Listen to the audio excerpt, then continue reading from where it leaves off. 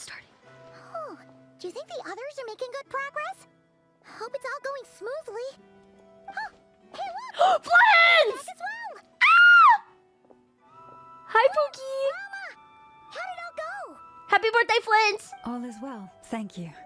Nefer and Yehoda had to stay at the curatorium to wrap things up, so they won't be joining us for now. Boo! Bring Yehoda back! I ran into Miss Anefa and Miss Aino on the way back. Their work is still in progress, so I suspect they won't be back for a while either. You seem rather cheerful today, Mr. Flins.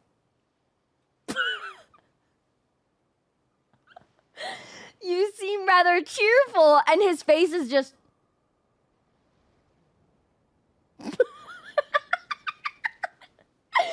You seem so cheerful, and it's just him deadpan. Yes, I can absolutely turn it up. Yes, I can, and I would love to. Paimon coming in! Oh, Paimon coming in! Is this level okay? Can you Is hear 7? Let me know if 7's not good enough. I certainly am. I achieved what I set out to do and came away with more than I bargained for. More than you bargained for. Fighting alone can get quite tedious. But I had the Oh my good fortune god! to run into Oh a my pair of brave god! young Everyone warriors. shut up! Everyone shut up! Oh my god, it's happening! Ah! Oh my god! Oh my god! Oh my god! Oh my god! Oh my god! Oh my god! Oh my god! Oh my god! I've been waiting for this moment. Oh my god! Oh my god! I have to mentally prepare myself. I have been waiting for this moment. Holy shit! Holy shit! Holy shit! We meet again. How have you been? Show him! Show him, you cowards! Show him! Albedo! What are you doing here? I mean, I'm very excited to see Albedo too. I love Albedo. My Pookie. I love Albedo. It's been too long. I'm guessing you're here to see Varka? That would be a natural assumption to make. It's also the correct one. It's also the correct one. I love him so bad. You know what? Can I be honest? Every single time someone's like, oh, they need to update Albedo's model, I hope they don't. I like the way he looks a little stupid. I like it. If you can't appreciate Albedo at this, you don't deserve him at his artwork. That didn't make sense at all. But like his artwork always depicts him in like a way better form. Like his what's it called? His eyes and his hair are way more fixed and he doesn't look like he's just staring off into nothing. If you can't appreciate him at his deadpan stare, you don't deserve him at his live 2D, okay? There's a charm to the derp, that's what I'm saying. That's what I'm saying. These two courageously lent me a hand while I was fighting the wild hunt. When they told me they were Sir Varka's colleagues, it all made sense. And given how people of outstanding talent tend to cross paths, it's no wonder you're already Wait, I acquainted. haven't heard him talk. This is gonna be my first time I hear Durin talk. So, who's your travel buddy, Albedo?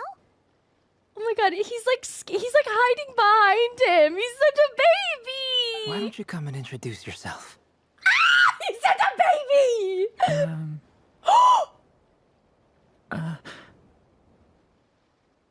Oh, he's just a little baby. He's just a little guy. Oh my god, he looks so good. He looks so good. They really did so good. They did so good with it. No notes. No notes. He looks amazing. He is so perfect in every single way. No notes. A gentleman of few words, I see, and a rather stern countenance. I presumed you were acquainted with him. Is that not the case? Oh yeah, this is the traveler's first time seeing him. Oh my god, this is gonna be crazy. Wait, those horns. You must be... It's nice to meet you. Again. We've technically met before. Oh my god, his voice is so cute. I love him. Wait a sec. You're Minnie Durin. Minnie Durin. That's right. It's me. I'm glad to see you again. Oh, my son. Oh my god. I love him so By bad. the way, he says it's okay if you drop the mini. Oh. Yeah, I'm not as mini as I used to be. No, you're still Minnie. You're still a baby, no matter what you say. Interesting, isn't it? The first step towards blending into human society appears to be reflecting on whether one's name really reflects who they are. I gotta know, who gave him the drip? Like, did they stop at Chioti's place? Like, or what's the deal?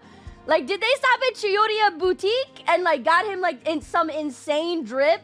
Like, what the look at this. Who the f got him this outfit? Because they cooked.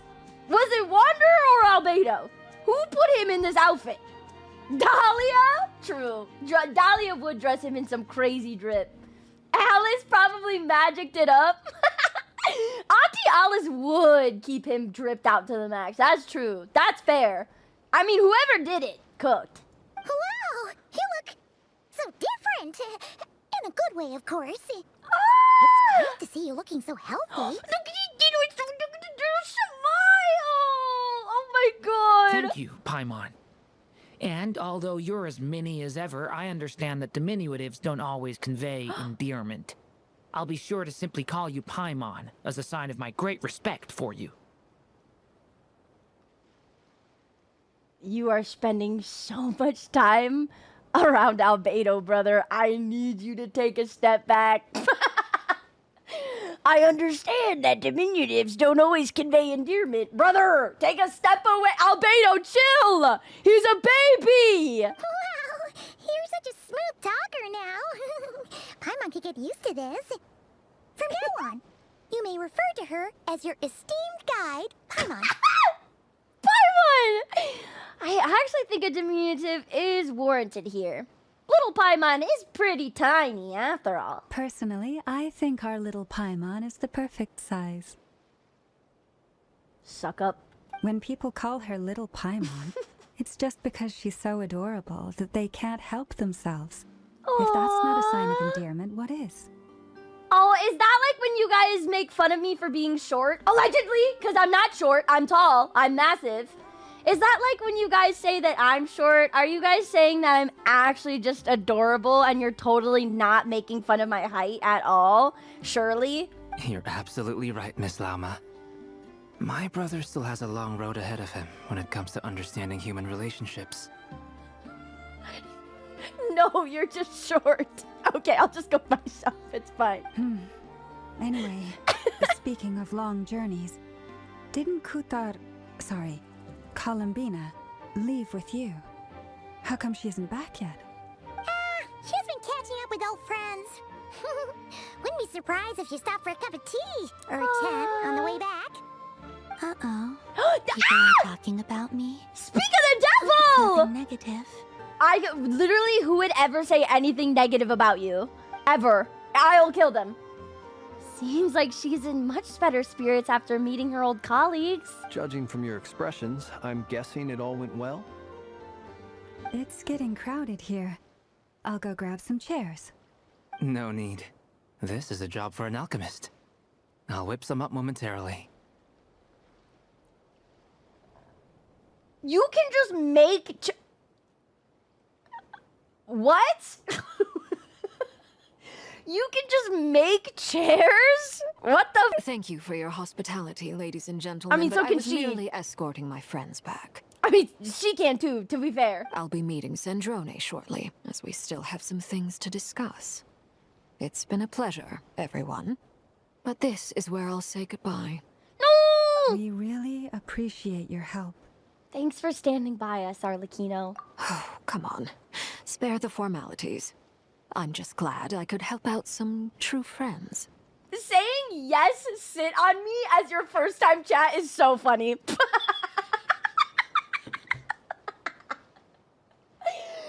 first time chat message is crazy, but honestly warranted. I'll be so real. I mean, I can't even, like, that's real. Like, true. I understand. Well, bye for now, Harlequino. No, don't leave, just like my dad. Damn it, they always leave. Oh, this place is hopping. It's probably a good thing one of us left. Otherwise, we might not fit all these people in. Farka! Are you saying we're about to run out of chairs?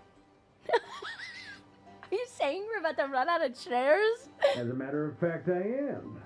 Come on in and see for yourself. Oh? Does that mean there's more people inside? Oh my god, Alice, please. Alice, please, please, please, please, please, please, please, please, please, please. Please, Alice, please, please, please. I swear to God, if it's Mika though, I will end stream right now and we're not gonna continue the rest of this Archon quest. What the fuck? Oh my god! Oh my god! No way!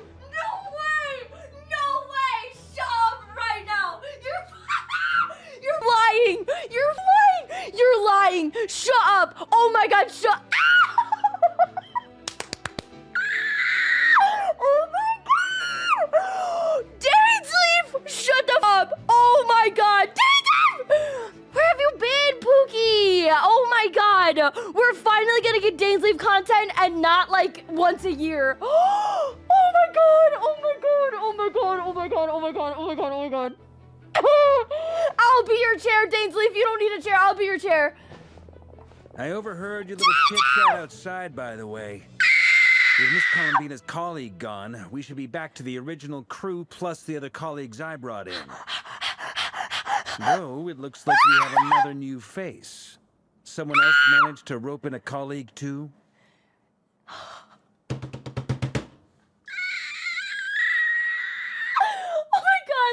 I can't. I'm out of breath. I'm out of breath. I can't believe we're getting Dainsleif! Oh my god. Oh my god.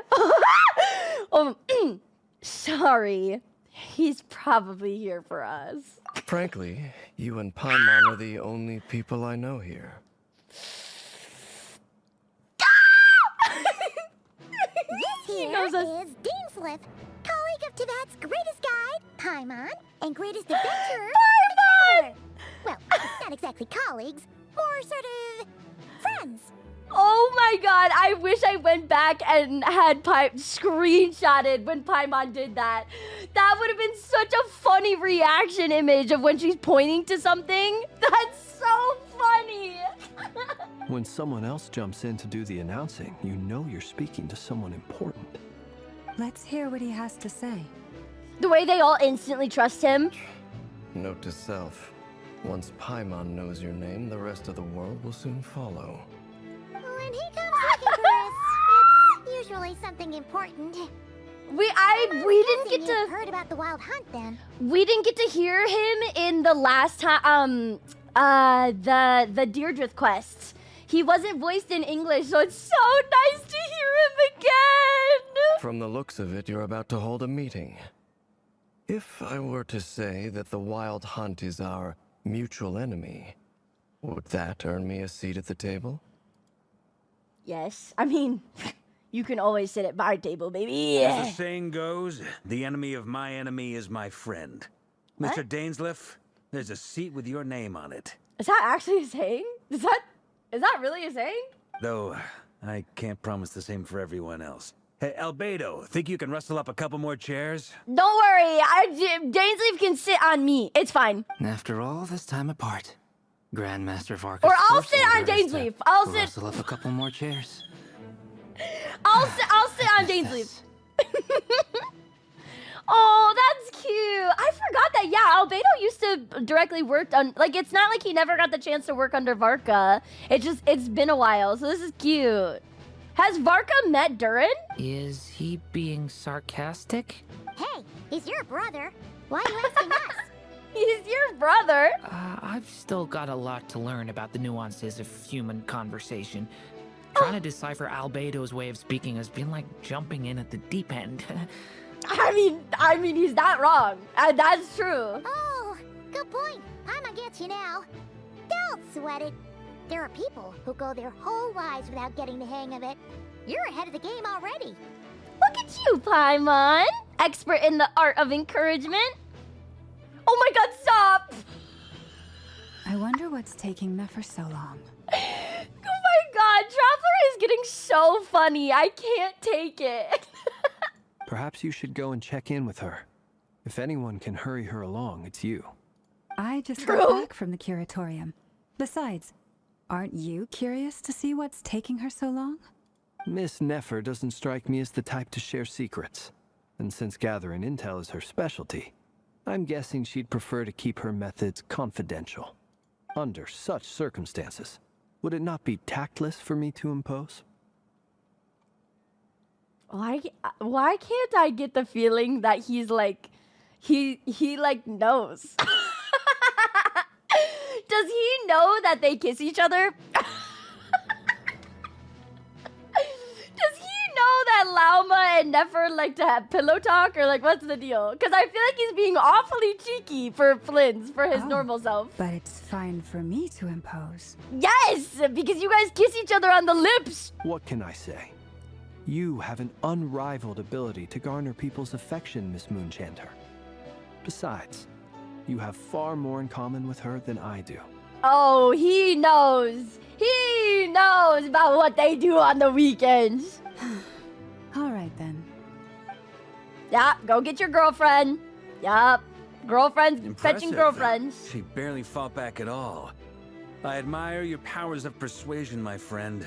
Flynn's is a little cheeky. Is like something I'm learning. Like Flynn's, it comes off as he's very charismatic and he's very nice, but he can be cheeky and it's funny. As I'm sure Miss Lauma will realize soon enough, the trick in life is to always pitch in with other people's responsibilities so that you can be selective with your own. Another trick is to simply hide in the background. I mean, Amika's done a fine, good job at that, huh? Huh? Being a background character? Spoken like a true sage. Anyway, looks like we've got some time to kill before the meeting. Let's take a little breather, folks. And feel free to chat amongst yourselves. We'll get down to business once the other two arrive. Oh my god, Jason! Where is he? Where is he? Where is he? Where is he? Where is he? Where is he? Where is he? I'll sniff him out of here if ah! Is there something you'd like to say to me? So many things. So many things. First of all, I missed you. Second of all, you are looking very nice. Third of all, are you free on Friday? Yeah. For starters, why'd you just show up here without even giving us a heads up? If you think back to our previous interactions, you may recall that that's hardly out of character for me. This is what I'm saying. Can we get like his dodo code digits or something? Like I feel like in the past there's been so many times where it's like Dainsleif would know the answer to this, but of course we never got his dodo digits. So this would be the perfect time so we could just call him up on our Dodoko phone. You do have a point there. Sorted out your accommodation yet? Oh yeah, you'll need to find somewhere to stay the night too, right? Want to tag along with us? You never know. We might get a group discount. W Wingman Paimon? What the Paimon? That's what I'm saying! The Paimon! That's crazy! W Wingman! Paimon just came out and said, you know, you can stay with us. I mean, she's not wrong though. That's Paimon, thank you! Sure, let's do that. Huh? Holy shit, he said yes. Oh my god, I didn't think we'd get this far. Holy shit, he said yes. Great! Paimon will handle it. Sleep in my bed! Sleep in my bed! And in return, we can get Dainsleif to be our very own personal bodyguard. Paimon, you're thinking out loud again. If that's what you had in mind, you should have said so sooner. I'd be happy to help.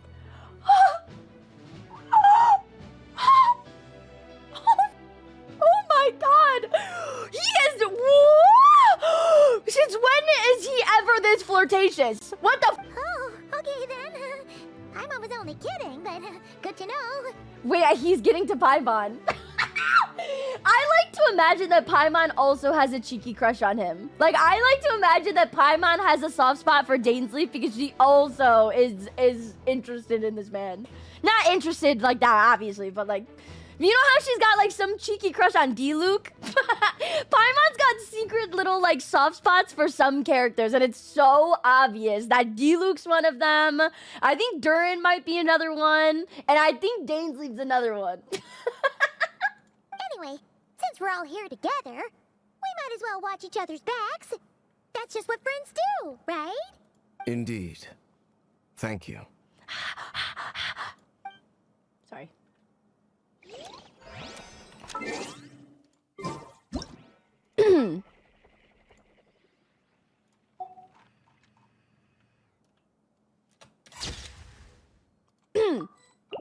Talk amongst yourselves. Talk amongst yourselves. Actually, wait.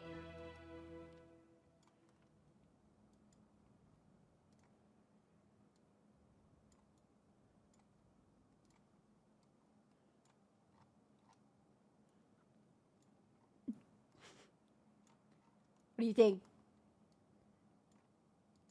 Whoops. What do you think? Huh? Huh? Quick, someone take a picture.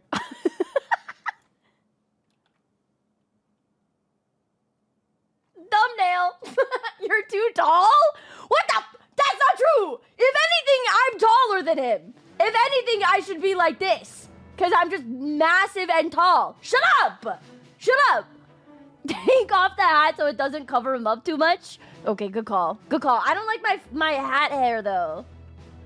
Wait, I think Kazuha might stay on, actually. Yeah. He stays there. I gotta take Kazuha off. I gotta take Kazuha off. Okay, there we go. I got hat hair. I got hat hair. You think that's a good size? You think that's good?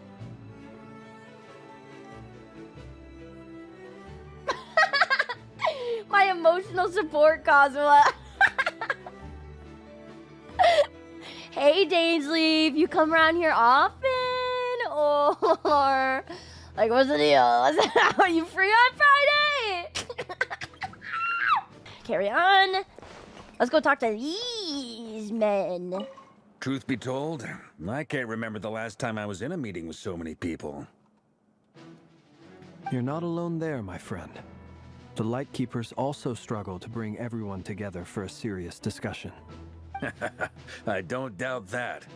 I've only ever met two Ratniki, one being you, and the other being that young guy, Itlua. Itlua? Have we met him? Itlua is a good apple. I'll give him that. He's kind, honest, and regularly delivers supplies to my lighthouse. A true Ratnik to the core. Have we met In this that guy? sense, he puts me to shame. Is that the Batman guy? The guy that has like the lowest voice I've ever heard in an NPC ever? So you're what? A fake Ratnik? That's what it sounds like you're saying. But I get the feeling that's not quite what you meant. Well, I mean, is that not what he was saying?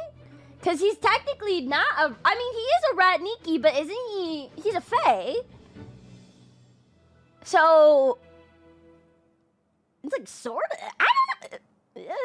Come on, why the awkward silence? Does he know? Is Varka a knower? Does he know that he's a Fae? Sorry. I'm not even gonna bother trying to hide it. You've known all along, haven't you, my friend? Oh, that's a yes. Now that was an awkward silence. Let's just keep this between ourselves. Probably best if Itlua doesn't know, huh? That goes without saying. Gotta be careful what you share with youngsters, after all. Wait. So Flint is actually a fake Ratniki? Anyone else in the know? Let me guess.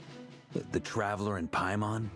It's dangerous being too sharp for one's own good, you know. Wait, but what? I'm confused. Then, in the name of the Animo Archon Barbados himself, I swear your secret's safe with me. Aww. When we went for drinks, you said that you and Barbados were practically best buds. In the light of that claim, do you really expect me to take your oath seriously? If we see Venti at all during the Nod Krai quest, I think I'd poop. Of course. Just as long as you don't go spreading around the fact that I'm close with Barbados, all right? Fair enough, then. Nothing like a bit of mutual leverage to seal the bonds Is of friendship. he winking? What the? Varka! Is he winking? He's winking! What the? I think they're alluding to him being Fae, but he's a real Ratniki though, no? I mean, because a Ratniki a Ratniki is just like your job, isn't it? And he is one, but he's just, I think they're just hinting that he's a Fae, right? Right? Ladies! You know what? Dainsley, one more time. Is there something you'd like to say to me? So much. Yeah. For starters, Oh, we just go over it again? do have a point. Damn it! I thought he was gonna say something else. And in return, we... If that's what you... Varka's the youngest in age in this room. Indeed. That's not true. Durin is literally 20 minutes old. Actually, that's a child. That's a baby. He's been alive for 4 days. Albedo's old. You're old. Columbine's older. Old. Actually, the youngest in the room is Yao Yao. I'll have you know. Oh my god, it's so, like, I swear they made the music so much louder. I swear. You're both awfully quiet. Why don't I start us off with an icebreaker? Much obliged. Have either of you ever had your portrait painted? If not, I'd be glad to help. That sounds like a lovely idea. You know how to paint, then? I dabble occasionally. Oh my god, wait, that's so good for the Kuhenki because they like to paint. He's an excellent painter.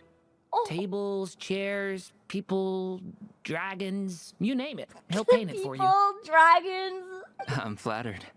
Oh, If I ever get the chance, I'd like to give it a try myself. look at his little tail. Look at it. I'll bear that in mind. Anyway, Bogo's Binted? how about you, Durin? What sort of Bogo's portrait would you Binted? prefer? Oh, I'd be fine with anything. Okay, Mini Durin. Whatever style feels best to you. Very well. Then I'll play it by ear. You can replicate any style I want. I can try. If you show me a sample, I'll do my best to match it. Thank you. In that case, I'll dig up some reference material for you. Aww! Cute! That was such a cute little interaction! Ah! The girlfriend got the girlfriend! Classic! Oh no! They're fighting! No! Kiss and makeup! Kiss and makeup! Ah, Miss Nefer. You made it after all. But what about Yehoda? I'm here to give you an update on how things are going on our end. Once this is over, I'll be heading straight back to continue my work.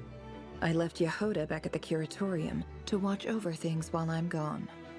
See, like, this is my beef with her, you guys. Like, this is my beef with her. Like, oh, Erlina, you trust me. I was kidding. You don't actually have to.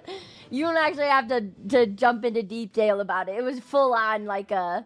I know Durin is technically older. Technically, I mean, even Mini Durin is old because Simulacra was made probably not recently, especially in the case of Anders' daughter. But yeah, it was a joke. It was a joke. Huh. So much for just this once. That's my beef with Nefer right now. Like, she's being so unreasonable for like what? For what?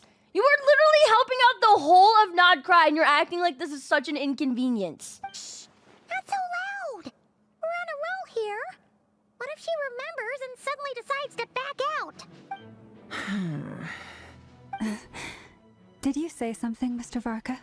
Oh, no need to apologize, Lena. You're okay. But Kiwi, look at her. I'm looking. It's just I like girls that are girls. And right now, Nefer is not being a girl.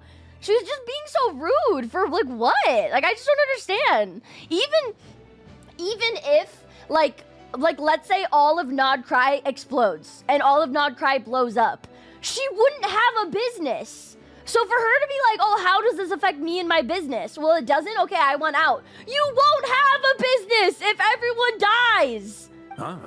I didn't say anything. Right, Flints? Must have been a frog. They get so noisy around here at nighttime.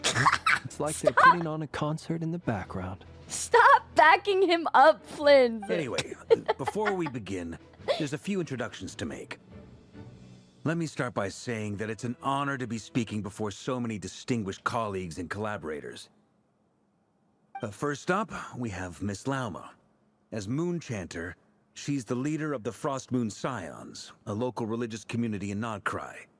Then there's Miss Nefer, boss of the Curatorium of Secrets, an intel gatherer extraordinaire. And then there's me, local Dainsleaf simp, fashion impact extraordinaire. Nefer is leading the investigation into Rarer's background, assisted by Yehoda and Lauma. From the little I've heard, they're making some great progress. Over here, we have Mr. Flintz, a ratnik and guardian of the abandoned lighthouse. In our last operation, he courageously distracted the Wild Hunt to buy time for the rest of us. And he's also notoriously attractive. For those of you who've never met, this is Mr. Albedo. Albebo! A renowned alchemist and captain of the Knights of Favonius investigation team. By his side is a new face for us all, myself included. Mr. Durin, who's come to lend his aid. Next up, we have the Moon Maiden and former Fatui Harbinger, Miss Columbina. Then we have the Traveler, who's earned more titles than I could possibly hope to list out, so I'll spare you the rundown. And Paimon, the ultimate travel companion and quite possibly the best guide in all of Tevat. Oh, that was so cute! He even introduced Paimon! Okay, that was really cute. Oh, Varka! Oh my god, that's so, yeah, that's, I feel like Varka has a soft spot for kids. I really do. Because he has a soft spot for Aino and definitely like Razor and Klee, obviously, but like, oh my god, that was so cute. Hi, Aries, welcome in. How are you? She just wants Lauma to add extra service. I can't blame her. Wow, that's a lot of people. Great turnout. Miss Nefer, it turnout. looks like you might have another job coming your way. So, congratulations on the booming business, I guess. You think I haven't got enough on my hands as it is? Who's looking for me now? That would be me, Miss Nefer. I have a commission for you. And you are? Who I am doesn't matter right now. What does matter is that I'd like you to gather more intelligence about the Recher of Solnari. What do you know, though? Buddy, what do you know? I feel like you should be giving us intelligence. Well, it's not as if we never take on anonymous commissions. But in your case, I'll have to decline. I'm gonna take a wild guess and say your job's probably more hassle than it's worth. Something about you seems like bad news. You guys. You can't keep defending her. It's my eyes, isn't it? It's my eyes. Conrian, I assume. And what's with the mask? Are you trying to hide your identity? In any case, the fact that you're even still alive raises an awful lot of questions for me. Like, the thing is here's my other beef. He shouldn't even have to ask about getting more info on the Recher of Solnari. That's her job, bro. That's what she was supposed to do. Like, she was supposed to gather intel on Rerir. Like, so keep doing it. Her being like, yeah, no, I'm gonna pass. Like, why? You're supposed to be doing it anyway. But mommy, I don't give a I hate it when someone just doesn't have a backbone to stand on. And they're like, all I care about is myself. You could be as hot as balls and I will not defend you if all you care about is yourself. I hate that attitude. That is the worst attitude to ever have, is just to only give a shit about yourself. It costs you nothing to care about other people. My name is Dainsleif. And yes, I am from Conria. As I'm sure you're aware, the Recher of Solnari's real name is Rerir. He was once an acquaintance of mine. Really? Then you must have been quite an influential figure yourself. See, like, Flint is being nothing but nice. Literally nothing but nice. You flatter me, but none of that matters anymore. My point was simply to clarify why I have asked Miss Nefer to investigate Rerir's background. So you're both from Conria, and it sounds like you used to be friends. What am I missing here? Surely you already know how he became one of the Five Sinners. I'll tell you everything I know. The history of Conria, the names and identities of the Five Sinners. I remember it all like it was yesterday. I have never spoken openly of this before. But the truth was exactly as people say. The Five Sinners were each driven by their own desires, and it was by playing upon these that the Abyss tempted them to their fall, tearing Conria apart in the process. The visionary, Vedafenir, who wished to foretell the future. The wise, Haroptatir, who sought limitless knowledge. That's the one we know the least about. And I'm very curious when we're gonna learn about them too. Like, you would think Sumeru might have been like the region that we would have learned about, like Haroptatir. Actually, in fact, Sumeru is the region we learned about all 5 of them. But yeah, I probably Snezhnaya, unless Haroptatir makes like a ads. Okay. I'll wait. I'm waiting. This is actually good because I can yap for a little bit. Haroptatir, probably Snezhnaya, if I had to make a guess, unless like we won't know them. I've always had this like funny little feeling that you know the 4 shades and plus the primordial one. I've always had this weird funny feeling that the 5 sinners might be like a direct parallel to the 4 shades, in a way that like the 4 shades represent good but like aren't good in some ways, if that makes sense. And then the sinners represent the bad, but some of them are good. You know what I'm saying? Like have good tendencies, or like used to be good but turned bad.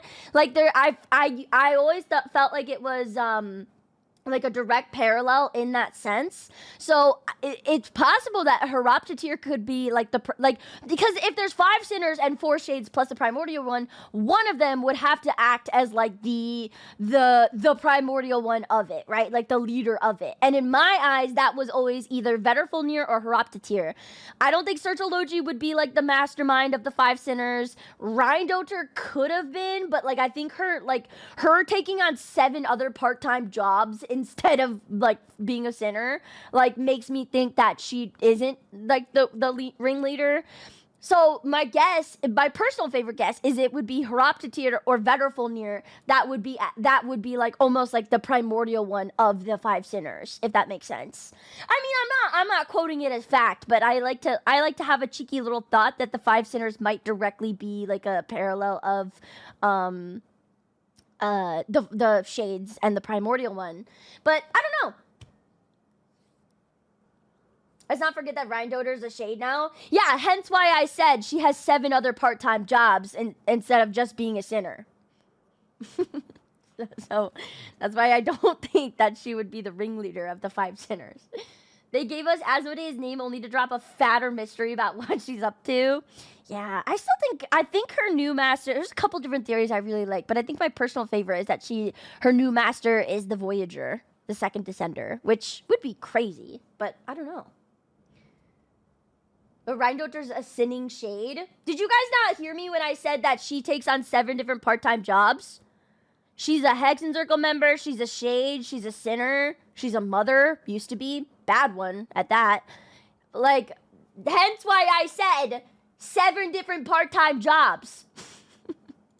Are we back from ads? Let me know, and then I can continue. So true, hashtag Reindoter did nothing wrong. And I've always said that. That's my goat. That's my goat. Are we back? I'm assuming we're back, because I think some people have said things. I'm back? All right, Lena, I'm going off you. Gold, Reindoter, who desired to create life. The foul, Sertology, who pursued supreme strength.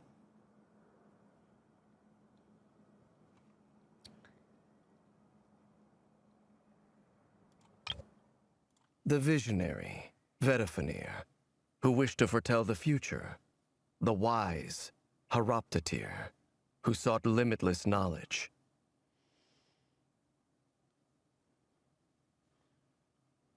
In a way, I can still see the parallels. You know, this might be reaching, but like I can see the wise maybe parallel, like being a parallel of Istaroth, Rhindoter being a parallel of herself, Nibiris, Sertologi being a parallel of maybe, and it might be reaching Renova. Vetterfulnir, I think, might be paralleling the primordial one. Rayrear being a parallel of Asmodee. I mean, I don't know. I'm reaching a little bit, but I don't know. I've always seen them as parallels to each other. And last, but not least, Raker of Solnari, Rayrear, Ravager of the Moon. Of the five, Rayrear is the only one who remains a mystery to me. He never harbored grand ambitions. So what changed in the space of a single night? What? How did he come to fall like the others? What were the three names he said, chat? I know Tholindis, his girlfriend, was one of them. Was Vetterfulnir one of them? It was Rhindoter, Tholindis, and who was the last one? Was it Vetterfulnir? Ooh, excuse me. Sorry, I'm drinking a Red Bull. It makes me a little burpy. Hi, Pixie. How are you? Pixie, I think you said that you didn't want spoilers, so just FYI, we're still doing the Archon quest. It would make more sense for Vetterfulnir to be blasphemy against time. His power is related to time. That's true. Seeing the future and everything, that's a good point. See, like, being a sightseer, yeah, that's a good point. Vetterfulnir. Okay, Rhindoter, Vetterfulnir, and Tholindis. Okay, sorry. I was just trying to remember. In other words, you're saying that his change came as a shock to you, and you have no idea what actually happened? That's right. You mentioned how the Abyss tempted them, which led to their fall. But what did that look like in practice? And what other context can you give me about the events of that time? The more detail you can give me, the better. Oh, now she's interested. Strangely, now that it comes to it, I hardly know where to begin. The fateful night took place during the era of the Eclipse Dynasty. One day, my elder brother, the visionary, Vetterfulnir, was summoned to the palace by the Vinster King, only for the king to gouge out his eyes and cast him into the dungeons. Damn! What the oh my god! What the oh! Can't see the future if you got no eyeballs. I mean, a bit much, but sure. That's such a funny response to that. A bit much, but sure. When I came to hear of this, my fury knew no bounds. I gathered together every ally I thought I had, and together, we set a night to storm the palace and free Ved. Centuries on, the memories of that night still haunt me, like a never-ending nightmare. We broke through the palace gates, just like we had planned, each striking towards our separate targets. But then, I was betrayed. Even Vetterfulnir, the very person I had come to rescue, abandoned me and partook of the Abyss's power. So, it's personal after all.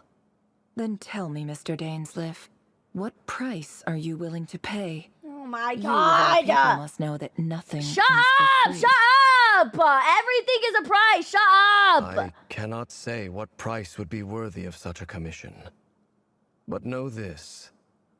Rayrear was not always a madman. Believe it or not, there was a time when he was just an ordinary man, working for the Conrian Intelligence Service. Uncovering the truth of Rayrear's past is the only way to unravel this mystery. But before you decide if you will accept my commission, I will tell you more about him. Enough, I hope, to help you plan your next move. Sounds pretty good to me. Feels like we just flagged down a random passerby, only to discover he's actually a master strategist who has a score to settle with our enemy. I love Varka. He's such like an uncle. I don't know how to explain it. Like, he just has uncle vibes, uncle energy. Must be all that good karma I've been building. Who knew having a Conry and Fred would come in this handy?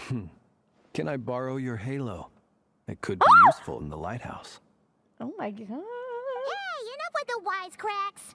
Besides, isn't that lamp of yours bright enough already? Damn, chill, Paimon, chill! He was just being a little cheeky. Relax.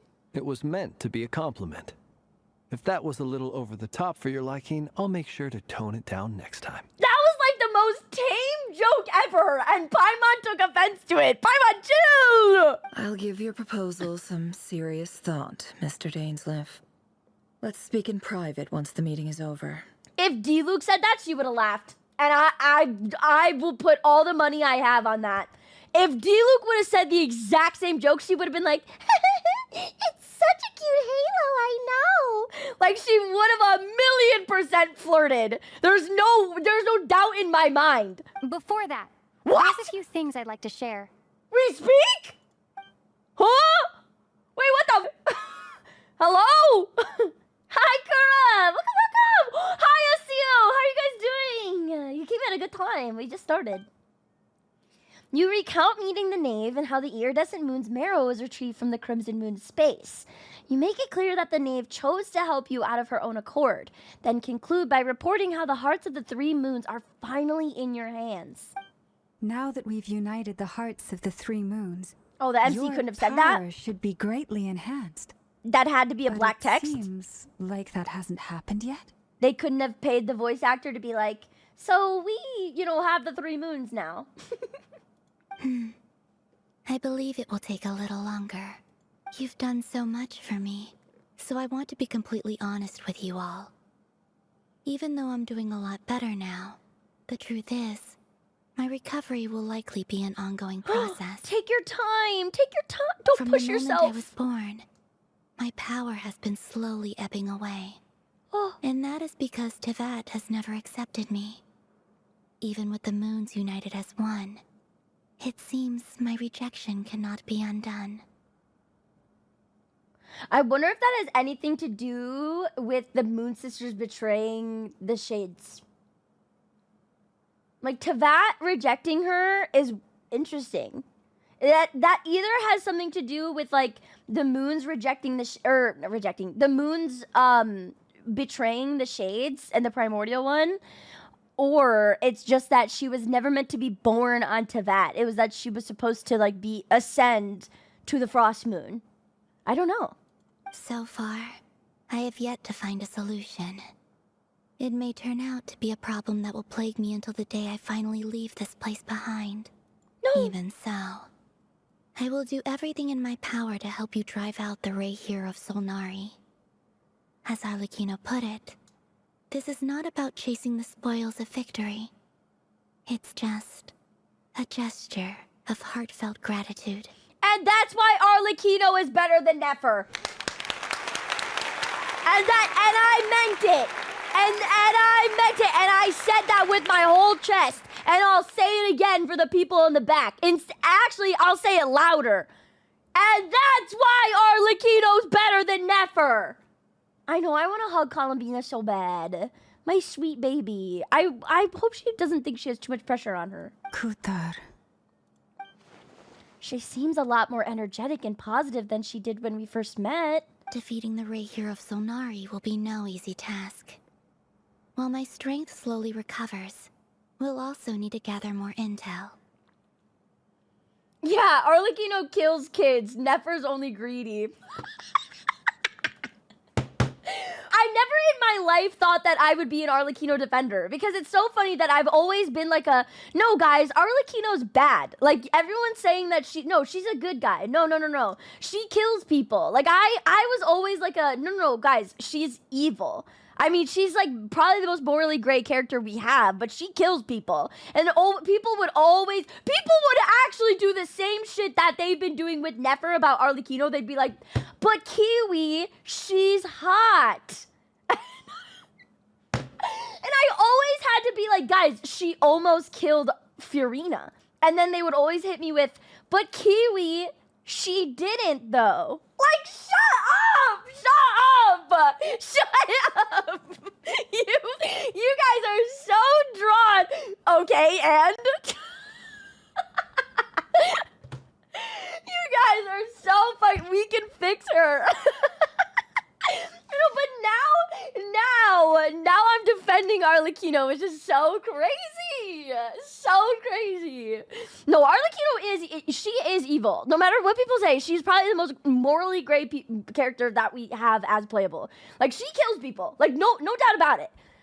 And she trains assassins. Like, she trains kids against their will to be in the Fatui and then erases their memories if they don't want to be in the Fatui. Like, she objectively is not a great person. But I will say, having literally, she has less in this stake than Nefer does. Arlecchino, sorry, I'm gonna give me like 60 more seconds on this rant and then I swear I'm done. She has less in this stake. She could have said no to taking on that moon marrow and helping. She has less of this stake in this than Nefer does. If all of Nod Krai is done, like, Nefer has to move back to Sumeru and make a business there. Like, she won't have a business. All of her intel makes no sense. Like, Arlecchino's just there to help. Like, she literally said, I am here to help Columbina. Like, and then Nefer being like, yeah, but how does this affect me? Like, shut up! Sorry. I think one of my biggest pet peeves in this world that you guys are also finding out is that I just hate people that are so selfish. I just don't like it. Even in a story, it's one of my biggest pet peeves of people who do not think about other people. Just because something doesn't, and this is a lesson for everyone in chat, just because something doesn't affect you does not mean that you shouldn't care about it. You should care about other people. You should give a shit about other people's like life. Anyway, I'm moving on. Naturally. We should take all the help we can get if we hope to defeat him. We've considered several viable plans now, but our choice hinges on the answers to a few key questions. Oh? Is it even possible to kill Rerir? What experiences shaped the person or monster he became? And what's he really after? Given Albedo's expertise in alchemy, I think we should leave him to try and answer the first of these questions. Understood. As for the other two, I'm afraid we'll have to count on you again, Miss Nefer. Believe me when I say it's not my wish to burden you. But right now, relying on your skills is our only option. And here it comes, but what's in it for me? But how much are you willing to pay me? So you're placing all your hopes on me, huh? We can't thank you enough for agreeing to help us. Honestly, I can hardly believe how lucky we are. The glaze is crazy. I mean, I'm looking at her. Chat, you're right. She is very beautiful to me. But you can be beautiful and rude. I've seen a lot of it. You can be beautiful and rude. But you know what's cooler than being beautiful and rude? Being beautiful and nice. That makes you even hotter. That's why Llama is so hot. She's nice. That's why her boobs are so big. Because she's so nice that the world gifted her with big boobs. You sure have a talent for changing your tune, Miss Moonchanter. Timid like Yehoda one moment, then flinces insincere flattery the next. I think you two should kiss on the lips. Ladies. That's what I think. Please. Ladies! I must object to your portrayal of me. Ladies! That's all. Feel free to keep bickering. Just pretend I'm not here. Oh my god, guys! When did Flynn's get so funny? What the hell? Has he always been this funny? he said, ladies, please, ladies. I'm not like that. You guys you can keep duking it out, but just, hey, ladies. I almost don't want to leave this room. I'm curious to see how this plays out. Chat, who you got your money on, Lauma or Nefer? I'm putting all my money on Lauma. Lauma wins that. Suffocation, easy. Lauma, easy. If she positions her body in a certain way, suffocation. And honestly, I'd like to join. I have faith in you, Miss Nefer. Something tells me you'll stand by us until the very end. Somebody take my mic away from me. Somebody take my streaming privileges away from me. Oh? And what makes you so sure of that? What if I suddenly decide that my compensation is insufficient? This isn't about the money. I can sense that you've got a deep-seated distaste for Rerir. And knowing you, that alone is motive enough. Oh my god, read her like a book. Look at them getting along so well. Like two peas in a pod. Oh my god! Dude, this is so funny. I feel like this is the most canon we've gotten since, like, Beidou and Ningguang. Or maybe Al Haitham and Kaveh. Like, you know, like, I feel like this is the closest thing we're getting to canon. And I'm the one they accuse of insincere flattery. Like, everyone knows. There is no justice. Everyone in the room is like, oh, the girls are flirting. Miss Lauma, you have to understand something. Unlike you, I don't actually enjoy having everyone's hopes on my shoulders. Is that right? Well, maybe the fact that I'm willing to put my hopes in other people says more about me than you. But the fact is, I also trust you. And that's because I know that you're someone we can count on. That's my goal. Or deer. That's my deer. That's my deer! And that's why she's the best to do it. She read her to filth. I'm willing to put my hopes in other people says more about me than you, but the fact is, I trust you. And that's because I know you're someone we can count on. Now kiss. Anyway, we've got our plan, so let's get moving. Mr. Dainsleif, let's talk. And Traveler, once we're finished, if you've nothing else planned, I'd like you to come with me. Oh? This whole experience is teaching me a lot. For instance, I now know that when other issues come up in the future, I'll have far more luck getting Lauma to convince Miss Nefer than trying to do it myself. What do you mean, Varga? Shouldn't you know that Lisa is always the one to be able to get Jean to do something and vice versa? Look at this cheeky face! But that's one of the funniest things I've heard in a while. Look at this cheeky little, look at that face. Why? You think I've got it wrong? Quite the opposite. But what makes it so hilarious is how long it's taken you to realize. Nefer and Dainsleif converse intently for some time. From the gravity of their expressions, you could tell how heavily the next stage of the plan weighs upon them both. After a short chat, Albedo and Durin head off with Varka on what they describe as sample finding mission. Lauma steps out for a while, then comes back loaded up with emergency medicine. She tells you that while people rarely expect to get hurt, it's her duty to be ready when they do. You and Paimon wait patiently for Nefer, content to see how well everyone is working together. Once Nefer is finished, you follow her and Lauma back to the curatorium.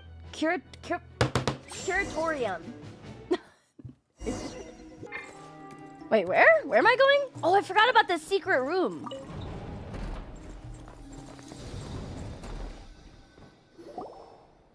I hear a chest. Thank you for waiting. It's okay.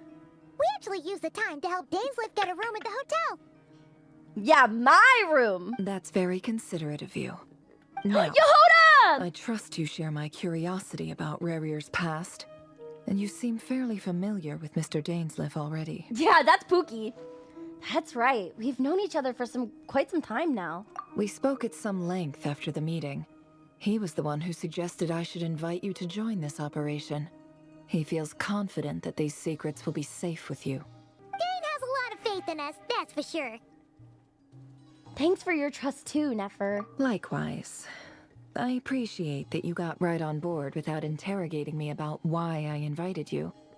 It shows that you trust me to explain everything in due course. That's because we know what you're capable of. We appreciate you too, Nefer. You might have been forced to help in the beginning, but this time it was your choice. It really wasn't, though. It really, we still forced her. That's one way to put it. Another is this, that once a decision's been made, it's set in stone. After that, my only goal is to see it through. All right, so here's how it is. I'm going to access Rarir's thoughts again using my confidential method. Yes! Now, I'm sure you've seen things like this before on your travels, so you're surely well aware of how dangerous it can be. Oh my god, I loved when we did this the first time. I can't wait. The reason I've gathered you all here is to ensure my safety during the proceedings. I plan for us to enter the fragment of his consciousness together, and once inside, I will focus on searching for information. Think of this as this is a different. diving expedition into someone's brain. If I'm the diver, you are my safety equipment, tasked with keeping me alive while I'm under the surface. Oh, this is different. We're not accessing his memories. We're like jumping into his...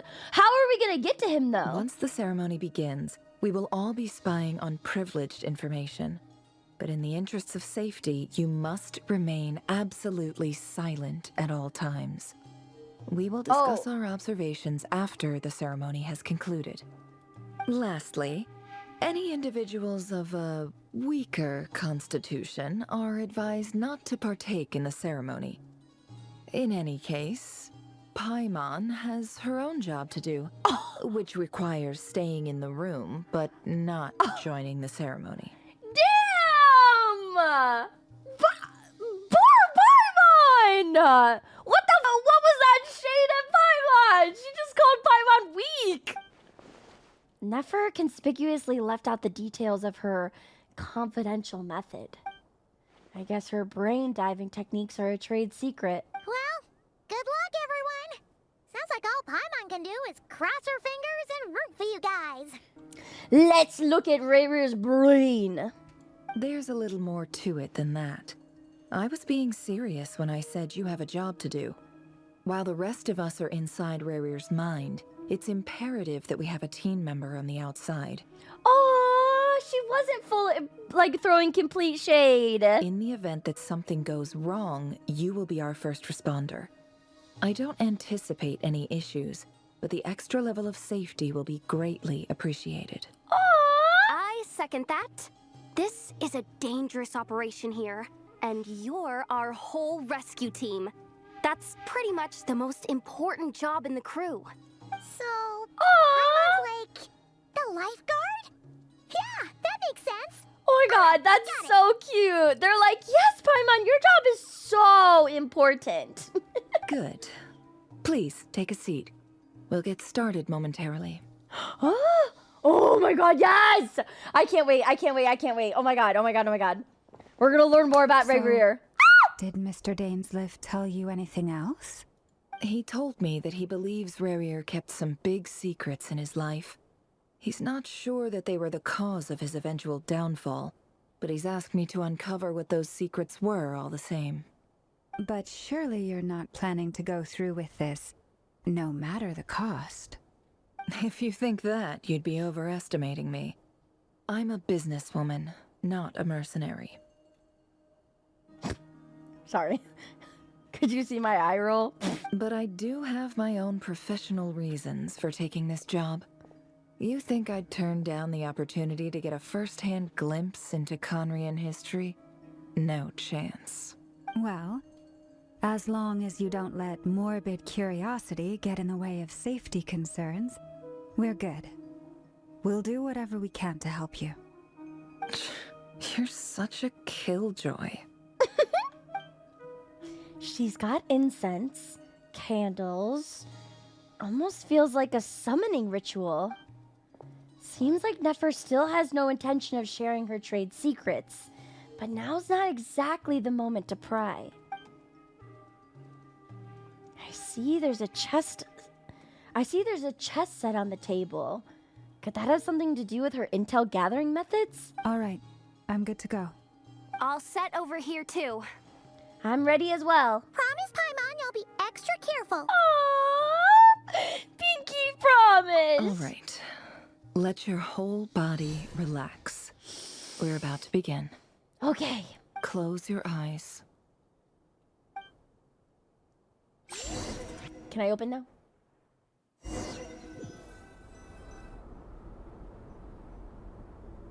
Phew.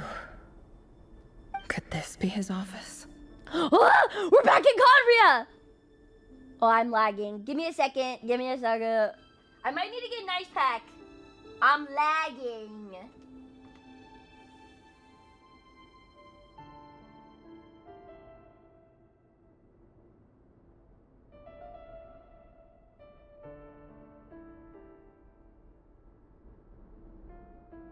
Okay, I'm back. We're back in Conria! Pretty standard setup. Bookshelves, paperwork, files. According to Dainsliff, Rarier used to be an intelligence operative. Chances are there's plenty of top secret intel stashed away in this room. Is this where you keep your secrets, Rarier? Can't say I'm not looking forward to this. Oh. Oh, we're sleuthing! Does someone have an ibuprofen? I have a headache. Kiwi's PC. No, my PC wants to explode. It's worse than a headache. My PC wants to explode. Examine the device. Wonder what kind of encryption technique this is. Seems like it has to be inserted into that camouflage device nearby. Aha! It's an audio recording. Please, hear me out. I can't shake this feeling that someone's been spying on our house. No, I'm not being paranoid. It's true. I saw someone dressed in all black. It was a couple of days back, but that was on another street, not near my house. I swear, I know what I saw. There's a note in the margin. Surveillance of the Runfather residence has concluded. We apprehended the target and filed the mission report last night. Could the voice in the recording belong to one of Rarier's targets? Oh, that'd be messed up that he kept that. Like as a trophy? Oh my god. Okay, I love you, soundtrack. I love you, Genshin soundtrack, but chill the f out. Why is it so loud? A file tucked inside a folder. The title reads, Dear Breakfast Shop Owner. It's a list of names. But at this stage, I have no idea who any of them even are. Oh my god, I'm like really worried he's keeping these documents as like trophies, you know? Oh, fuck. Wonder what kind of Aha. I didn't mean to press that again. I saw. There's a note in them. Could the voice in the... Sorry.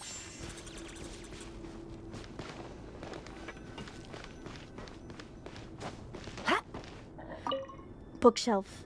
Bookshelves full of documents. Looks like these are all files, packed with the personal details of individual Conrians. The Crimson Moon Dynasty preceded the eclipse. Since Rarier worked as a secret agent during the latter, it stands to reason that he was tasked with purging remnants of the old dynasty. Dude, that's so messed up. That is so disgusting. Yep. Lines up exactly with what Dainsliff told me. Ugh. That's like if I was Tholindis, I would want to know. Especially because I would not stay with my significant other if I found out that he was killing a bunch of innocent people because they belong to a certain ideology. You know what I'm saying? Like that's why it makes me so mad that he didn't tell Tholindis. Like, tell her. Yeah, like if she leaves you, that sucks, but like you're doing a bad thing. Ooh. He's got a big office.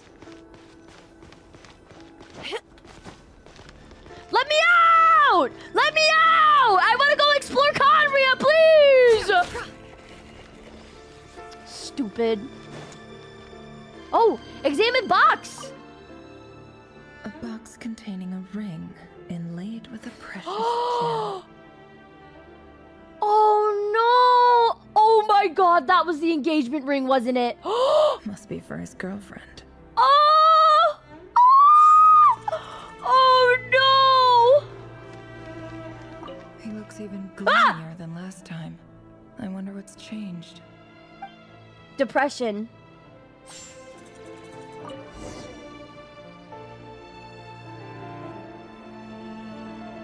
Today's files are in.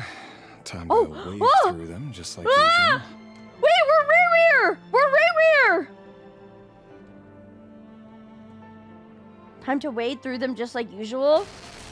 Ah! Male, 51. Occupation, cook. Confirmed Crimson Moon descendant. Has maintained frequent contact with other descendants over the past year. Poses a threat to the dynasty. A 50-year-old... What? A 50-year-old... Wait, a 51-year-old cook. A 51-year-old cook is a threat to the Eclipse Dynasty. Neutralized.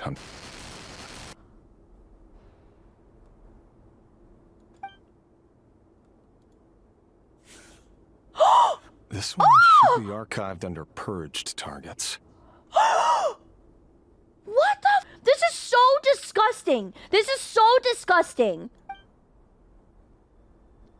I feel sick. Female, 23. Occupation, office clerk. Confirmed Crimson Moon descendant. Has maintained frequent contact with other descendants over the past year. Poses a threat to the dynasty.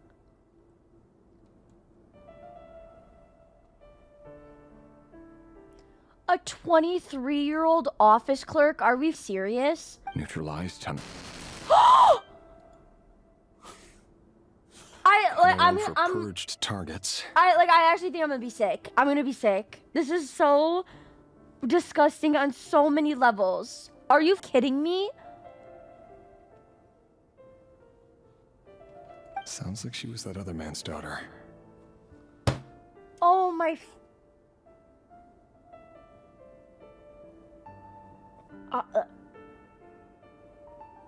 I think I'm gonna be sick. This is so on so many levels. What a disgusting, despicable human. Rayrear, you. Oh my god. I want to cry. This is so sad. A 23-year-old? She was so young. What the and he has no remorse. None in his body at all. I think I finally found someone that I hate more than Dottore. Which is crazy to say. But I think I hate Rayrear more than Dottore now at this point. Never mind. What's it got to do with me?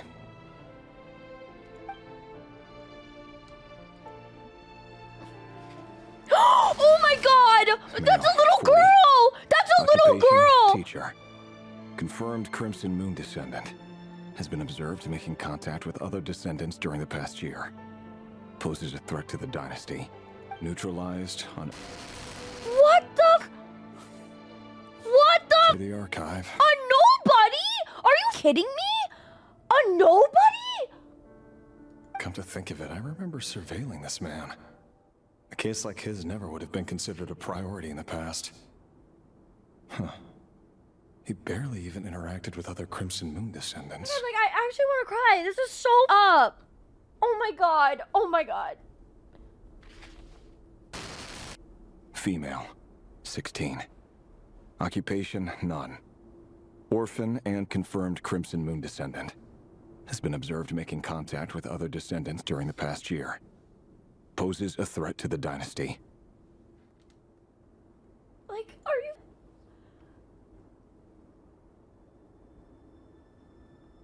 Are we so serious? A 16-year-old girl? Are you so serious right now? Neutralized on...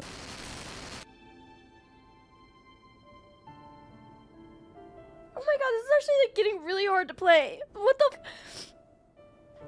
A 16-year-old girl? Are we serious? Filed. I don't understand. I have no recollection of this girl. None whatsoever. She doesn't seem to be anyone important, but then again, how many of them really are? You, Rayrear. You.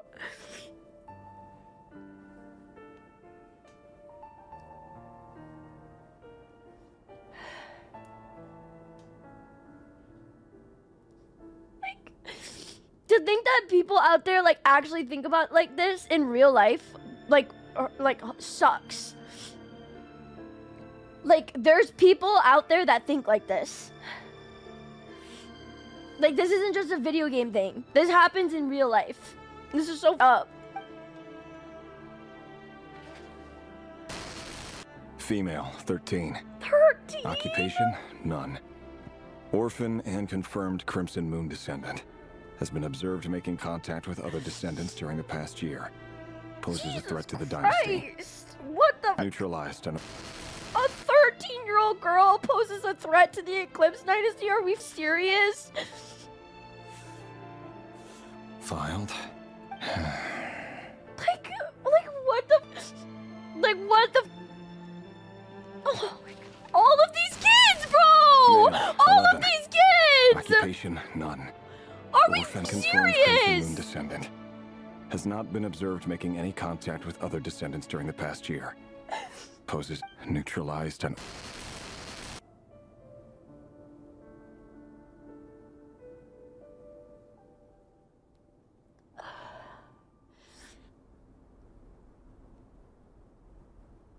Holy...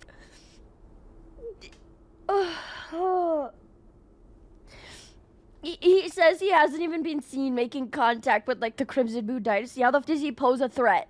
He's 11 years old. Oh my God, why does it keep going? Like, I get it. I don't want to keep doing this. I don't want to keep doing this. I don't know why it keeps going, dude. Like, stop. Please, I get it. Male. 6! 6. Occupation, none. Orphan and confirmed Crimson Moon descendant. Poses a threat to the dynasty. Why are they killing 6-year-olds, bro? What the?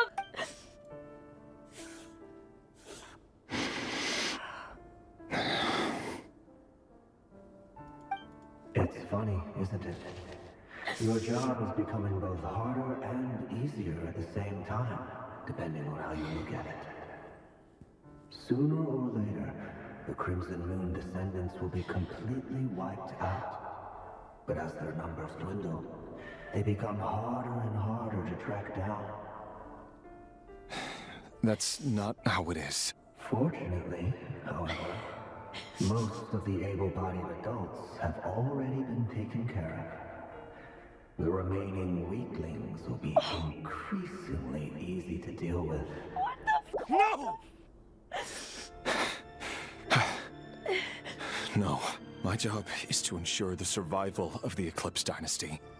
And the only way to do that is by eliminating any and all potential threats. It's a perfectly legitimate line of work. Every single one of my colleagues can attest to my fairness.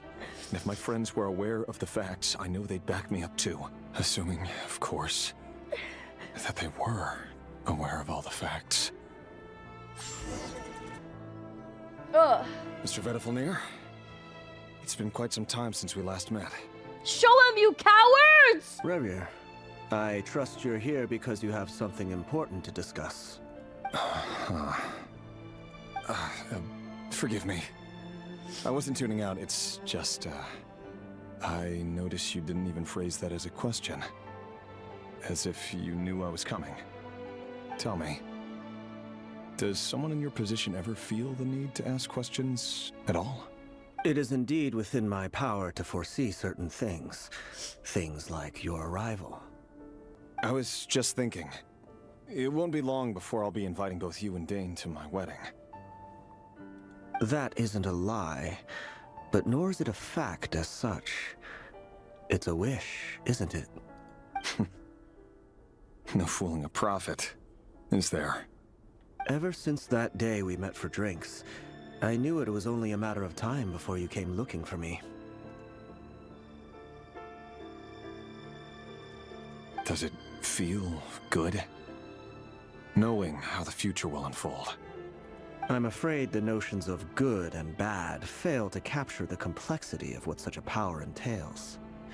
Once you've seen what will come to pass, it can be all too easy to succumb to fear and melancholy. Unless, of course, you learn to abandon these feelings. God, despite him having a different voice actor from Dane, it's actually crazy. They sound so similar. Yes, please go take the time you need, Elias. Please, please, please, please, please.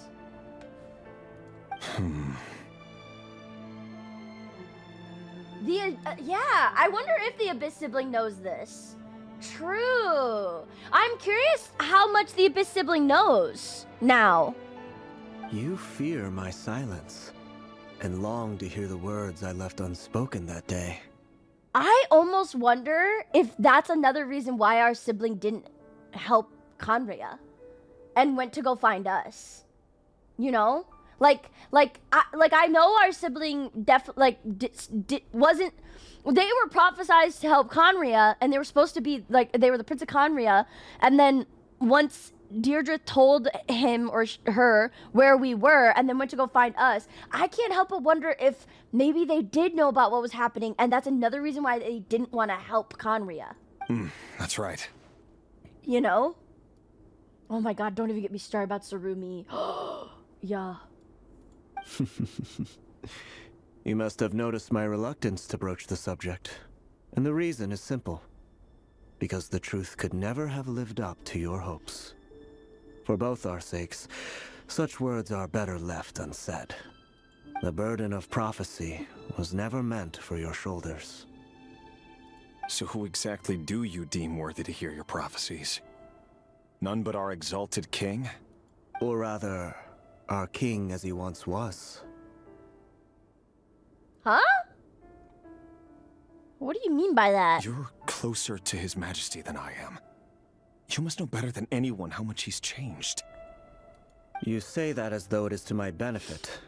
Yet precisely because of that, I dare not speak rashly.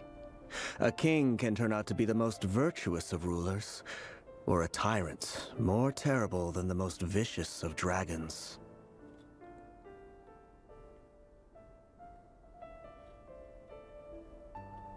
You are so wise and far-sighted, yet still you would have me live in fear of the unknown? You make a fair point. Especially given my silence alone was all it took to send you spiraling downwards. Ah! Vanderfulnir is such a weak-spined, wimp. Very well then. Let me offer you some advice. And I say this not as a prophet or a visionary, but simply as the brother of your friend. For many reasons, there is very little chance of your marriage ending in happiness. What? If happiness is what you seek, you should find another fiancé. Hold on. There's that same black fog again. Could this memory belong to Thelindis? Only one way to find out. Guess I better tread carefully.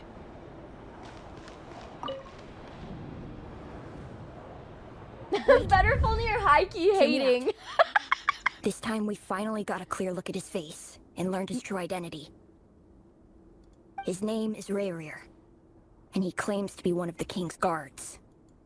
What did you say? A cruel irony, isn't it? The man you're set to marry leads a double life as a brutal executioner. Why are you telling me all of this now? Simple. It's because I want you to kill him. You are the only person he would never suspect. What the f- No, absolutely not.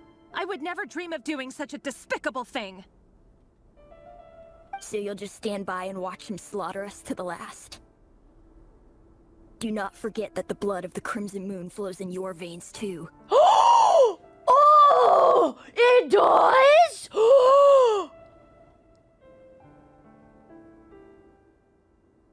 It does? The blood of the Crimson Moon?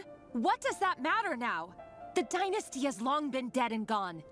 You think that alone is reason enough for me to throw away everything I have? Why wouldn't it be? You two were once a child of the Crimson Moon, just like me. Don't tell me you've never felt so much as a flicker of fury for the way we were trampled into the dust. As long as you promise to abandon this pipe dream of restoring your dynasty, I can try to persuade him. Or have him persuade the Vinster King. Persuade the Vinster King? Do you even know why he's so obsessed with hunting us down? Why he keeps trying to force us to hand over our secrets? Over and over again? Or why we refuse to give up on restoring the dynasty? The Vinster King. A blind fool. His eyes clouded by powers from beyond this world. A petty little man with a miser's heart. And he dares to sit upon the throne? Mark my words. Sooner or later, Conria will fall. And it will be his doing. If you can't bring yourself to do it, so be it. Just you watch. It won't be long before calamity descends upon us all. The Rehir of Solnari. Yeah, I mean, he's right, though. The kid was spitting. He was right, though. I mean...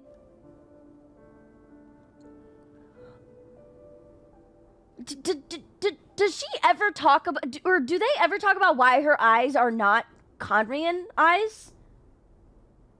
But who is he? I can't help but wonder if we're gonna see his face pop up on one of the things that... of Rayrir killing. Like, do they ever talk about why she doesn't have... Like, so they said that she has Crimson Moon blood through her veins, but she doesn't have the eyes of the Crimson Moon dynasty. Who names their kid Orlog? The same person who names their kid Rayrir. What the f... To be honest, if some kid just told me to kill my significant other, I'm not believing them either.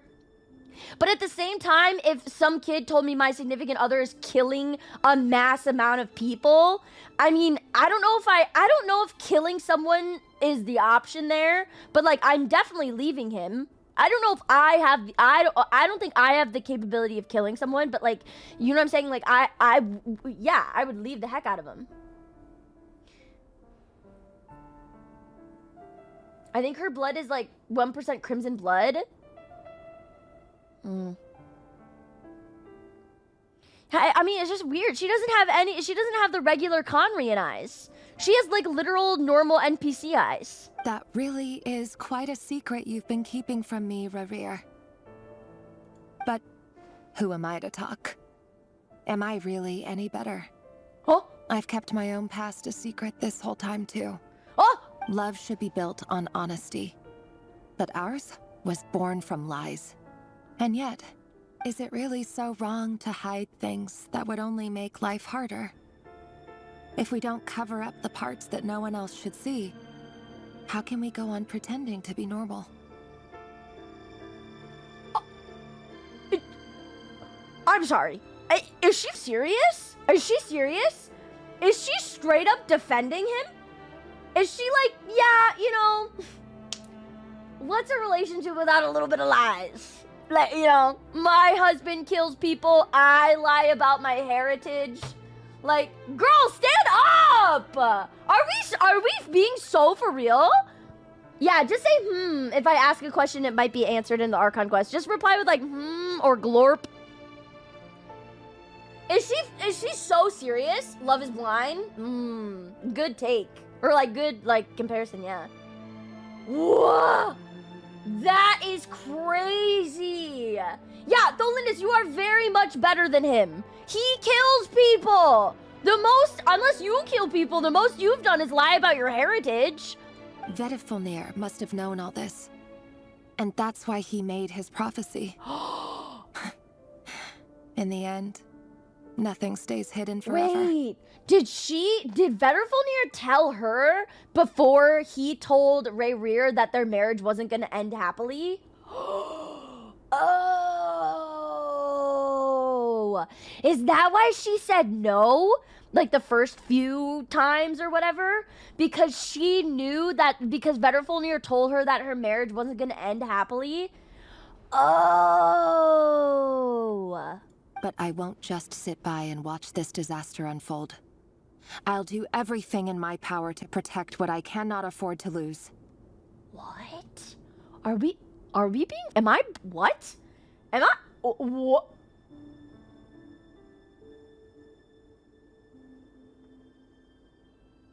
Are we being serious? No matter who I have to face. Rayrir told her the prophecy about Conria? I thought she was talking about the prophecy about her marriage, though.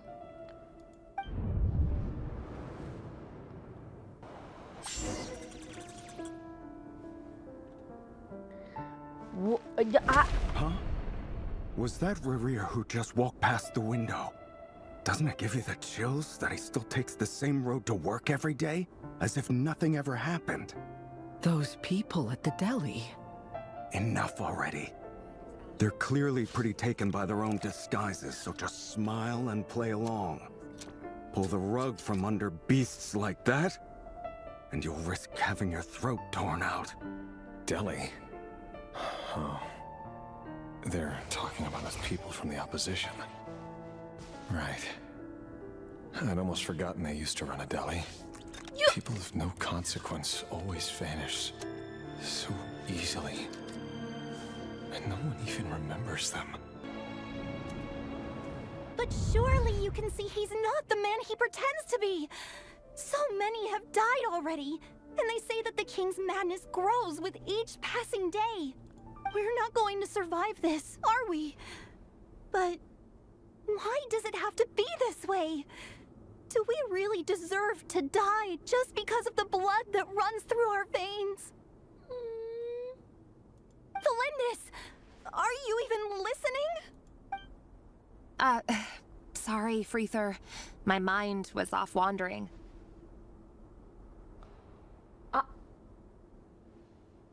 This bitch is pissing me off.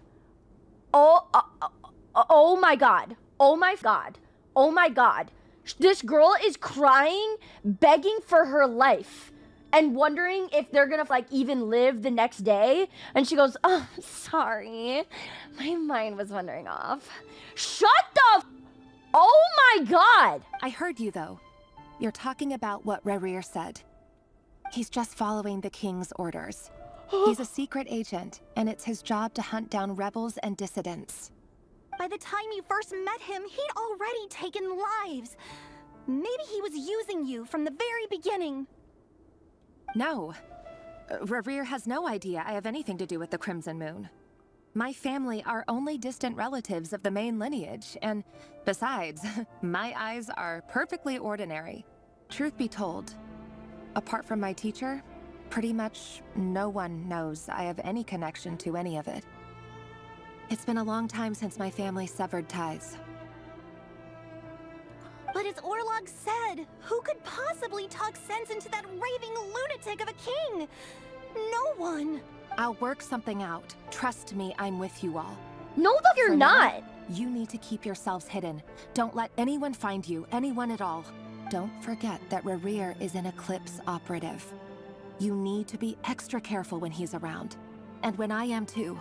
For now, don't come looking for me. And if anything happens to me, just act like we've never met.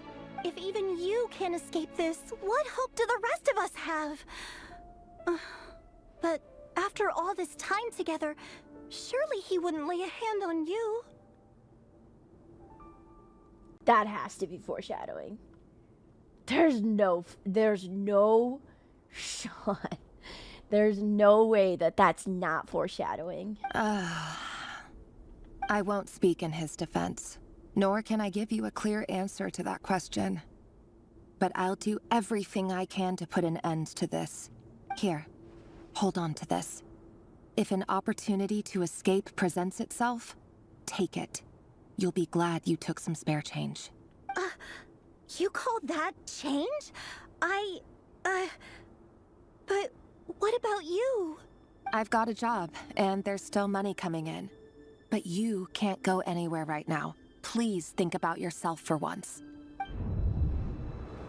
I am so disgusted of her. Oh wow, this Another is... day, another round of assassination training. Training ground is just beyond this hidden passageway. When you kill a person, doesn't it bother you when you end up covered in their blood? This is Vedrofulnir, right? Guys? Why would it? Aren't we all just walking blood bags? But not everyone is accustomed to hunting down others like prey. You've been a hunter for so long now, you seem to have forgotten that most people don't just go around killing one another. Oh, Leave okay. me alone. I'm thinking that's gotta be Vedrofulnir. Because it reminds me of the voice in Kari Bear. In the Kari Bear quest, it reminds me of the voice that,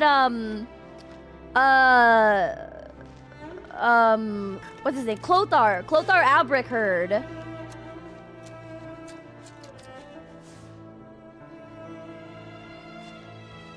Sorry, I'm just sinking in Conria. For how much travesty happened in Conria, it's literally beautiful. Oh. Oh my god, I thought those were bodies. Oh my god, I almost threw up. I thought those were bodies. Holy shit.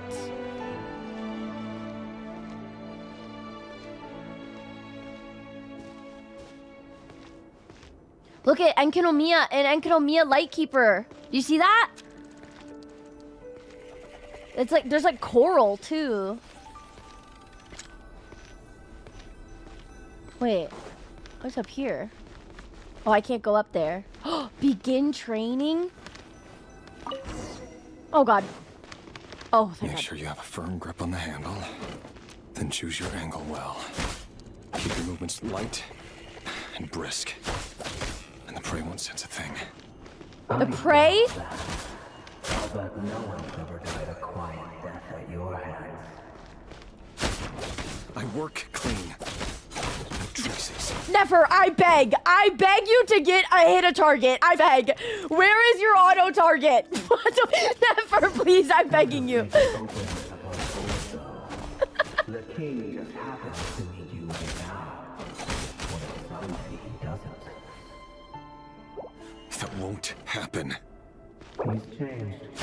Ever since he fell under the spell of that power. In the Spell of the... He only had you take out a handful of the guilty. But now...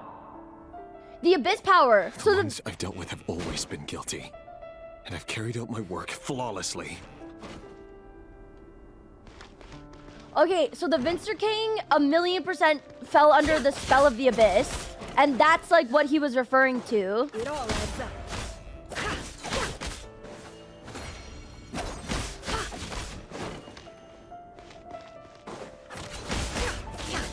You know why Felinda didn't accept your proposal, don't you?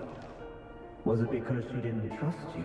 Or something else? Enough!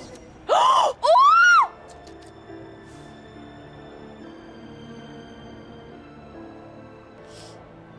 Oh my god. Oh!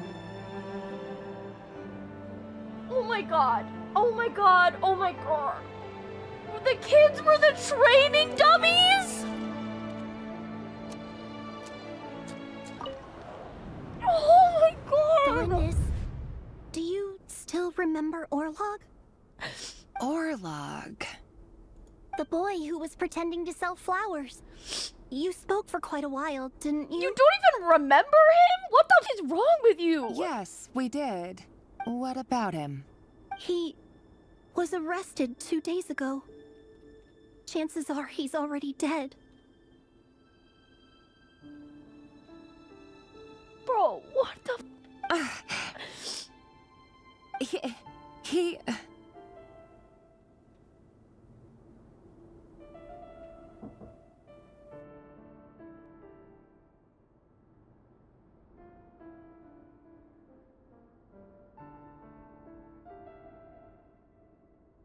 I just don't get it. After everything he's done, why do you still stand by him? Or does it mean nothing to you that people keep dying? No, that's not... Just hear me out. Dude, I don't want to hear you out. Like, what the f? You are doing nothing. I need to go now, Thelindis. She's like the most complicit person. You take care too.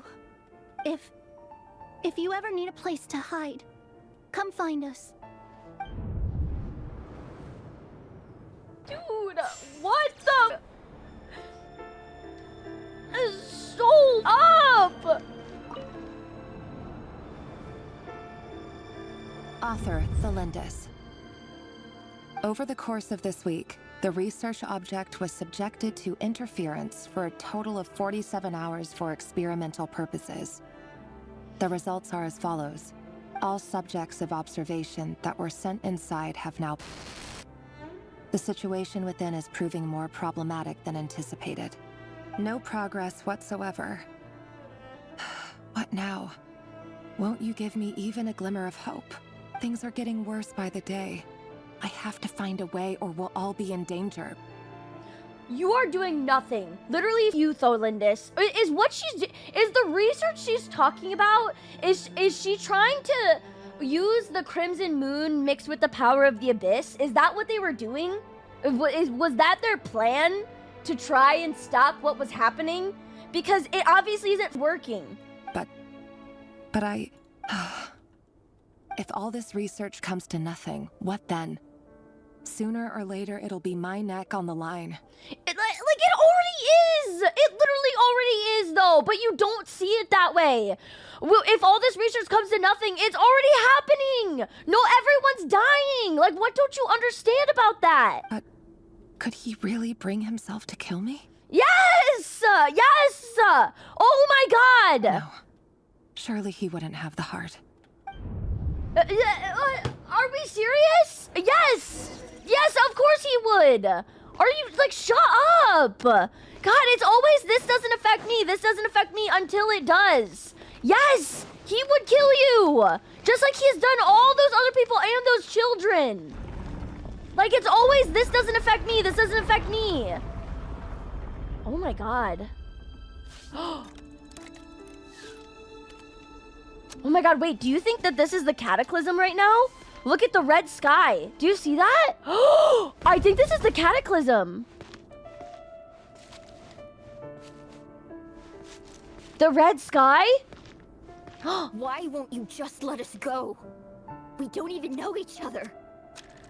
All we want is to live ordinary, peaceful lives. Okay, maybe not. It might just be... You want to live?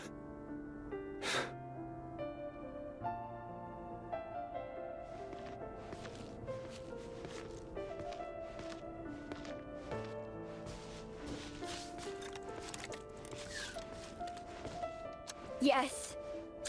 I just want to go on living. Is that really such an unforgivable crime? Oh my god.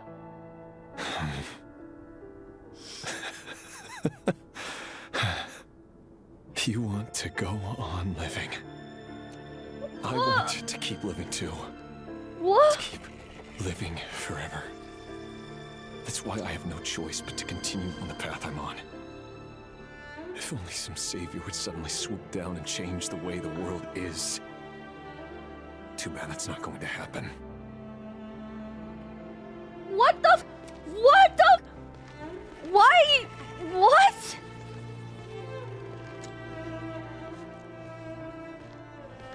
What the? What the hell? Is he serious?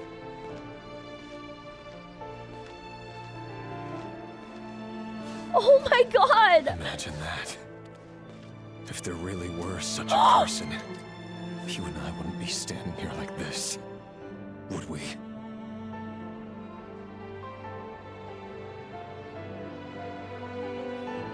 What the? What is going on?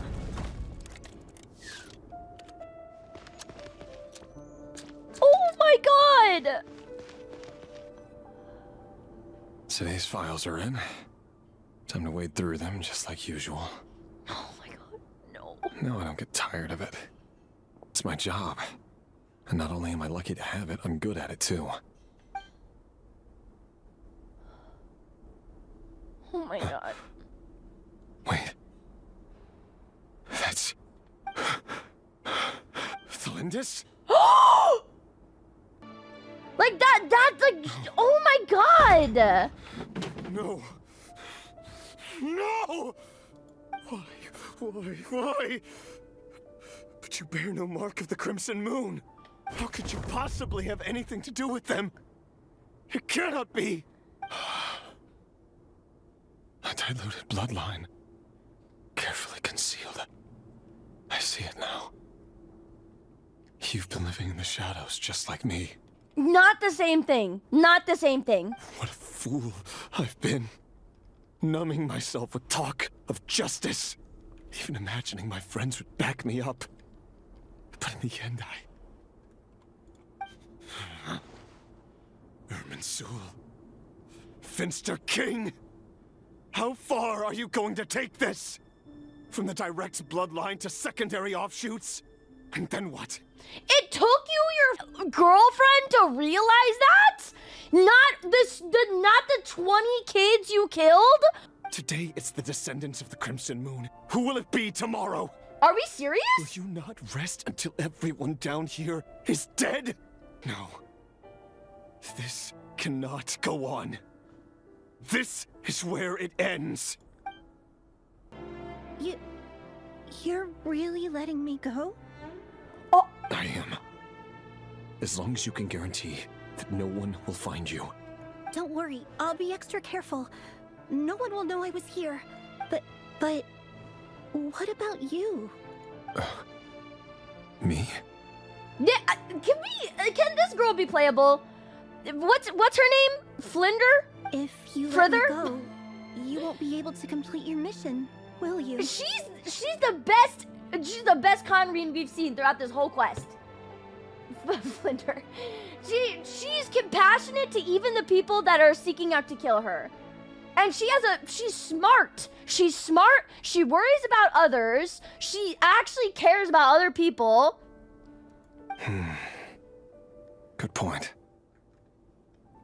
In that case, maybe you should stay. No, please. I just want to see the outside world again. Go on living?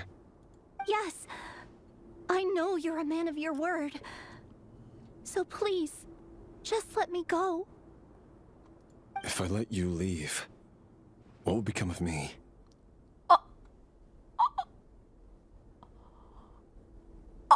I can't believe he just said that. I literally cannot believe he just said that. If I don't kill you, then like what will become of me? I don't know, maybe someone who didn't kill a child? Are we so serious? Are we so serious? Just kidding. Just kidding! No. And dude, what kind of a joke is that? Just kidding?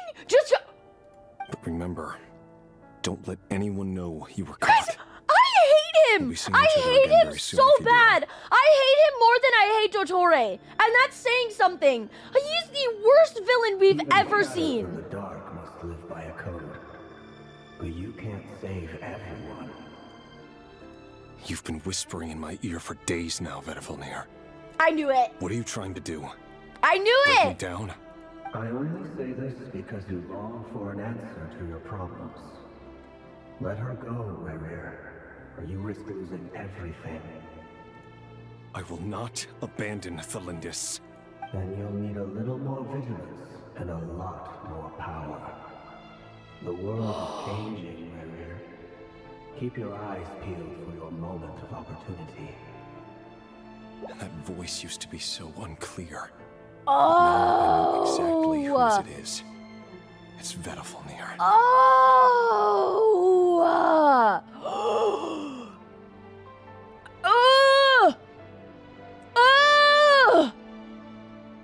Dainsleif said that all of the, and we knew this already, but all of the sinners were driven by their own selfish desires, along with the power of the Abyss helped him to do it. Rerir wanted to save Thalindis, or like stop what the Vinster King wanted to do, but save Valinus, but he lacked the power.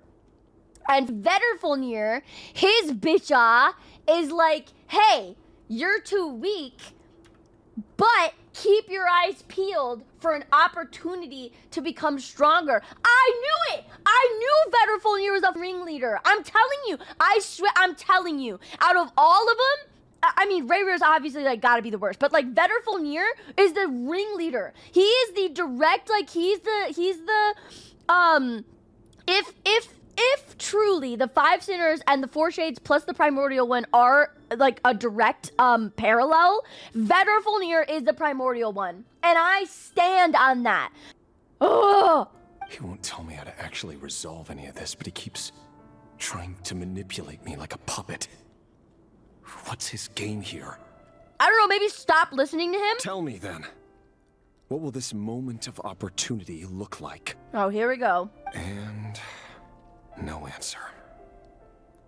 He's like a ghost. Always disturbing me when I'm on edge, but never answering when I need him most.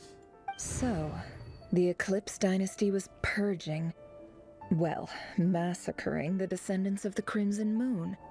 And it seems You didn't know that from the first time? Connected to the Vinster King's research. You didn't know that from the first time, Nefer? The King's obsession with abyssal power left the future of Conria hanging in the balance. No wonder every aspect of Rarir's life was so unstable. And it looks like this Thalindis, Rarir's would-be fiancé, herself belonged to a sub-branch of the Crimson Moon Dynasty's descendants. It almost defies belief that a couple like them could hide the truth from each other for so long. If the Vinster King hadn't intervened in such a drastic way, they might have gone on deceiving each other for the rest of their lives. Oh. And why does Vedderfolnir, Daneslif's older brother, keep talking in Rarir's head? This guy kept more secrets than I ever imagined. The human mind is like a vast desert of shifting sands. When you follow the flow of someone's memories, you only ever see the parts they're willing to let surface. Time for something a bit more creative. Nefer didn't have a reaction to all of those dead kids? Really? Weird. We've been inside Rarir's mind this whole time, building up a picture of his psyche. There's already enough clues on the board to start reading between the lines and mapping out the rest. Now, we can finally begin to put the pieces together. Sure, it'll only be a reconstruction, part simulation, part reasoning. But once we've built up a cognitive profile, we just need to cross-check the logic behind his actions. And then we'll be able to take a sneak peek at whatever it is that Rarir has really been hiding. Cheeky!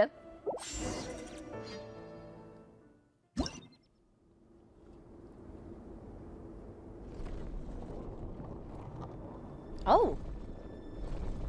It's like a chess piece, right? I mean, she was using a chessboard, so I guess I can understand. Are you there? Dainsleif! Oh. Hey, Rarir!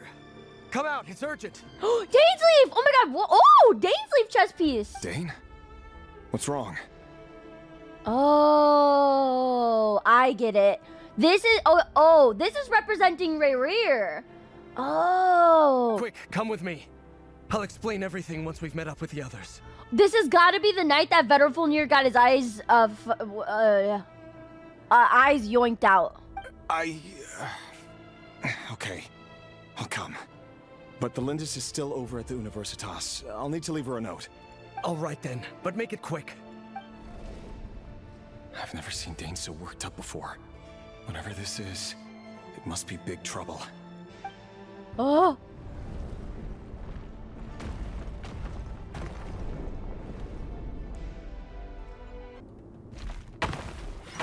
Yeah! Yoink!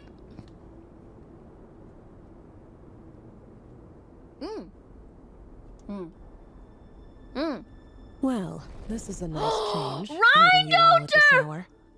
When men and women of ambition can speak face to face in broad daylight, I say that's a big step forward for our dear Conria. Rhino! bitch! She did nothing wrong! Unless they show her killing kids, then I don't know if I could defend her as much. Don't be ridiculous. Sir We Toloji! do not fear the day. Why would we seek refuge in the night? You might ask your blade that same question. I'm told it prefers the cover of darkness. The word on the street is that Sir Toloji only strikes when he has an unfair advantage. But that is patently false. I see you're missing an arm and a leg. Oh. Surely only a fair fight could explain that. I feel like Rheindoter's like a little bit of a rage baiter, no? I feel like Rheindoter's a little cheeky. If this is your way of offering me replacement limbs, believe me, I'll take them. Oh. I mean, your future student knows how to do that. Oh, we can certainly discuss that. With bioalchemy, anything is possible. Assuming I have your full support in my research. Lunatic. Ah! Don't you speak to my wife like that. Roptatir. Roptatir! Ah! This is the closest we've seen to Roptatir. Oh my god, are we gonna hear him? Why, Dainsleif, of course. What? He invited me. What? Our first time hearing Roptatir! Please, cast aside your apprehensions, Miss Rheindotter. Whatever the rumors may say, I am but a humble servant of the king, and I can assure you he affords me no greater convenience than he does you. Well, the Universitas Magistrorum won't stop fawning over you. So at least some of the rumors must be true. You're clearly doing well for yourself, so drop the humble servant act. It endears you to no one. Wait, the Universitas Magistrorum... Are they... Wait, are they affiliated with Roptatir?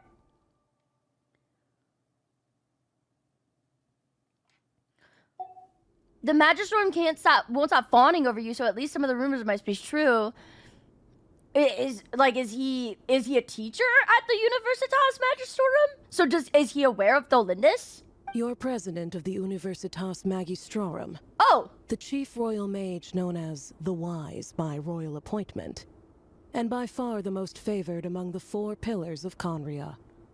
Are the 4 pillars of Conria these 4? So Rheindoter, Roptatir, Sir Toloji, and Vetterfulnir? Vice President Veet doesn't even try to hide his envy when he sees you. Is this really just a representation of how a nation can easily fall when you have a crazy leader surrounded by yes men? Yup! True! Oh, that's interesting. So he's the president of, he's the president of the Universitas Magistrorum.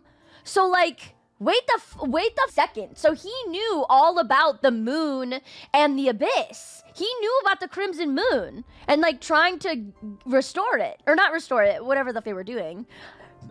I think they were using it as a weapon. So he knew. Wait, what? Wait, what? So he knew. He knew about what they were doing with the Crimson Moon. But he's also a sinner? My success is the product of hard work and good luck. It's as simple as that. Were the king not such an extremist, I hardly think I would have received a senior post at my age. Of course, no job is without its gripes. Serving a king like ours can be a challenging task, as I'm sure you can imagine. And as for Eftervit, in missing out on the presidency, he's dodged a mountain of stress. Like everything else in life, it comes with pros and cons. Wow, crazy voice reveal. You're all here. I apologize for the short notice, but it was an emergency. Oh, wait, no, I knew that Dainsleif was one of the 4 pillars. Wait, did I? Wait, did I know that? No, I did not know that. Wait, no, this is news. Because I know he's the Twilight Sword, but I don't think I knew that he was one of the 4 pillars. Interesting. No, Vetterfulnir's the 4th? Oh, I was right then. Oh, interesting. Sertology, Rear. You must be Rear. Mr. Sertology. Yes, I handled your case file during your sentencing. Nothing personal, of course. I'm pleasantly surprised that you remember me. You're clearly a person of substance if you've been invited here. But Dainsleif, you'd better have a very good reason for convening this little gathering. It's my brother, Vedafenir. After he spoke at the court this morning, the king was so infuriated by his words that he had him blinded in both eyes and thrown in prison. Vedafenir in prison? Strange. I thought the king trusted him and Horoptatyr more than anyone else in the world. Does this mean the king's circle of trust just got even smaller? Oh yeah, the fourth had to have been Vedafenir. Whoa! It has nothing to do with trust. It's about what the king wants, which is as clear as day to anyone paying attention. Yeah, literally just yes men. I simply appease him, because it's in the best interests of the Universitas Magistrorum. Oh my, grow a spine! Oh my god! And also because you're slimy. Tell him! Vedafenir, perhaps less so. I don't know but about that. Still, a visionless visionary? It rather inclines me to think that qualifications are not what get you ahead in Conria. Do you honestly think this is an important discussion to be having right now? Dane, what are you planning to do? Rescue Vedafenir, I assume. Correct. It will mean storming the palace by force. Tonight. I need all of you on my side. That's far too dangerous. And don't forget, Dainsleif, you're captain of the Royal Guard. You swore an oath to the throne. You've been planning this for a while, haven't you? Ooh, clacked! I have no desire to commit treason. But whatever critique the king may have of Vedafenir, disfiguring your most loyal subject for putting the best interests of his court and nation first, this is not the conduct of a wise ruler. My blade will force the king to see the error of his ways. Yeah, tell him! So, Vedafenir's prophecy enraged the king. I'm sure it wasn't what he wanted to hear, but if he won't take counsel even from the visionary, that is deeply troubling news. Yeah, dude, Conria's... The extent of His Majesty's madness is now all too clear. The question is, how does a man like me get out of this situation unscathed? You have noble ambitions, Dane. But I'm afraid they don't do much for a guy like me. Shut up! A guy like me, a guy like me! All I want is a letter of pardon. Thelindis? The chances of the Vinster King issuing a pardon for anyone connected to the Crimson Moon seem vanishingly slim. Let's go! Author Thelindis. Over the course of this week, the research object was subjected to interference for a total of 60 hours for experimental purposes. What? The results are as follows. Research dating back to the Crimson Moon Dynasty has established 2 points regarding moon marrow. Firstly, its origins have something to do with a god's power. Secondly, it serves as a portal to an as-yet indeterminate location. What? Moon marrow can thus be defined as a spatial gateway. What? Wait a gosh darn 2 second. Wait, what? A spatial gateway? What? Don't let them gaslight you, Kiwi. This is exactly what chess is. This is chess according to dude's homebrew rules.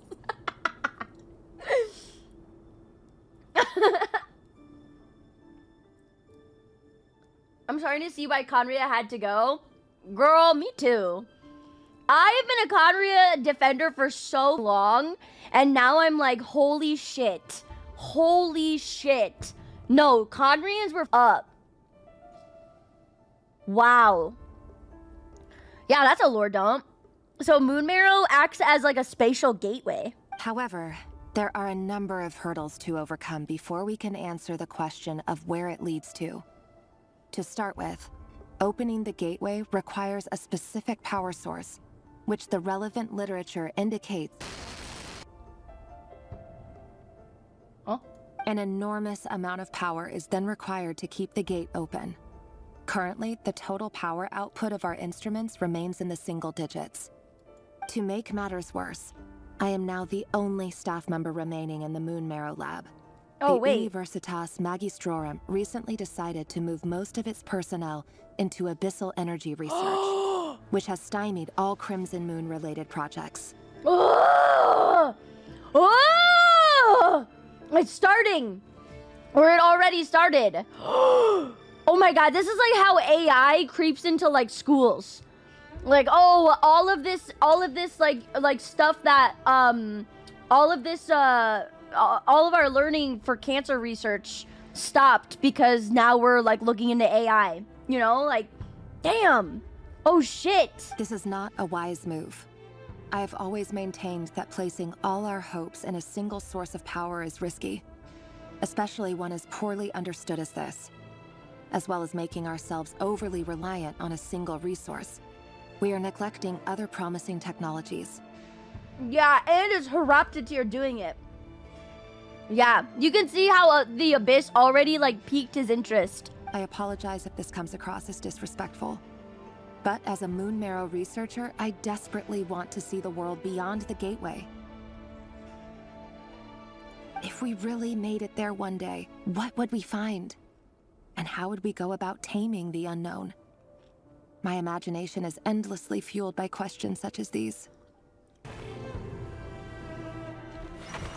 Woo! Big! This is for you. I heard you're gonna leave the city with your parents. Do not try to be nice to her, though, Lindis. You are a fake, no spine. I'm not gonna say it. I really like the vibe of this chess game. Kaya for sure has many secrets. Yeah, Kaya, I think, is gonna play a big role endgame. I do think so. I'm going for Arlecchino Kaya team. Conria power! Oh, I didn't have to beat them all? Are you serious? Whatever. Whatever. Delindis, did you hear about what happened? I've heard nothing. Rerir got back very late last Friday, and he was acting a little unusual, but he slept pretty well, so I'm guessing whatever he did was a good deed.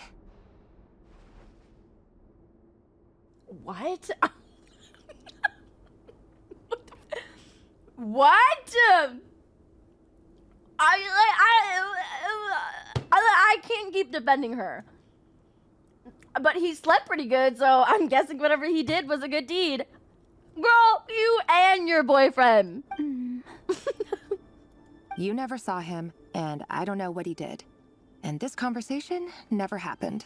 You understand? What if he finds out that you pried into his secrets? Don't be silly. I don't know what secrets he does or doesn't have. All I know is he's just a normal guy who happens to run some errands for the king.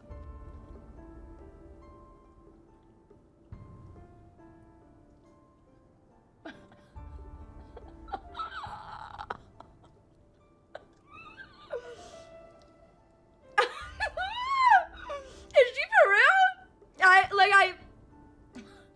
Girl, I hate her. I hate her so bad. Yeah, let me just paint this walking red flag green. What? What? Yeah, let's play dumb until the very end, shall we? This is giving like, yeah, I know who the killer is, but I'm not gonna say it. What? Are we serious? If I didn't see it, it didn't happen. No, literally. Are you scared of him? I don't know. The Rerir I know doesn't match the person you all describe. Ah! Girl, shut up! Girl, stand up! Are we... Oh my god! Girl, shut up! Oh my god! She is riding till dawn for a man! For a man! Are we so for real? Are we so for real? Lindis, but I get you. Baby, stop. This isn't you. Does she actually think she can change him? Girl, stand up. Get a spine. Date someone else. Dainsleif is right there. He's such a better man. Are you kidding? Logically, I should be scared of him. And yet, I don't want to lose him.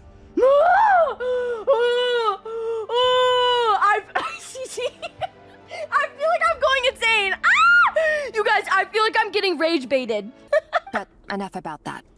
You should get going, and be careful with the package I gave you. Keep it secret. Keep it safe. What's in it? A piece of the moon. All you need to know is that as long as you keep it safe, then in the future, everyone will be able to see a red moon. A red moon? You mean our moon? That's right. Our moon. Promise me you'll look after it. Oh, now? Oh, now she wants to have, what am I trying to say? Privilege in her culture. Or what is it, pride. Now she wants to have pride in her culture. Now she's like, yes, our moon. When before, she was like, oh, me? My eyes don't even resemble the red moon. I'm so far off from, like, the Crimson Moon Dynasty. It's like, I don't even count. But now she wants to give a shit. I promise, Lindis. Girl, run. I hope nothing bad happens to Frither. Do not lay hands on Frither. The Crimson Moon bloodline will never die out. Its light, the color of blood, will become like a fire that flows in our veins, no matter how long it takes. Guys, I fear I'm starting to defend the shades. I never thought I'd get this far, but I fear like I'm starting to feel like what happened to Conria was warranted. Oh. Hurry, everyone, and stick to the plan. Sir Dainsleif, what are you? Is this treason? You know what happens to those who betray the throne. Please, don't do this. They look like don't they already kind of look like they're corrupted by the Abyss, though? It is the king himself who has betrayed the throne. He has betrayed all of Conria. I mean, are they wrong? If you have any love left for justice in your heart, you should join me. Wait, why am I defending Sir Tologi, bro? What the? It's showtime. Dane and his group will handle the troops This in the palace. story has gotten so bad that I'm defending Sir Tologi. My job is to enter the prison and rescue Vedafilnir. Stay safe. Wish me luck. Sir Tologi, you're so hot right now. No, guys, focus. Sir Tologi's also bad. Look after my brother. Draw your blade. It is time for justice to prevail. You know what's so crazy? Which obviously, I think this is the point. Dainsleif was so close to becoming a sinner. He was surrounded by sinners. Everyone he knew became a sinner and abused like the power of the Abyss, and he didn't. And I think that's just so crazy. It's so crazy. He was so close to it and still did not succumb to the power of the Abyss. And that's why Dainsleif is just the best. That's why he's better. That's why he's the GOAT. This place is filthy. And the smell is abominable. Clearly, the king doesn't allow his prisoners a single shred of dignity. This is dire. Found you. Hello, Mr. Vedafilnir. It's you. Surprised? Oh, wait. I guess surprise isn't an emotion that prophets feel very often. I certainly felt some surprise in the moment when I was blinded. Surprise at the king's sheer ignorance. Surprise at just how unfairly this world responds to words of earnest remonstration. I feel like Vedafilnir knew all of this was gonna happen. I don't actually think he felt surprise in the moment when he was blinded. I think he knew. He knew when he told us the king that this was gonna happen. He knew about the uprising. He knew all of this. So I don't think. Yeah. How do you stop fate? Kiwi 10 minutes ago. I hope Tholindus dies. That's crazy. I can't help but wonder, like, because he's crazy. I can't help but wonder if he's a mastermind behind all of this. I'm curious. What did you prophesize this time? It wasn't a prophecy. It was a word of warning. Someone had to say it. Notice how his chess piece is a snake? Yeah, fitting. The king has forsaken all reason in pursuit of his obsessions. I simply told him that if he continues on this path, Khaenri'ah will surely fall. You know what also is a snake? You know the Battle Pass intro? With the pearl? What if that's the same thing? This. I'm gonna pull it up. Once, there was a glorious kingdom established among the heavens. This one. From that kingdom came a crowned heir, tasked with seeking out the Genesis Pearl from the Kingdom of Darkness. The first crowned heir began her journey of seeking the pearl.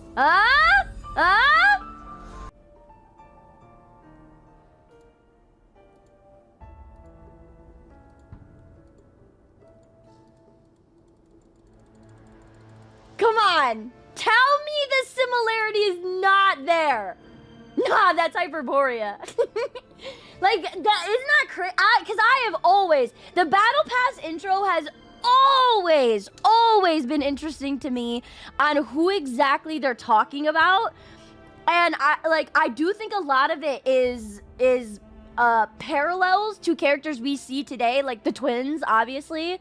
But this snake and the Genesis Pearl has always been interesting to me of what's the Genesis Pearl and then like who is that snake? I always thought that the snake could have been like the founder of the Abyss, and I'd like to think it still is. Like I do like to think that the founder of the Abyss is that snake, in the sense of like when you know like the lore of like the religion of like Adam and Eve.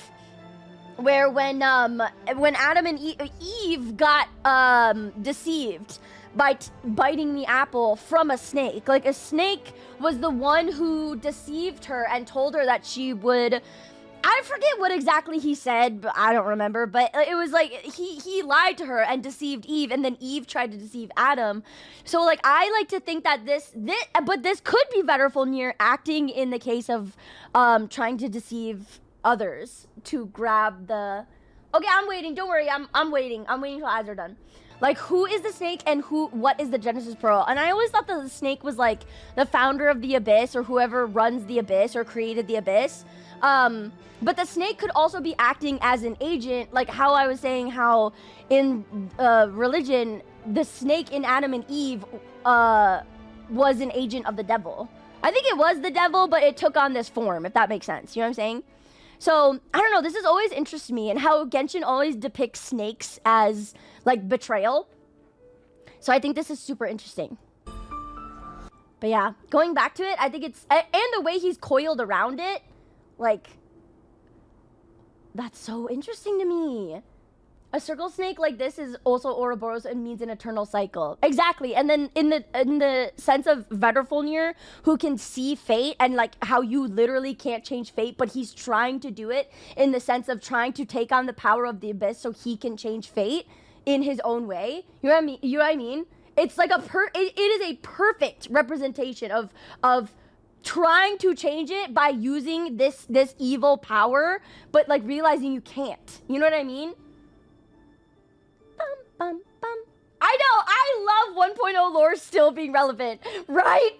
Like, with the whole Issaroth and Venti, like, people who swore by it, we had a field day. We had a field day when that came out to be true. It was the best.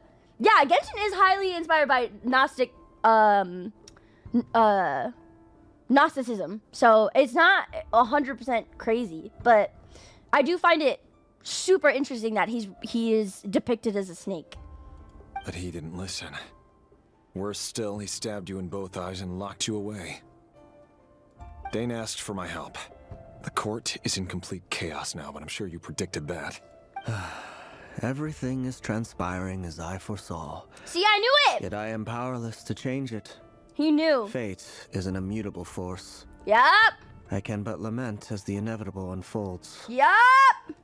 I do wonder whether giving a man the power to see the future does nothing more for him than slowly crush his spirit. Forgive my curtness, Vedafulnir, but the king did not suddenly turn on you today. His suspicions have been brewing for a long time. Oh! You can't have wisdom beyond the reach of your fellow man without attracting his fear and suspicion. There are things the king does not want to see. I mean, that's So, true. he doesn't want you having visions of them either. He blinded you because he thought this would make the visions stop. Kind of a stupid take, but I mean, I guess he's right. He tried to blind him so he would stop seeing. I don't know why, but I think that's so funny. He tried to blind him so he would stop having visions. I don't know why I think it's funny, but it's funny. He wasn't entirely wrong. I did indeed lose my power to see the future. Right up until... Until what?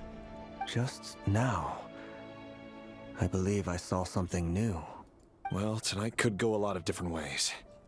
5 of us banded together to storm the palace, also we could rescue you. This will go down as... I sense fuck, hatred in you. But also hope. A desperate hope that with the tyrant deposed, that will be the end of the story. Vedafulnir planned this whole thing. I'm sorry. You can't convince me that he was surprised by this. He knew exactly. This is all falling exactly into his hands. This is exactly how Rayrir is going to take power of the Abyss. This is exactly what it is.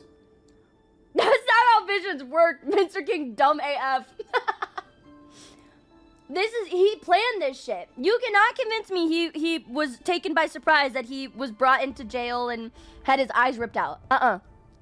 This was planned. But this is not the end. It is the beginning of a new chapter in a whole new story. You know, this might be reaching, but you know who he reminds me of? Has anyone seen Attack on Titan? Vedafulnir is Eren Yeager, bro. He's Eren Yeager! There are many men of honor and courage in this world, Rayrir. But you are not one of them. You're not here for justice, are you? You're here for yourself. I mean, I hate Vedafulnir, but that is exactly why he's here, yeah. Yeah, he's right. Is that a dagger? Interesting. Why not the polearm? It was always your weapon of choice. With your abilities, I don't doubt that you were able to recover some of your sight. But I also doubt that you want to make an enemy of me right now. Of course not. We're on the same side, aren't we? We could be. But I need you to be honest with me, Vedafulnir. At this point, you're my only hope for the future. You mean your future? With your beloved, Felindis? Listen, I don't like Vedafulnir, but he's calling him out. He's so, like, he's right. He's like, you don't give a shit about the future. You give a shit about your future with your beloved Tholindis. Yeah, clap that bitch. I mean, you're both at fault. I don't like either of you, but still, like, and this literally all ties back about why I was so mad at Nefer earlier. I hate a bitch that only thinks about themselves. I hate it. I hate it so bad. I hate when people only think about themselves and never think about other people. Yes. And I know there are bigger things at stake here. At least he's honest. A dynasty, a nation, maybe the entire world. Oh. But forgive me, I care first and foremost about myself. Guys! Wake up! I can't abandon the one I love to save myself. I mean, she is hot. I just can't do it. That's true. But you see a broader picture of the future than I. You see the solutions to the biggest problems of our age. So tell me, What is my solution? What's the answer? I don't know if he sees the solutions though, because if you can prophesize the future, I don't know if you could prophesize how to stop it. In matters of fate, answers are either right or wrong. What will be and what will not. Maybe you are willing to pay a certain price in the pursuit of happiness, but unfortunately, fate does not negotiate. That is the cruelest thing about fate. It is unmoved by your sacrifices. That can't be true. I know it's your voice that I keep hearing in my head, urging me to see how the world is changing, to seek more power, so I can protect the things I love. You show me disaster, but you won't show me how to avoid it? Why? Why are you doing all this? I don't think he knows. Like, I'm really not trying to defend him, because I also hate Vedrfolnir, but I don't think he knows. Like, even in the case of, like, Fontaine, nobody knew how to stop that disaster. So, Egeria had to get creative. You know what I'm saying? Like, I don't think he knows. I mean, maybe he does know, and he's not saying it, which is also wrong. But I don't think he knows. My voice.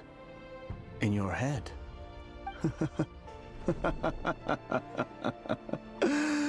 So, you hear it too. The voice that steals your mind, gains your trust, and drives you crazy. It turns out that we are not so different, you and I. He hears a voice too? Vedrfolnir just broke into the strangest smile I've ever seen in my life. As if he'd discovered some monumental secret. What? But then he suddenly switched to looking extremely weary.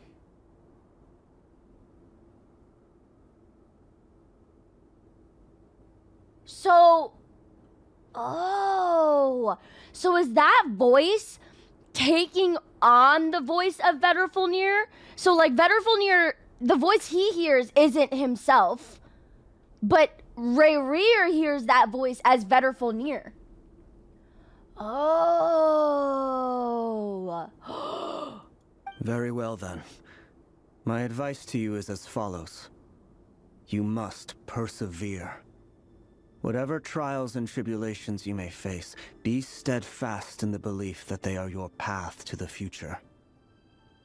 For as long as you live, your story with Thelindis shall not come to an end. That is the only chance you have of fighting back against fate. It is up to you whether you believe my words. Regardless, that is all I will say on the matter. I have no right to intervene any further. I will hold you to your word. Thank you for setting me free. In return, I will tell you one more thing that you cannot afford to ignore. Just then, a strange wave of energy rippled through the city. We had no idea what it could mean. Oh.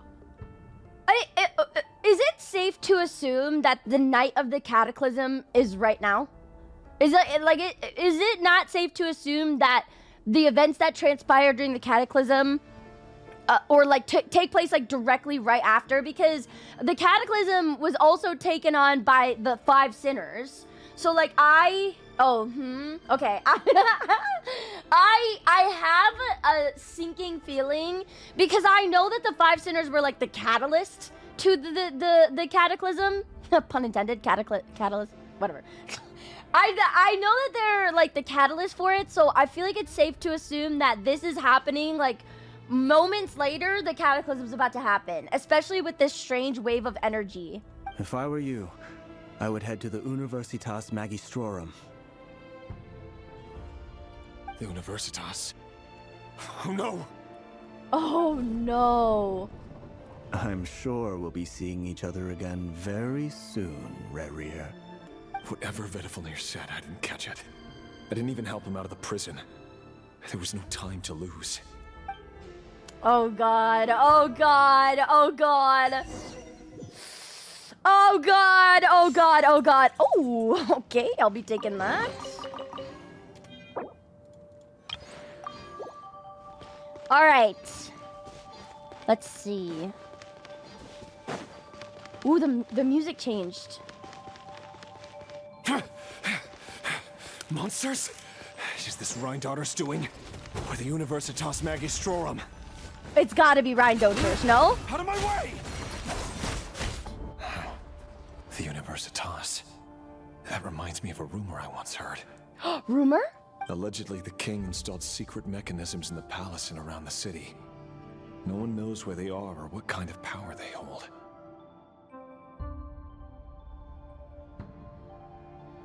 But if they were ever gonna activate, it would probably be on a night like tonight. Oh!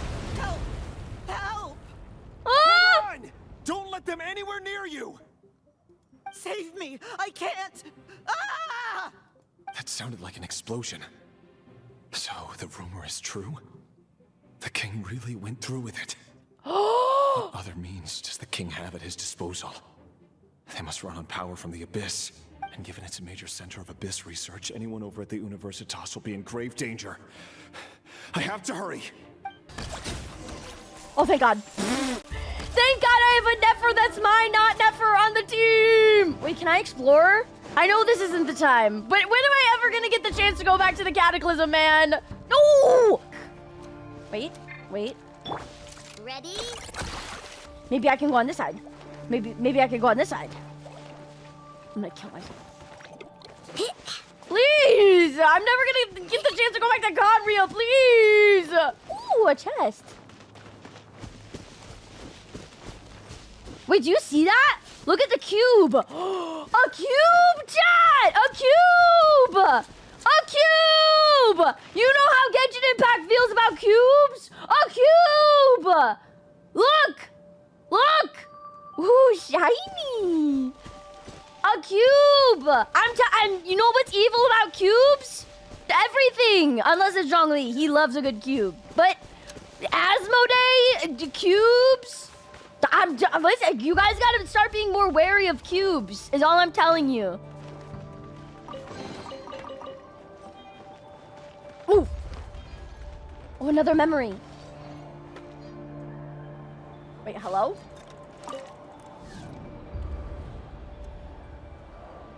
Monsters at the Universitas Magistrorum? Why now? Oh! Oh no! They're coming. It's no use. The table won't hold out much longer. The weapons. Where are the weapons? Of course. All the lab equipment was upgraded after the inspection last week. Oh but no. The new weapons haven't been allocated yet. I'm done for. Is anyone there? I need help! Oh no. Yeah, GG. 07. Oh, girl! Stay back. Please stay back. Please. Wait, oh. Why is she looking at me? What'd I do?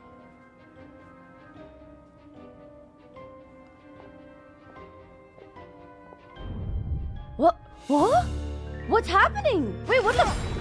Whoa! Cutscene! Rear. So the rumors about your work are true. What? No! Listen, something happened at the palace tonight. We have to leave! You don't need to lie to me anymore. What? I know why you're worried. And I will respect the decision you've made. Wait, what? But it's okay. Because I found a solution. What? I know how to end all this. You can have it back. The normal life you so desire. Wait, what? But until then, I'm afraid our wedding will have to wait. Why? What's happening? What the? Just... No, don't do it! Cylinders! What the? What? What? What? What the fuck? What the? What? I'm Let her go. You will find someone better. What did she do? No! No, I won't do it! I have to save her! By what means exactly? A lowly pawn. You lack the power and the strength of will. Do you know why? Tell me! Come to the palace. Join us.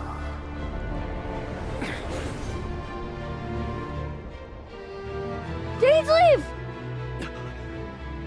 Rary, thank goodness we... Step forth and take your share. No! You dumb fuck! No! You stupid son of a... Are you serious? Are you serious? Despair, desire. We all have No, you stupid son of a bitch! What the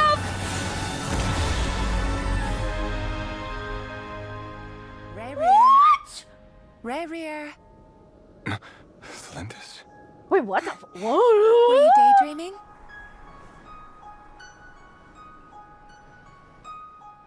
You still remember, Rarier? That question you asked me a couple of weeks ago? Oh. You mean the proposal? Yeah. I'm wondering, where do you think would be a good place to discuss it? I'm Maybe confused. in the garden? Or were you thinking a fancy I'm so restaurant? confused! It's your choice.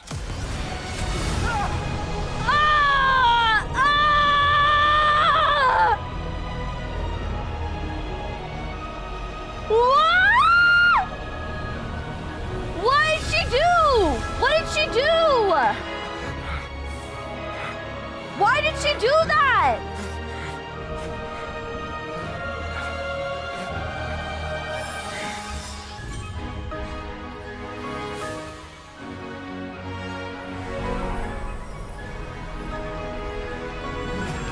Oh, she died! She died!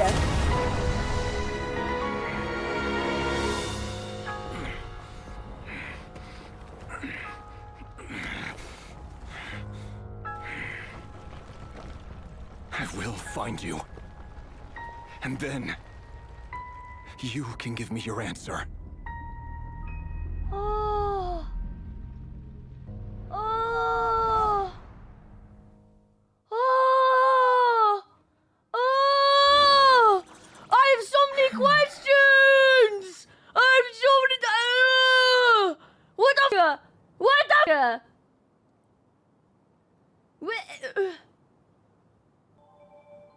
She didn't do anything? That was the Abusi imitating her? That wasn't actually her?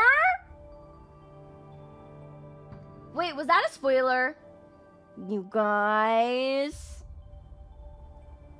Guys, if that's a spoiler, you're gonna be in trouble. Because she thought Rayrear was coming in to kill her for her bloodline, but didn't want her to have to do that? Wait, but... Oh, they're just theorizing? Oh, okay. But I'm confused where she... We don't even know. I'm confused what she did. Like, what was it? You know that blue light that she saw? What was that? Like, what did she see? Where did she go? And like, when she was like, our... Oh, the moon gate! That's, oh! The moon gate! Oh my god! I forgot about that! The spatial gateway! Oh! Oh! So, other question, and it might be rhetorical, so maybe don't answer it. Unless they don't answer it, then we can theorize. So all of the other sinners that night took a piece of the Abyss, right? Like that night, because he said, come and take your share, or the Abyss did. The Abyss was like, come and take your share. So every one of the other four sinners took a piece, right? So like that was Rheindoter, obviously. Except Dane, yeah. Oh. Wow. Yeah, I still am asking myself, like, why? Why did the other members need the Abyss? I think Rheindoter I can understand because she's kind of a freak and she loves trying to create life out of weird shit. So I feel like Rheindoter doesn't need an explanation. She's just a freak of nature. So to be fair, I think hers is obvious why she wanted like to take the abyssal power. Sertologi, I think I also can understand why he took the abyssal power, because he wanted to be the strongest. He wanted to be, yeah, he's a power freak. Horoptatir loses me a little bit. I think you could maybe make the argument he wanted the power of the abyss so he could become wiser. And then, Vetterfulnir, pretty also obvious. He wanted the power of the abyss so he could change fate. Because obviously he said it. Who am I missing? Am I missing anyone? No, I'm not missing anyone. Oh, forbidden knowledge. Yeah. It would actually be crazy if when we get Horoptatir lore, when we know more about him later, it would be actually crazy if we learn more about him in Sumeru. That would be crazy. If they can somehow tie it back to King Deshret, like, shut up. That'd be so cool. Wow. Oh my god. So, like, that night, we really just saw Rayrear's POV. We haven't seen any of the other POVs as to, I mean, we know why, but like the why. I don't know how to explain it more. Like, we know the why of why they did it, but like the why, right? Like, we know why Rayrear became so crazy with this power for, like, to, you know, save Tholindis. But like, we don't know the other, like, minuscule, or like the reasons leading up to, there we go, why Rheindoter, Horoptatir, you know? Like, we never heard the voices in their head. I'm so curious as to wonder what the voices in their head sounded like. Like, what did Rheindoter hear? What did Horoptatir hear? Because if all of the sinners, allegedly, because we know that Vetterfulnir and Rayrear heard it, then they heard the voices, so it's safe to assume that the other three did as well. So I feel like that's, you know?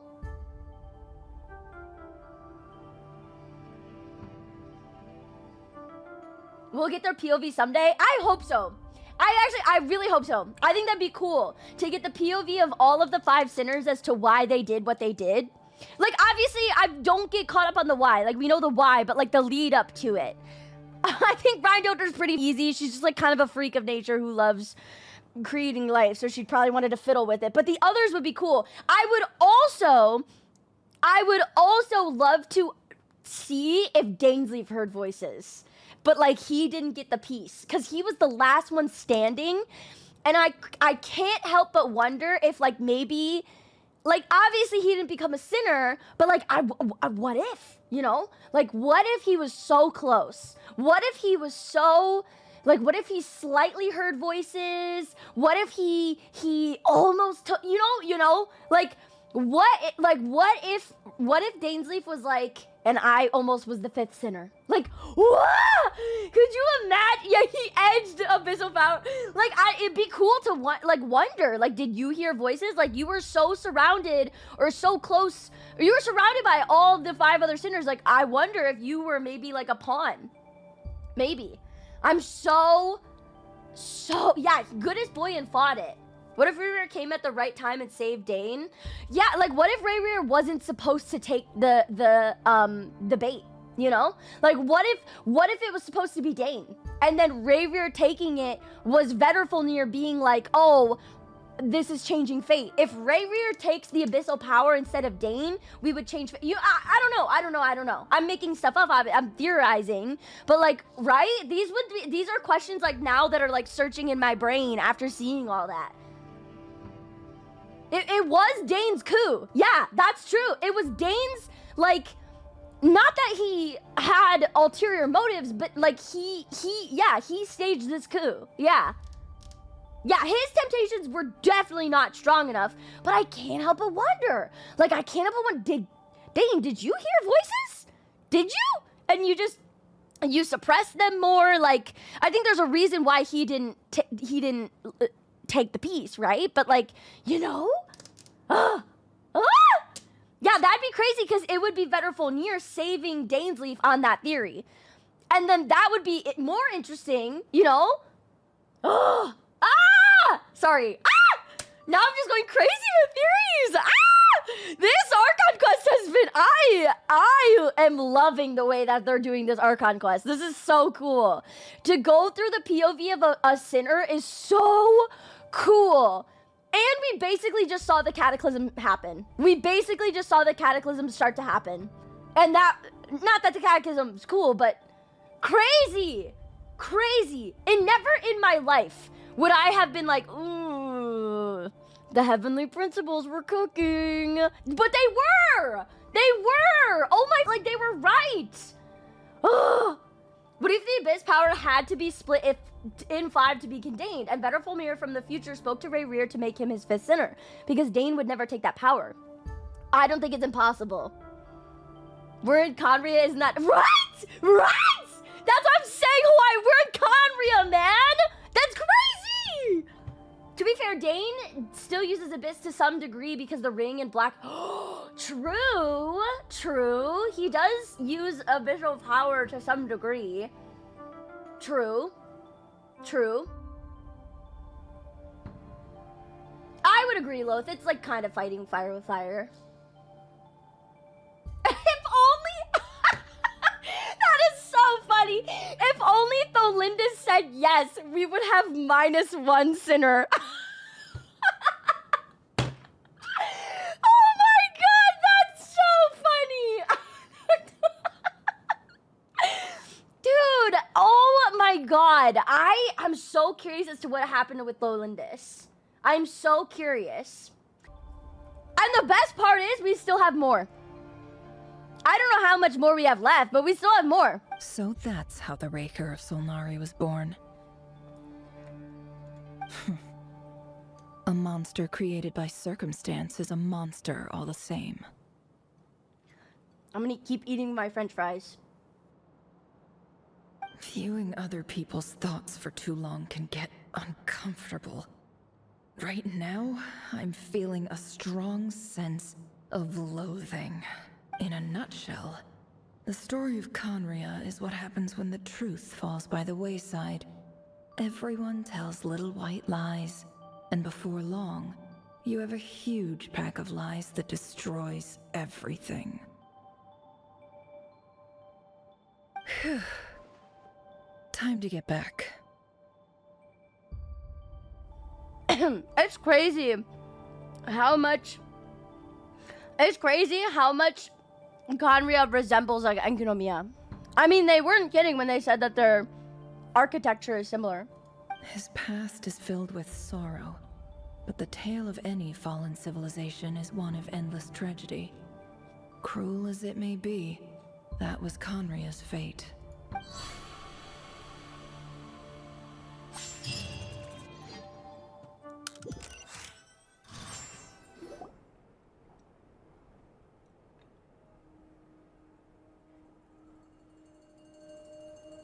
Everyone, I'm back. Can I get a standing ovation? Girl, shut up! Never! How are you holding up? Feeling okay? She's fine. Boss is a pro. Clap! Clap! People clap! People clap! Yes, I'm fine. You will have seen the events of Rarir's life through my thoughts. It's now clear that he is just a regular nobody, driven by personal tragedy, as he said himself. I mostly agree.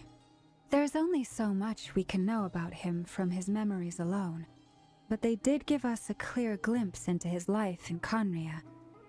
However, I would not consider Rarir to be a nobody. He was deeply involved in the events of that era. Yet, when the catastrophe of a generation strikes, nobody is safe. Yeah, I think we gotta stop using the term nobody. Sounds to me like you're speaking in riddles again. Is this you urging me not to abandon the people of Nod Krai in their hour of need? That's not what I meant. Burp. Although I do hope you choose to remain a part of the plan. Without you, the mission ahead will be all but impossible. I'm a little mad that we got these stupid chess pieces on characters that should absolutely have been almost finalized designs. Yeah, I mean, that's fair. I think that's a fair concern to have, especially with how late we are in the game. But I do think that their symbols are going to be important in the long run. Like, Veteran Fulneers was really important. And really important. Certology, like, already has, like, a design, basically. We already know what Rheindoter looks like. So, like, and we know what Dainsleif looks like, just maybe without his mask. But, yeah, I mean, that should have been fine. But, yeah, to be fair, yeah, I think they could have done... But I think Rheindoter being the unicorn, like, isn't it... Sorry, I'm drinking a Sprite, and I can't stop burping. Isn't there somewhere in lore that describes Albedo as like a white horse with a horn? Or did I make that up? I swear that there was like either in an artifact set or something like Albedo's referred to as like a white horse with a horn. Oh, he has a brother? Casually making up lore. Source, trust me, bro. Oh, is it in Cinnabar Spindle? Is that where I read it? Because I swear to God, I remember, like, very vividly. Okay, it's his brother? Is this a new one we haven't met yet? Or could this be, Susbedo? I don't know. To be fair, Albedo has a ton of brothers. Like, the Rheindoter family tree goes crazy. Then try to remember that I respond better to the carrot than the stick. And I don't appreciate being bossed around. Now, as for you, Missy, you were excellent. You stuck to the rules of the ceremony and kept your mouth shut the entire time. Bravo. Who's she talking to? Cool. So, can you fill me in on the deets now? Most of what I saw went right over my head. Patience. You'll hear the whole story, don't you worry. But let's meet up with the others first. It will save me narrating it twice. Yehoda? Yes, boss. Let me get that door for ya. That's more like it. For a moment there, I was worried you'd forgotten about the first clause of your employment contract. Opening a door for you? Ew! Forgive my curiosity, but what does the first clause say? It says I gotta do the annoying stuff that boss is too lazy to do for herself. Like opening the door, pouring the tea, yada yada.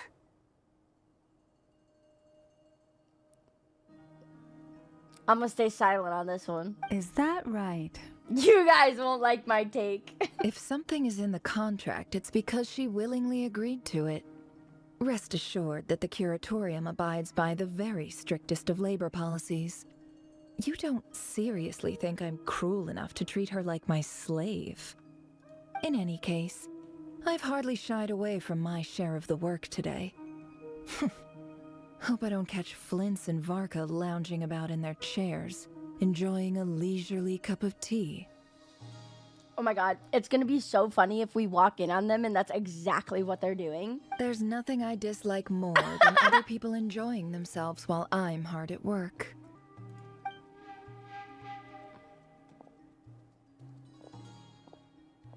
Oh no. Wait, what? What? What? What? What? Sorry to disturb you, but we seem to have run into some trouble.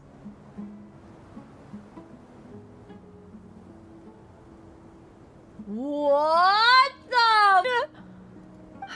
Evidently so. Don't worry, I'm not about to leave you to fend for yourselves. I'm not that kind of boss. And it would go against the Curatorium's labor policy.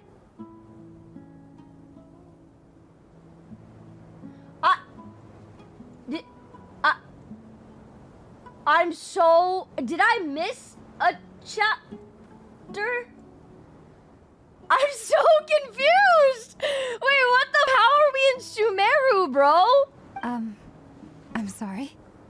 I think this is Sumeru. I mean, I hear Sumeru music and I see desert, so... What did you hear me say? I wasn't talking about labor policy. Wait.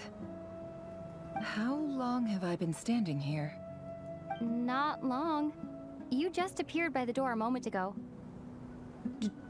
Door? What? I'm confused! What's wrong? You look like you've seen a ghost. We've been What? tricked. We never left at all. Somehow I hallucinated that whole scene back inside the office. Oh! Hallucinated? But how? How indeed. This place should heed my will alone. All thoughts and actions that occur in here are just a result of pawns moving across the chessboard in a carefully calculated manner. And nobody has access to this chess set but me. I'm so confused! I'm so confused!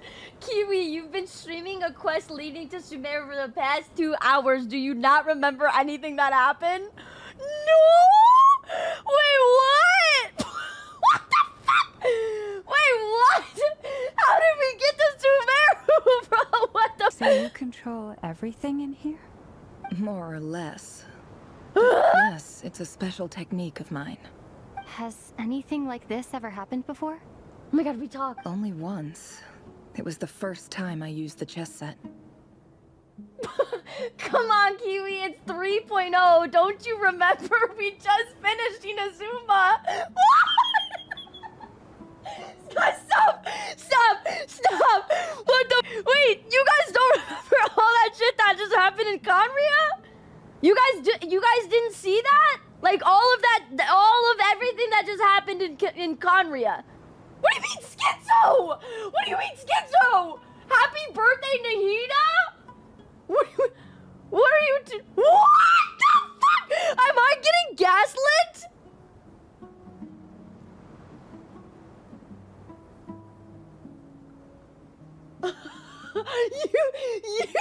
You guys stop. That's so weird. That's so creepy. That's so weird. What the? Girl, how many? What are you talking about? We've been in Sumeru for the entire street.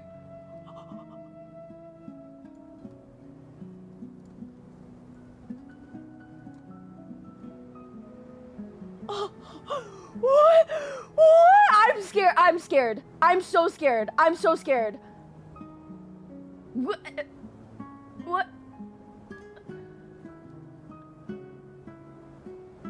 You just stared at your screen for the last 6 hours? Why do you want Conria now? We still have Fontaine. Not Lennox does not. What? What the are you guys talking about? Kiwi, are you okay? We've been in Sumeru since the start of the...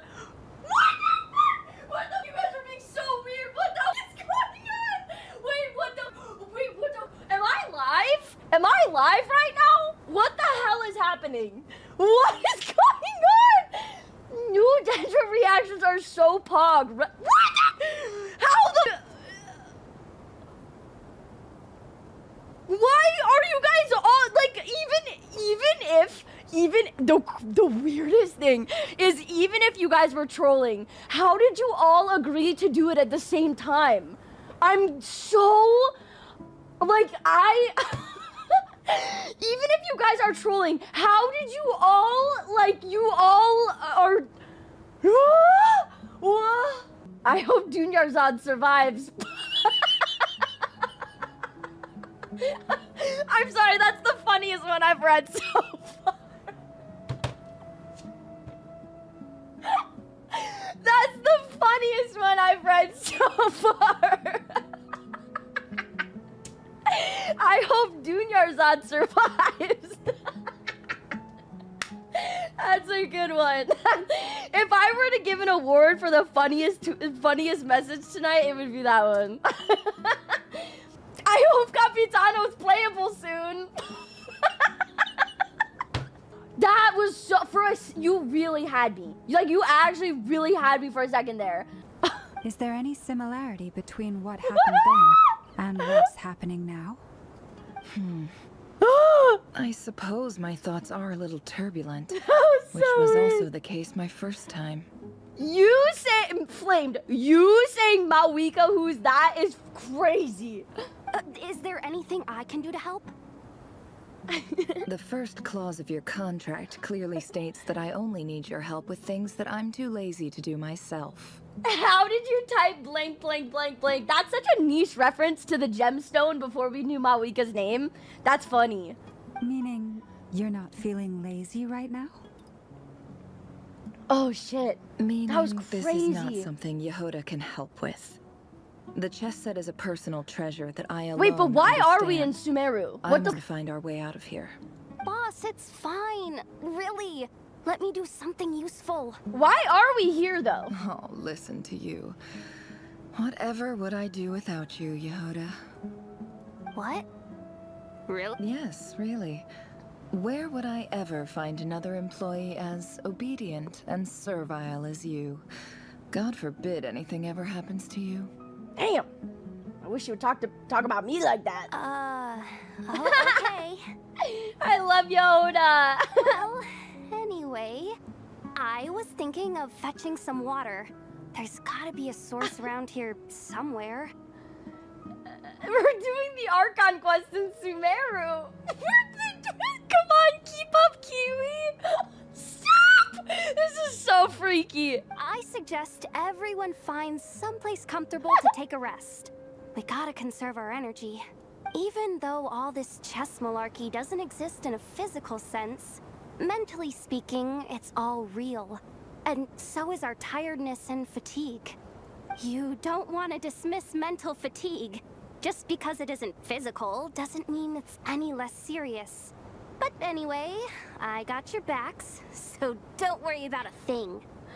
Wait, Yehoda's an animal unit, something's gonna happen to her? No, it's always something's gonna happen to the friend. Come on, if you're gonna make the joke, you gotta get it right. Don't I have the best employees? Jealous much? If we can find a suitable time... Llama doesn't have I'd love to employees, she borrow can't be Yehoda jealous. for a day to help out at the Frost Moon Scions. Would you be amenable to that, Boss Nefer? Oh, Llama. Have I ever told you just how pretty you are? Beauty runs from the tips of your antlers to the depths of your imagination. Oh my god! Gay! Gay! Oh my god! Gay in my Genshin Impact! Time to rally, everyone. Follow me. As we continue our journey, the same rules will apply. That means stay focused and no talking no matter what we encounter. And don't disturb the chess pieces. You have my word that I will get us all out of here. Hey! I wasn't expecting visitors at this hour. Wait, is that? Oh, it's him. Wait, can he see us? There you are. Sinue's been looking for you all day. I think he has some news for you. Oh, yeah? What? What were you doing just now, Uncle Rechinu? Hiding away Baby some more Nefer! loose change? I know I saw some Mora. What do you mean loose change? Oh, come on, I'm too old for this. Baby Just pretend you saw nothing. Nefer! Aww! Baby!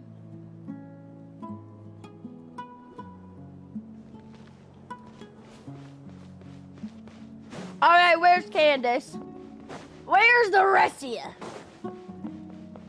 Do you think people have started to ship Candace and Nefer yet? I feel like they would make a hot couple. Personally. Can I really not talk to anyone else? These people don't like me? Oh, God. Hey, kid. Jump scare. Mind telling me what Sinuhe's been up to recently? I'm trying to get in his good books and I need a way in.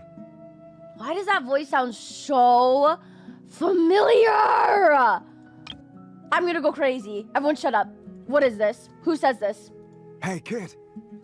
Mind telling me what Sinuhe's been up to recently? I'm trying to get in his good books and I need a way in. Oh, Apep? Apep's a girl! Hey, kid. Mind telling me what Sinnerhe's been up to Who recently? the is this? Why does it sound? Good books, and I need a way in. Why does it sound so familiar? Hey, kid. Mind telling me what Sinnerhe's been up to recently? Oh my God, it's Getting his good Hugo. books, and I need a way You're in. right. Oh my God, it's either him or it sounds just like him. Oh my God, you're right. It's Hugo. Oh, it's Hugo. Oh my God. Hey, kid. Mind telling me what Sinnerhe's been up to recently? I'm trying to get in his good books, and I need a way in. Oh my God, Mizuyuki, when nobody else got me, I know Mizuyuki got me. Yes! If it's not Hugo, that's exactly like what he sounds like. Hugo from Zenless Zone Zero. Oh, Hugo, my beloved. Oh my God. Get in his good books? Why? What do you want with my dad, Uncle Apepi? I've written a new song. I was hoping to showcase it at the next festival. That's him! But I'll need his approval. No, that's Hugo! A new song, huh?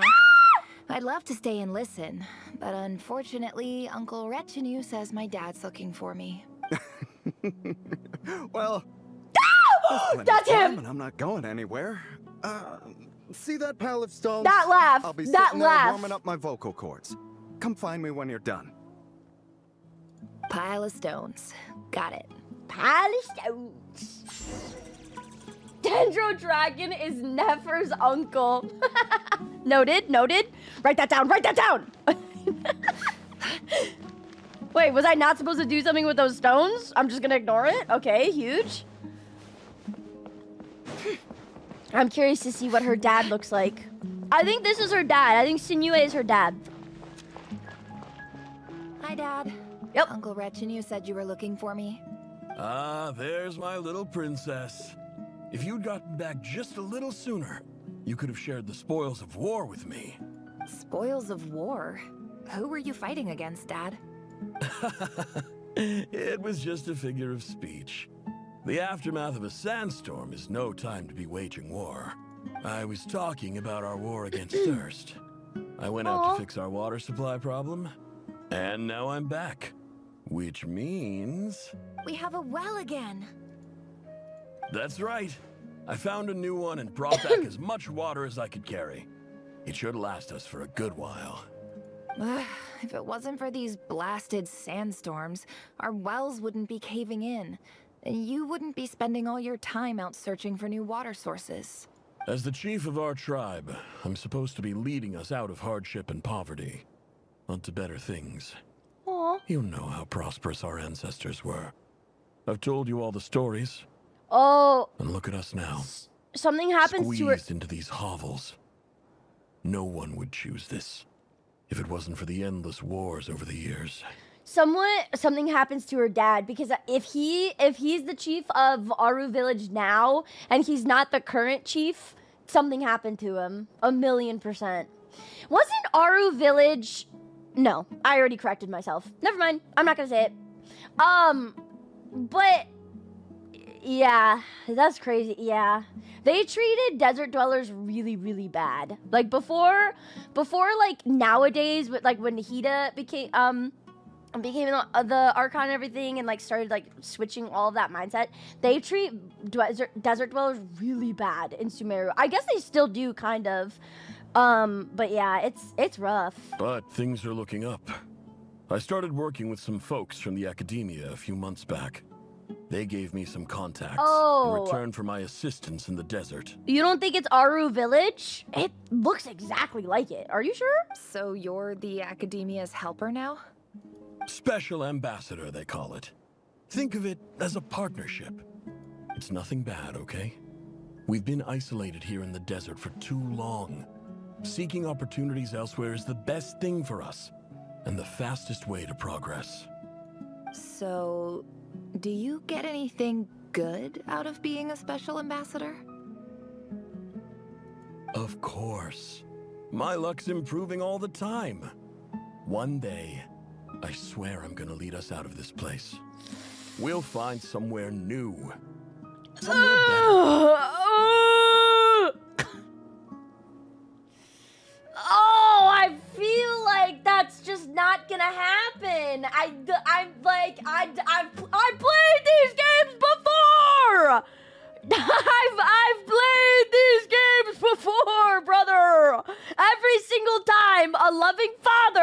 looks into their kids' eyes and is like, hey, I swear I'm gonna lead us out of this place. Death! Every time! I've played these games before! Please! You guys, this is Aru Village. There's no way. There's no way. This is just Aru Village. Oh, maybe it's not, actually. Okay, I lied. Maybe it's not. It looks so much like it. That's crazy. Yeah, I guess they're just trying to get the point across that it's like it's a village similar to Aru Village, probably. Not one for one. Well, because I was gonna say, wasn't Aru Village originally, but I do think it's wrong. I do think what I'm about to say is wrong, but wasn't Aru Village originally created as a holding place for, what did they used to call them? The scholars that went mad? But I don't think that's true. I think Aru Village existed first, and then they started selling, and then they started sending the mad scholars there. Why did they depict the desert so sad, though? Oh my god, like, where she lived was so sad. It's horrible here. Oh. That's our well, and you know it. You stole from us. Well, you've gone from chief to thief, and now you have to face the consequences. Did you really think you could take our water without permission and get away with it? You're either brave, stupid, or both. Oh, these are like different mercenaries. All the mercenaries we've seen they have the red or the green. These guys have yellow. And that Special Ambassador Act? Yeah, nice try. We spoke to the academia. They said it was all news to them. You're a liar and a cheat.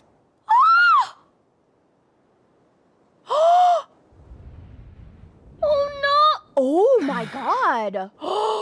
I heard Yehoda gasp, but I don't blame her. Most people are terrified by the sight of blood. Corpses strewn across the ground.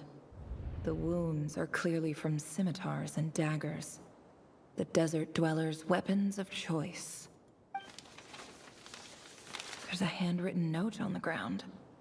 Let's see what it says. Halil, this is Sinuhe, chief of the Shimti tribe. Surely you remember me. I was the one who helped you and your colleagues avoid the quicksand in the desert. This is my second time writing to you. I assume my last letter must have gotten lost in the mail, as I didn't receive a reply. I hope this one makes it to you safely. I'm writing to you because I need some help. That sandstorm the other day completely blocked up our well, forcing me to look for another water source in Iab and Unut territory. It was a matter of survival. Oh. Praise the gods. The well of the Iab tribe was intact. It was my last resort. I drew what water I could and left, but not without being spotted. I fear they will retaliate. You told me to write to you if I ever needed help. You said you'd be my ally in the act. I urgently need you to formally recognize my title of Special Ambassador and see them to assist me for a few days. It's the only way I can convince them that this was the Academia's decision and prevent them from retaliating. This is an emergency. Please send help as soon as possible. Oh my god! Looks like this letter never got sent. The writer died a grisly death, and the letter was trampled into the ground. It's badly defaced. Some parts are barely legible. Okay, the letter never got to them, but still, he said that this was his like second or third letter. Is that a kid? What a ridiculous lie the surviving Shimti tell. Their whole village was butchered over a sip of water. Oh my god! Officer, welcome. Welcome to our humble village. Wait, what? Wait, what? Wait, now we're in Aru Village. I thought you would at least have the courtesy to provide some respectable libations. Oh my god. This is the finest wine Aru Village has to offer. I promise. Oh my god, it's been so long since we've seen the Akasha. The Academia has agreed to reserve a single space for a candidate from your village. But I remain skeptical of this entire endeavor. I highly doubt anyone in this desert possesses serious academic potential. Wait, what? I'm so confused. We're in Aru Village now, though. Please, have faith. If not in us, then in our god. The child we found shows great promise. I beg you, take her away from this place. Oh. Give her a chance. Don't let her talent go to waste. Oh! Oh! Oh! Okay, okay, I'm following. So, after that whole happened, she ended up, or she was saved, and sent to Aru Village. I don't recognize her. New arrival? She showed up here a few days ago, and we took her in. She's a really bright kid. Please help. I'm begging you. Oh, my Uncle Oddpoo. So, where are you from? Yeah, Nahida did dismantle the Akasha, but this is taking place before all of that happened. So this is taking place, like, roughly 30 years ago. If I had to place, like, a cheeky little guess on Nefer's age, I don't know. Like, you know what I mean? Like, roughly 25, 30 years ago or something. So this is taking place before everything that went down in Sumeru happened. Yeah, we're kind of in, like, a flashback land. Nowhere special. Just a sand dune. What about the rest of your family? How many of you are there? Just the one. It's only you? Correct. That's so up that her whole tribe died, like, literally, like she said, because of a sip of water. That's so... That's so messed up. So, no brothers, no sisters, no mother or father? Any who have slept on a bed of sand, I call my brothers and my sisters. Apart from that, I have no family. Oh. All right. Get over here. Sign your name on the form. So she went to go work at the Akasha? Or, Academia? Or not work, Never. You're rather fair-skinned for a desert dweller. Genshin outing themselves on their own character design? Average Twitter player on Genshin! That's so funny. He sounds like Genshin Twitter. I mean, no. Not to defend Genshin Twitter, but sometimes Genshin Twitter is right. You are lying to yourself if you don't think Nefer would eat down with a little bit of melanin. Like, and Chaska. I will stand on that. I think those two characters, 100%. If they had, like, the skin tone of, like, Dia, holy, I mean, they're beautiful, regardless. You know? She loaded, too. Especially with the glitter on her thigh that you can't see because she's so pale. I'm curious if they're gonna say which house she studied under. Because if she was like a special ambassador at the Academia or like went to the Academia, I'm so curious. I wonder what house she studied under. Nefer, this term's assignments have been Never issued mind. already. Please read through the materials thoroughly, conduct your own additional research, and then write an essay on the topic. Never mind. Oh my god, it happens so many times where I say something and then I'm like, like I wonder if they're ever gonna answer this. And then they do, like, literally seconds later. Literally seconds later. Oh my god, okay. That's funny. What does that house study? It's the one that,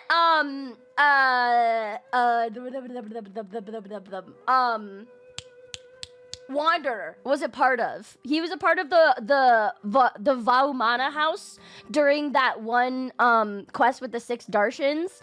But they study like isn't it like it's not history. It's like the origin of the world. Not like I don't know how to explain it. There's a word for it.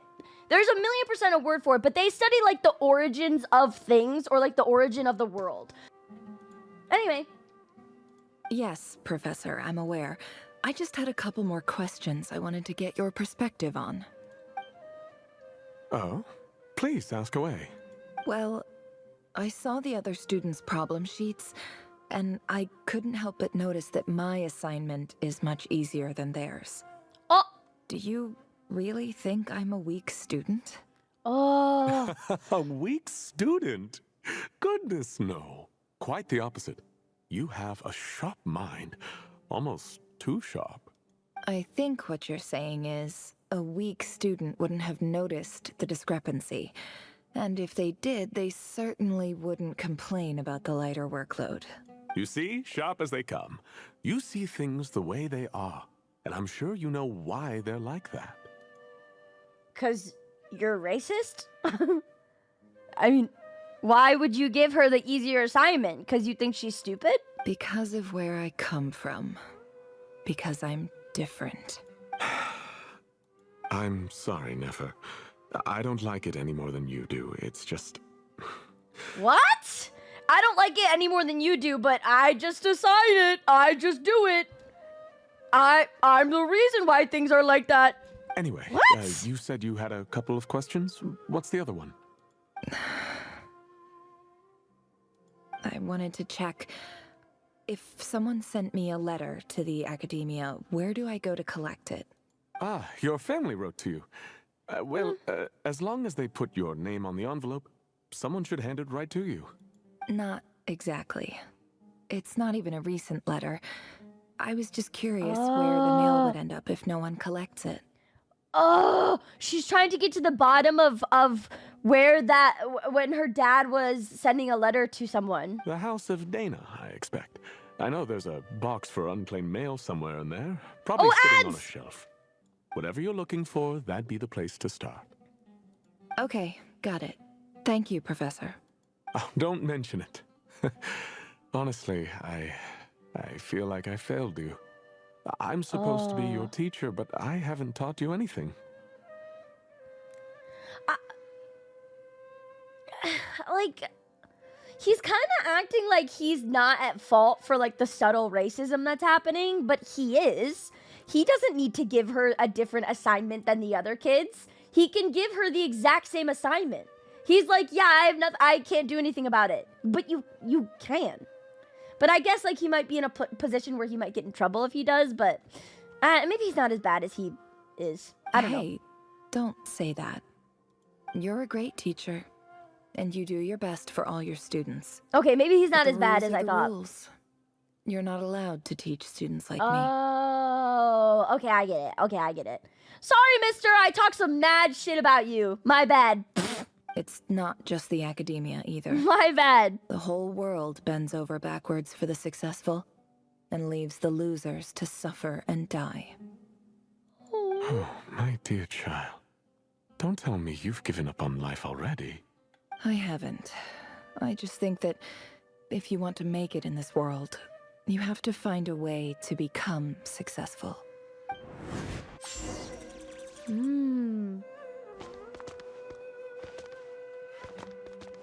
Okay, they don't like when you talk to him a second time. The House of Dana is, like, straightforward, isn't it? Yeah. Wait, what? Look for the box containing the... Oh! I see. Wait, are these labeled with different houses? Is this the House of Dana one? Sorry, that was a crazy angle. I did not mean to hit that. I'm trying to look this at the top to see if they have the names of the... Because isn't the House of Dana the whole library? So he goes, oh, go check the House of Dana. But we're in the House of Dana, no? Or does each like, bookshelf represent a different house? But I don't think it has, like, the names anywhere. I don't know. What am I saying? I don't really know. Looking. Yeah, right? The House of Dana is like the whole library? This must be it. A big cardboard box full of unclaimed mail. And probably some letters that ended up here by mistake, too. Let's take a look.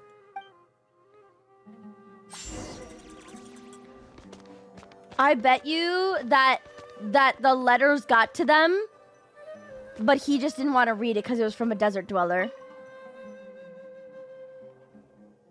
Oh my god. This thing. Oh my god, I have PTSD from the first time. A dilapidation survey from Port Ormos. Looks like it's from a Corps of 30 representative. What a strange thought. A bunch of mercs losing sleep over rundown buildings. This one was never even opened. I guess the recipient didn't care what the Corps of 30 had to say about anything. Who was it addressed to? I don't recognize the name, but it must have been a Kasharawar professor. This one is addressed to the Immorta Sage. The title is Changes Observed in Satyavada Life Symptoms. Wait, isn't the... Why do all these letters read like full-blown dissertations? Isn't the Immorta Sage Tainari's master? Or did I make that up? What? Isn't it? Couldn't this have been... Is it crazy to maybe assume that this letter could have been sent from Tainari? If it's addressed to the Immorta Sages, as the title is Changes Observed in Satyavada Life Symptoms, when he literally had a student, I forgot her name, and she was studying Satyavada life. Guided by the incense, we became lost somewhere in the forest. All the barriers between levels of consciousness disappeared as our minds soared around in circles, looking for a branch to seek refuge on. In clinical terms, these symptoms fit the description of incense poisoning. The Immorta Darshan strictly prohibits the use of hallucinogenic substances, but I believe there are still people getting away with it. There literally is, which is so funny, and we see one doing it later. I forgot her name, but she was like, yeah, she was getting high off the Zaza. and then Tainari was tasked to like look after her. And then she was getting high off the Zaza, and Wander was like, she is my loyal subject. Do you remember? For example, my neighbor who always breaks out into song and dance after using incense. This seems like something the academia would want to know about. Why wasn't it collected? Wait, what's this written on the back? It's so small. I'm like waiting for her to say it and be like, from Tainari. The note says, the sender authored this letter while under the influence of mushrooms. I would send it back, but no return address was provided. Stamped by the Grand Conservator of the House of Dana. Is this either Tainari or the girl that was getting drunk, high off the Zaza in the Archon quest? Hypatia! That's her name. This was either sent from Hypatia or Tainari. But I don't think it's Tainari because I don't think he would have sent it while under the influence of mushrooms. Or I think he can at least handle his mushrooms because Tainari loves to get high off the Zaza. But I think he handles it better probably. I think this is from Hypatia. That has to be. That has to be from Hypatia, no? This next one is addressed to Grand Sage Azar. A few words of protest regarding recent changes in Sumeru's educational policy. In recent years, the academia has taken on a small number of students from the desert region, as per the policy to this effect.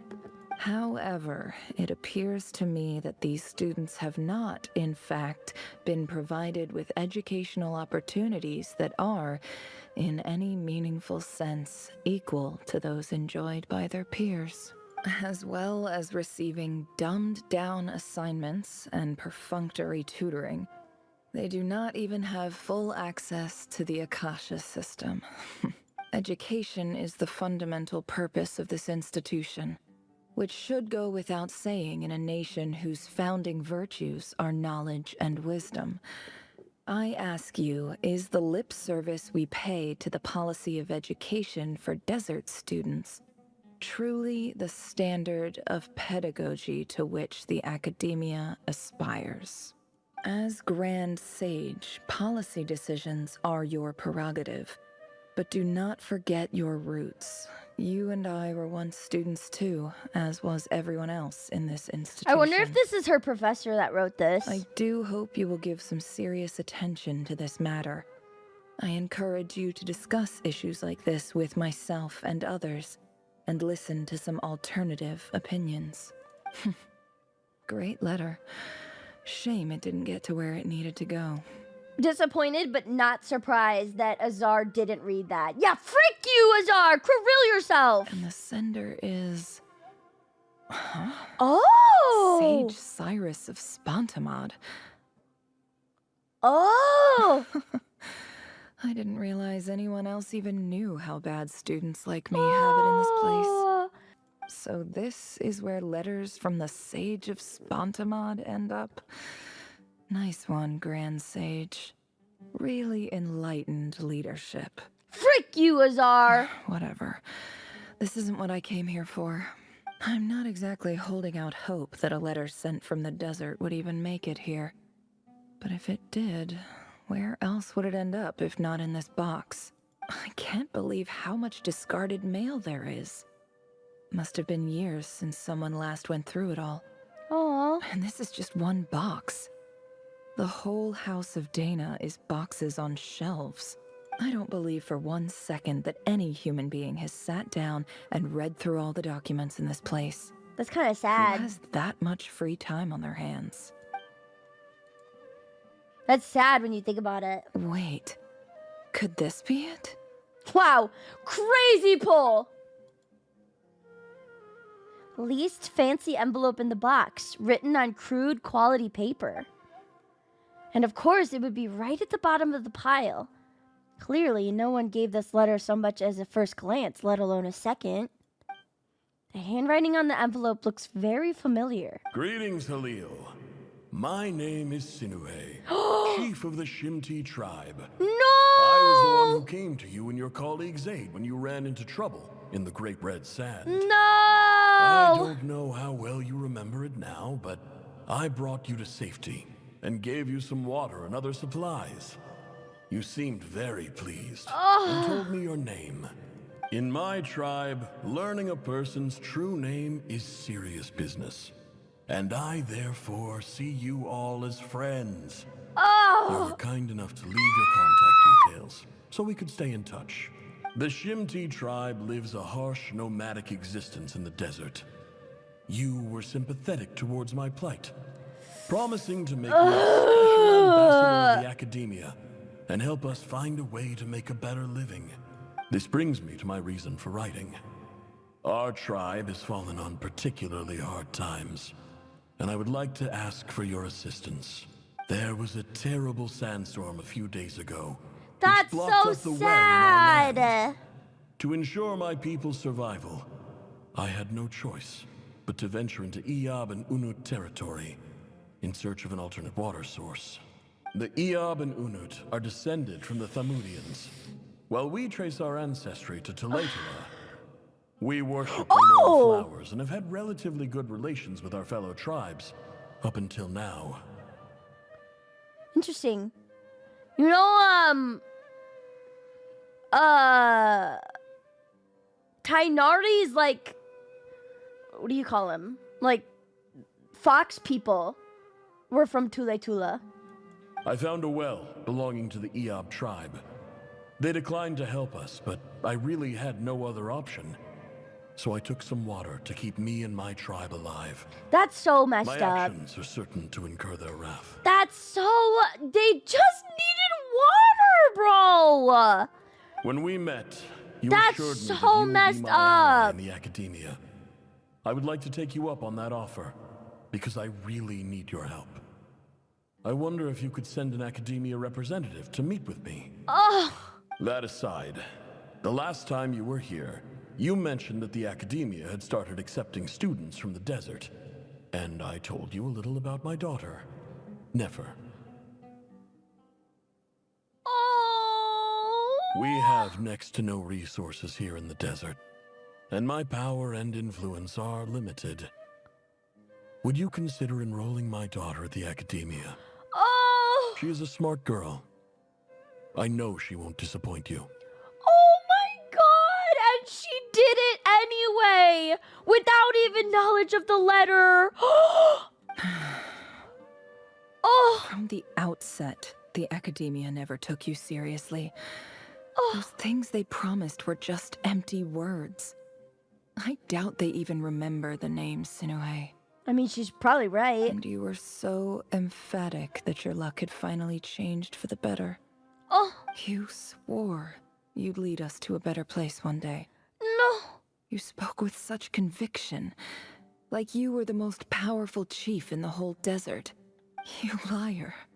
Wait, what? You lied about what? everything. How? You promised Girl, the world. You are mad at the wrong person! Girl, lock them. You just read a whole ass letter where your dad was. Are we serious? Girl, what the. How the correlation? How did we get from point A to point Z? What the. How did we come to this conclusion? We just read a whole ass letter of her dad trying to not only save the tribe, and then also help her. He believed in her. He's like, my daughter, she's so smart. Please take her on. And then she goes, ugh, my dad sucks. Like, what the girl, are we so serious? Never. Be for real. And who fell for it? Just me, by the looks of it. Despite your best efforts. I think the point was that Nefer got a bit jaded at the academy and thinks her dad. I mean, the point is that she was mad that he believed the words of the academia. Like, because she could see through it, but she was mad that her dad couldn't. And also, she was probably mad that her dad had way more faith or relied on faith and not, like, effort, if that makes sense. And not, like, I don't know, not wit. Maybe he relied on faith and not wit. And right now she's relying more on wit than faith. Like she's like a very driven by facts person. So to see that her dad like believed the open-ended or the open-ended words of the academia, she was mad at that. But that's crazy. That is so asinine to be like, my dad lied. He said he was gonna give me a better life, and he didn't, and he died. Like, girl, are we for real? You should be mad at the academia. Why are we? What? Which makes you a pathetic liar. You weren't even any good at it. Like, I feel like some of us have real daddy issues, Nefer. Some of us actually have shitty dads. Your dad actually tried. She's a dumb teen, give her a break. He lied about it and then tried to get the academia to corroborate his lie and they didn't. I don't think so. Because he was saying that he saved these people. Like, which I believe that he saved these people from the academia and he really needed help. Saving them's one thing, but saying he's a special ambassador, that was a lie. But who cares? He was trying to save. It doesn't matter if he was lying about it, though. He still was trying his best to save the tribe and his daughter. He sent out multiple letters to the academia to be like, help me, help me, help my daughter, take in my daughter, help me. He wasn't even asking for water. He just said, could you come out here and like help me, like send me a little. I don't even think it matters. Even if he lied saying he was a special ambassador, I don't think that matters. I think you guys are like a little too hung up on that. Like I don't think that matters at all. Especially lying to your kid. Like, I'm gonna be so honest with you. If I am homeless and I do not have a home, which plenty of millions of people out there unfortunately do live this life, and their kid came up to you, you're the parent, you're homeless, and the kid came up to you and said, hi mommy, hi daddy, like, what are we gonna get for Christmas this year? you're not gonna tell that kid that you don't have enough money for Christmas this year. You're gonna tell them that Santa's doing his best to try and make something special for you. And if something happens and you're not able to afford them a good gift, you're not lying to them. Like, sometimes you guys don't understand that, like, for a parent, like, making sure that the kid doesn't panic is very important. I would lie a million times over to protect the innocence of my kid.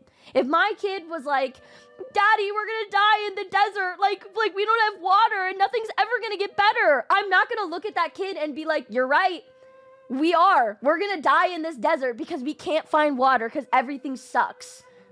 No! I would look at my kid and be like, everything's gonna be okay, honey. Like, mommy's gonna make it all better. Mommy's gonna figure out a way to save us. Even if I didn't have a plan!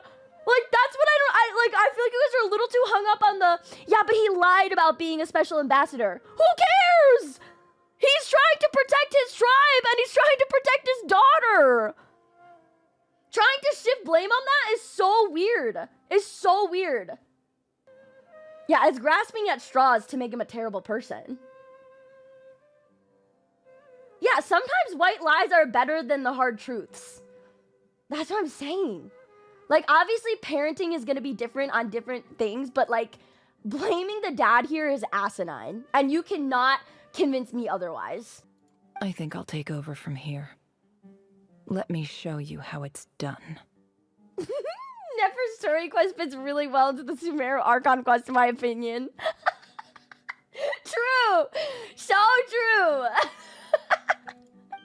So true! Cooked. You mean the Sumeru Archon quest we're currently in, obviously? God, right?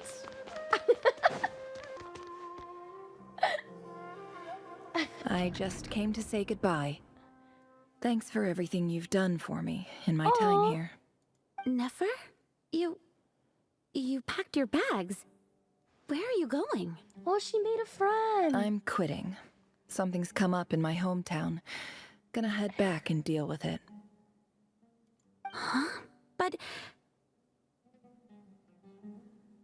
A funny story about this part, they didn't load the lift, so you void out? Wait, what? But this was a hard-won opportunity for you. You know that better than I do. It was. But it doesn't matter. I have more important things to deal with, and they can't wait. Oh, and I didn't want to overfill my bags, so I left some incense on your desk. Aww. What's wrong? I thought you liked incense. Although, I did read somewhere in the House of Dana that it has hallucinogenic effects. Don't use it all at once, all right? Oh my god, this would have been so funny if that was Hypatia. Could you imagine if that was Hypatia and she was like, I left some incense on your desk. Don't use it all at once. That would have been so funny. Isn't this the stuff you brought from your hometown? You're just letting me have it? Get that sound out, girl. girl. You said it's a rare and valuable commodity. Yeah, about that. I lied. It's not rare at all. There's this bunch of ruins near my hometown that are practically overgrown with this plant. Oh, so she can lie, but her dad can't. It's not worth much. Keep it. It's fine. But Nefer... All right. That's all from me. You take care.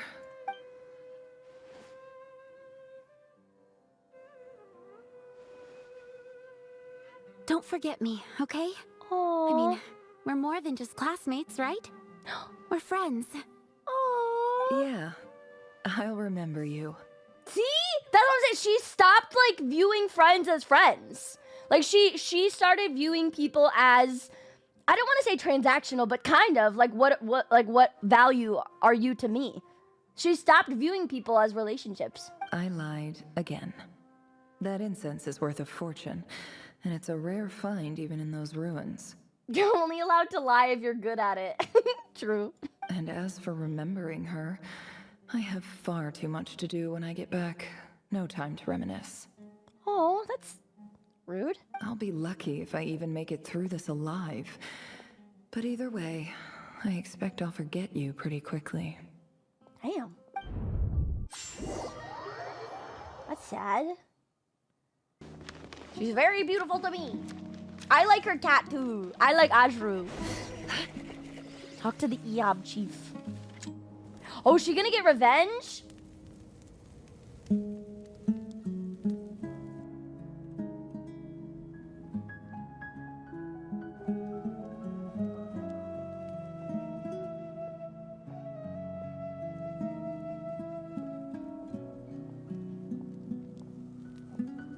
It's a pleasure to meet you, Mr. Arif. So, what does the Academia want? Since they've sent their special ambassador, I assume there's a big business deal to be made. If not, I'd be very disappointed. Please, sir, lower your blade. You're lucky I'm the one they sent. Not all special ambassadors share my admiration for the Eab people. The ever-shifting balance of power in the desert reduced the once great civilizations of this region to rubble and sand. But the story of the Eab has a very different trajectory. Oh. Others grew weak, but you grew strong, beginning in obscurity and moving to prosperity. Huh. So, you do know who you're dealing with? This well is the perfect symbol of your Ooh. strength, is it not? I wonder if It she's used to belong to the Unut, but it looks like you have control over it now. Oh. You're not wrong.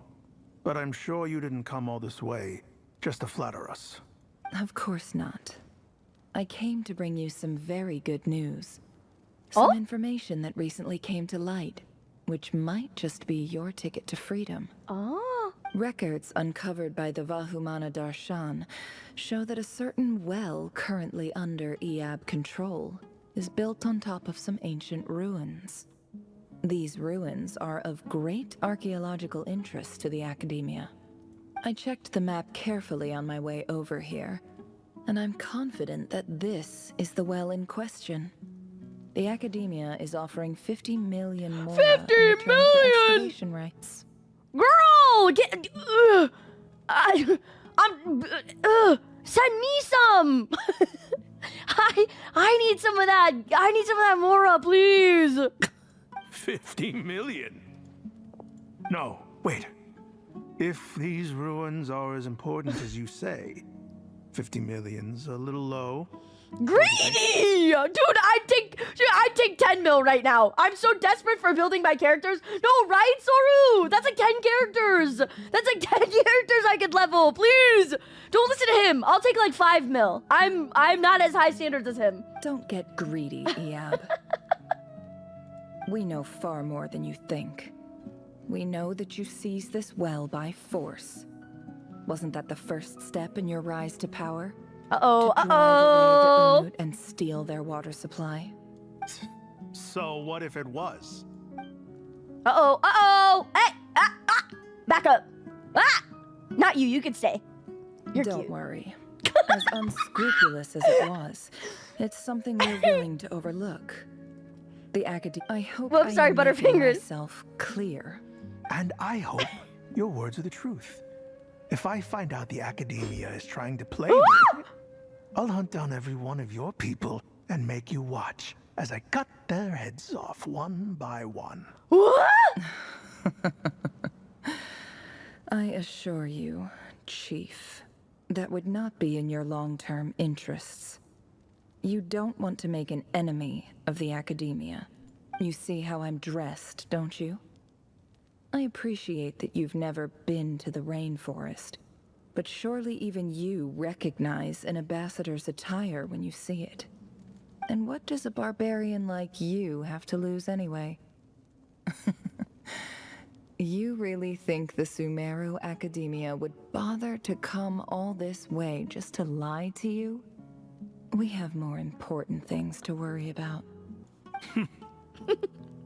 My fit goes hard, does it not? All right, I take your point. The Academia is the highest authority in the land. I'm sure you're trustworthy people. In that case, we have a deal. We will sell you the excavation rights. I'd like to thank you, Ambassador. This is good news indeed. Excellent news. In fact, it calls for a celebration. Would you do us the honor of staying a while and enjoying some Eab hospitality? Gladly. I am partial to wine myself, and I trust you are as well. So let's indulge in a few drinks together, in celebration of this momentous occasion. Is it poisoned?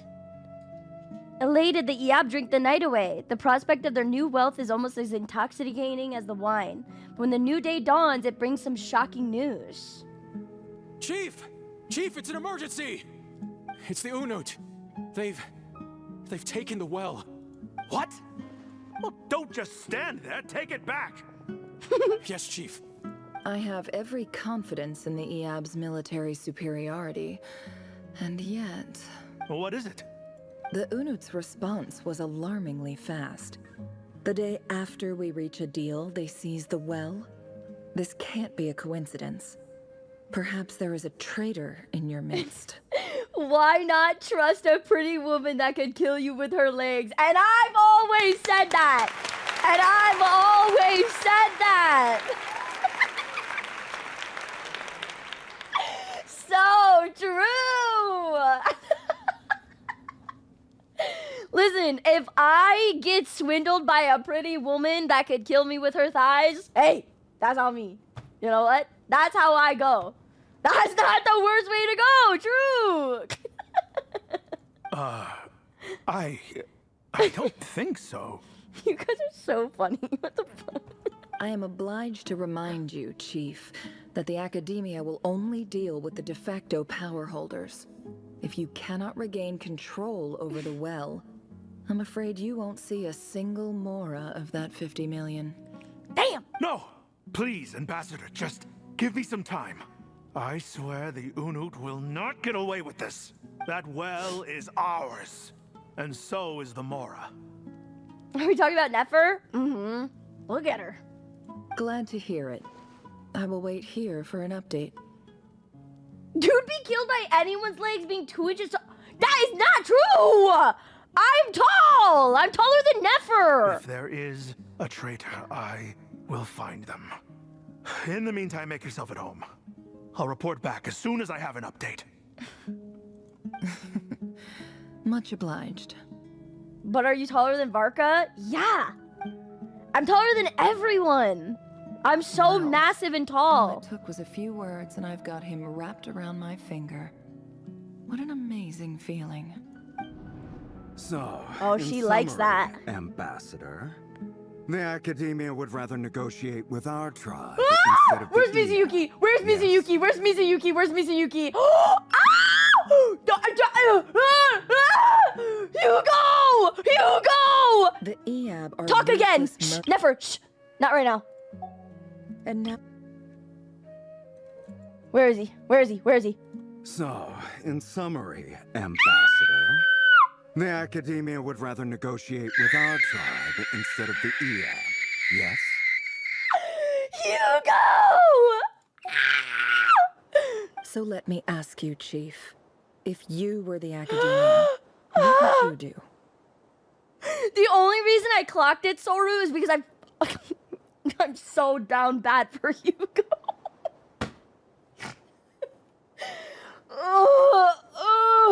I can recognize that voice anywhere. Also because allegedly he might be the same voice actor as Silas. Allegedly, because they've never said it, but possibly. Kill them all, of course. Precisely. The Academia does not tolerate those who stand in our way. The Eab have held back our academic pursuits for too long, and our patience is wearing thin. It's meant to be a parallel between Rayrir and Nefer. Oh, I can kind of see that. No, I just feel bad, chat. I do. I feel bad my playthroughs are so long. And like when I put them on YouTube and stuff, like my part 1 was like 8 hours long. And like, I bet you people are just like, why the f is this playthrough 8 hours long? And I feel really bad about it. Oh, I feel bad. I'm so... And obviously, like, I don't want you guys to expect that you guys have to be here the whole time. Yeah, I just love yapping with you guys. And I love talking about lore. I just feel so bad about it. I really do need to shut up and just keep playing, though. We got this! We got this! Lock in! We got this! We can do this! We can do this! At the same time, there is simply no way that the Academia can be seen to be intervening in desert affairs. I'm sure you understand where I'm coming from. Yeah, make sure everyone is stretching and hydrating as well. We have our own rules out here. If the rainforest dwellers raised arms against the desert tribe, let's start a bloody war. Oh my god, Hugo. Anyway. Right. We can't confront them ourselves, but we can support their enemies. The Unut have always had strained relations with the Iab, which makes you our natural allies. Natural allies. She's plotting something. Weren't the Iab your allies once? You were quick to send them after us to protect your interests back when we stole that water. And now look at you. You're at each other's throats. Let me be clear. The Academia wishes to collaborate with the legally recognized rulers of the desert in this matter. We are asking for excavation rights to that well, and our offer is 50 million mora. Say no more. I believe we have an understanding. Something tells me that they aren't actually offering up 50 million mora, and this is all an elaborate scheme to get them to go at each other's throats. Good. Then I suggest you get to work. Get us access to that well, and the mora's yours. You see, Dad? Lying is easy when you know how. People will believe anything. I kind of hope she apologizes to her dad at some point. Oh god.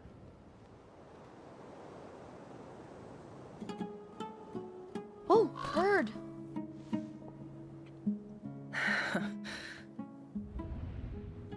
Oh.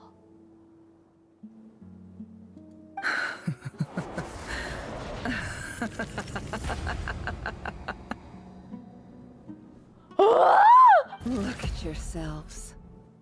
You may be vile, savage monsters, but your butchered bodies bleed like any others.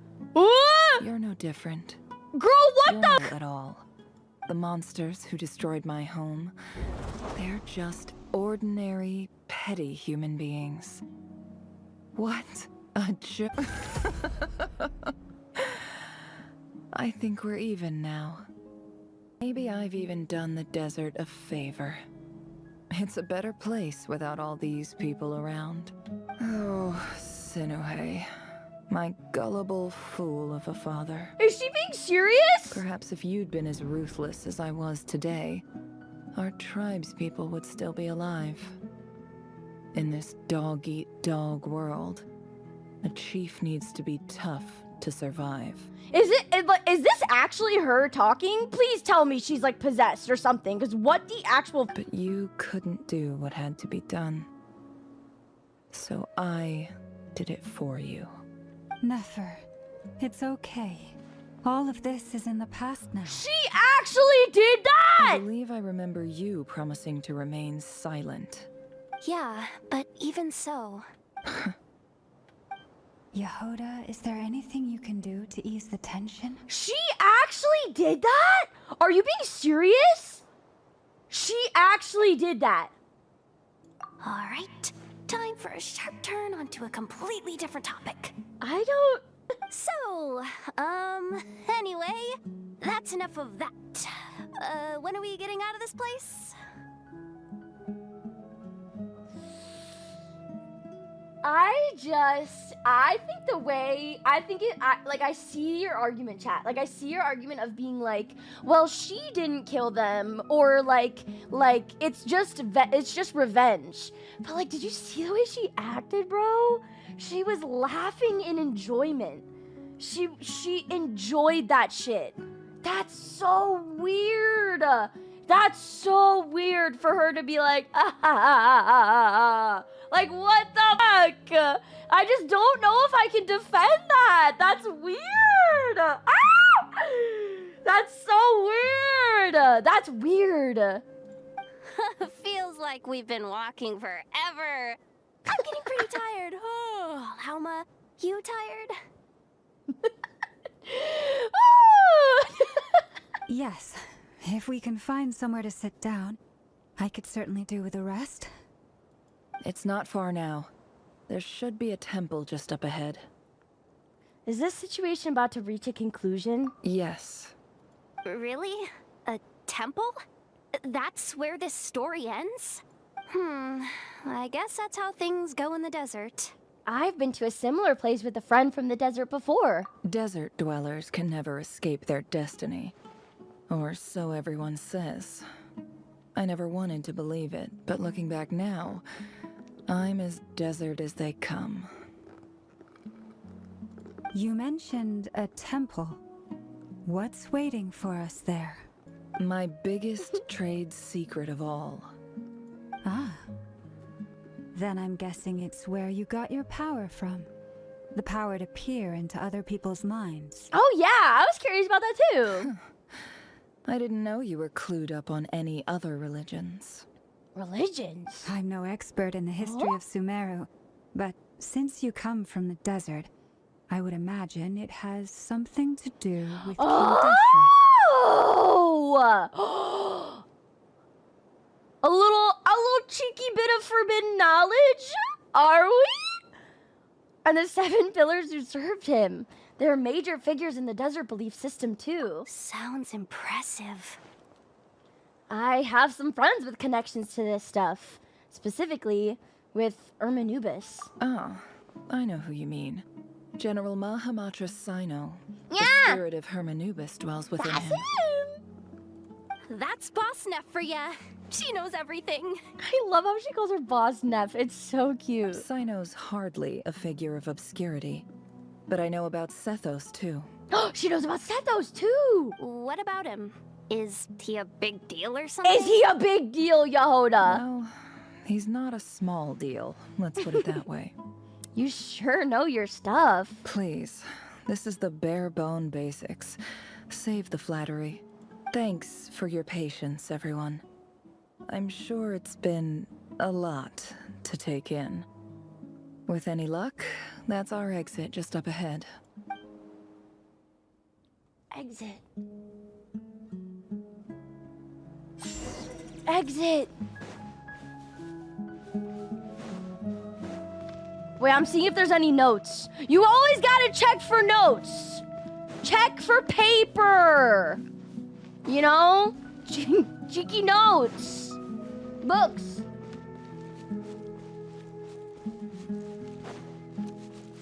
The new guy who's on the banner right now?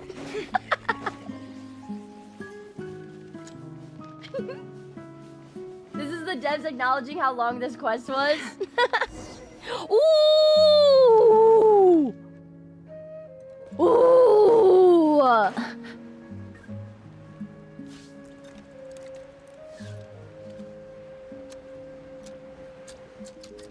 Trying to think, have we...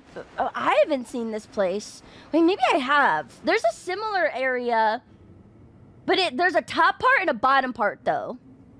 There's a similar place in Sumeru that does resemble this place, but I don't know if it's actual, like, if we've seen it. I'm totally out of my depth here. I don't have anything to add about any of this stuff. Like, look at that statue, for instance.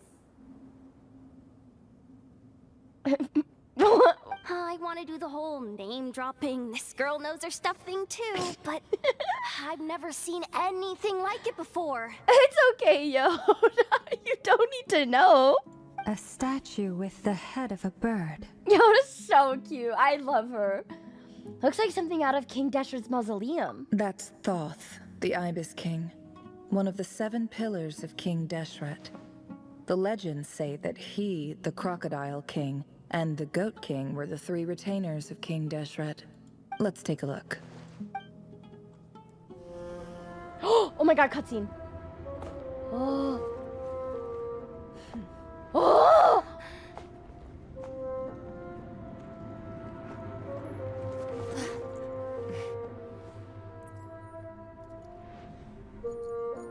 What?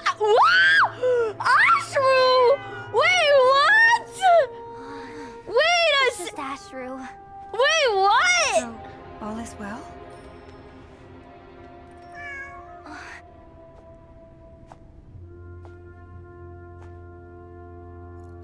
Huh?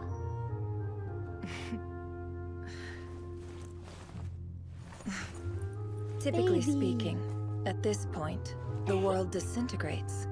Huh? Then we find ourselves back in the outside world. Besides, these are my memories. There's nothing to fear. You're sure? Of course. It's almost over. Whoa! Wait, what? Wait, what the fuck? Whoa! Whoa!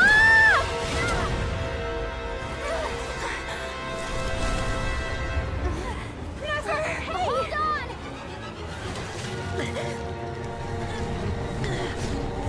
Oh! Oh God! Too much is always a death sentence. Well, tell it the Heropt's here!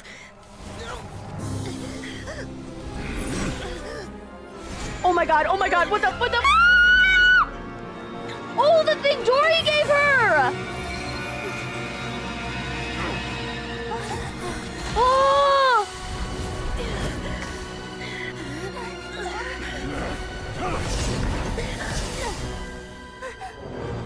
Ah! What the fuck? What the fuck is that? What was that? How repulsive. Yes! Yes! Oh my god, yes! Yes! Yes! Yes! Yes! Yes! Yes! Yes! Dainsleif! Dainsleif! Dainsleif! Ah!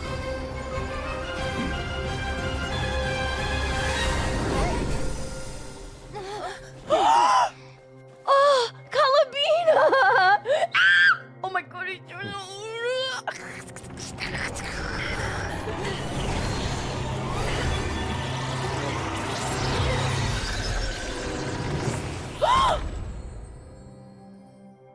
Is he trapped in the box? Girl, where the was Paimon? Oh wait, Paimon probably got Dainsleif and Calabina. Now that I think about it. We caught Rare! Use a Pokeball. Timed that pretty well, didn't I? Oh! You certainly did, thank you. It's okay. I'm just glad no one was hurt. Wait, Paimon actually came through. That's crazy. I never want to see a theory that Paimon is the unknown god again, because Paimon could have just noped us out right there, but she did her job. She did her job. W Paimon! W Paimon! Paimon did her job. She ain't soloing in Rear. But then she'd have an abyssal sinner to deal with. True. Paimon noticed you doing something too, Dainsleif. Were you helping get them out? Of course. Ugh. When I asked Nefer to conduct this investigation, I was not naive to the dangers involved. The way he's leaning against the wall! I had a duty to ensure your safety.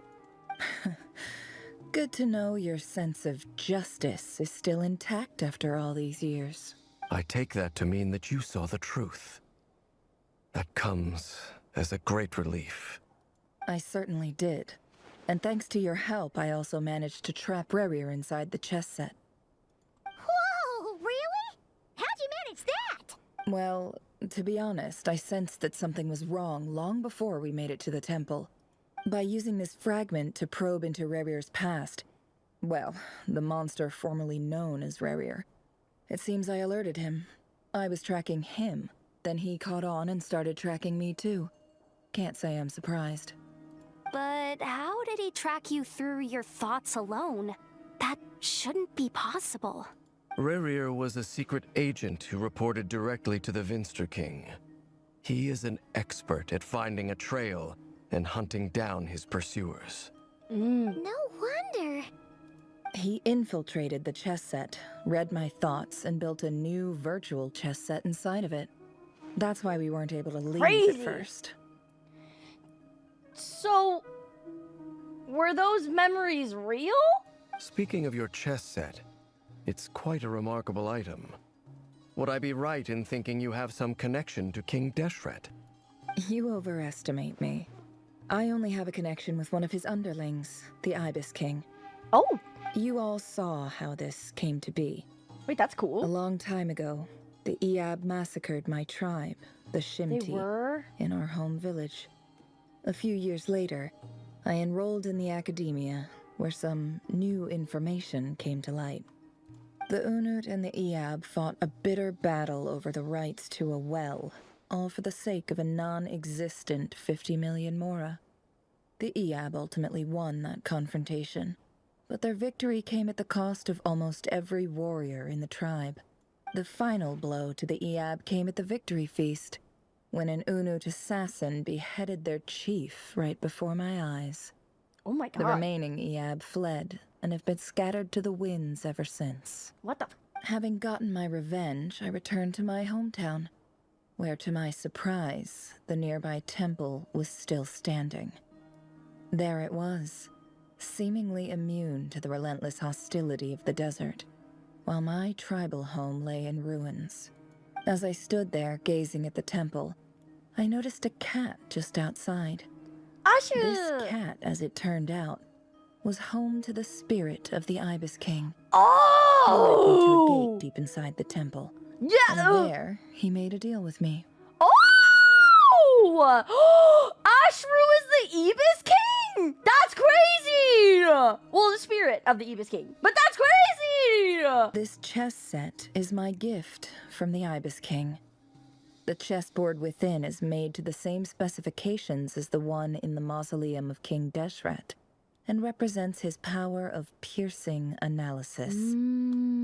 With this chessboard in its container, I gained a certain ability to perceive hidden secrets. Now, you could conclude that the Ibis King simply wanted to give the people of this world the power to seek the truth, but I don't believe that's the full story. Every god plays favorites. Their hearts are as fickle as any humans. Can I be Full of Venti's secrets, favorite? perversions, egotistical tendencies. But precious few gods are willing to admit this. He's like, girl, do I know. I hate those. Dainsleif is like, yeah, you can say that twice. It is the same with all powerful forces, including fate itself. Their gaze falls preferentially upon a select few. As you rightly point out, this is an act of favoritism. Gaze of the gods. If you're alluding to the Abyss, then yes, I agree. I don't... Was he? It is the same with all powerful forces, including fate itself.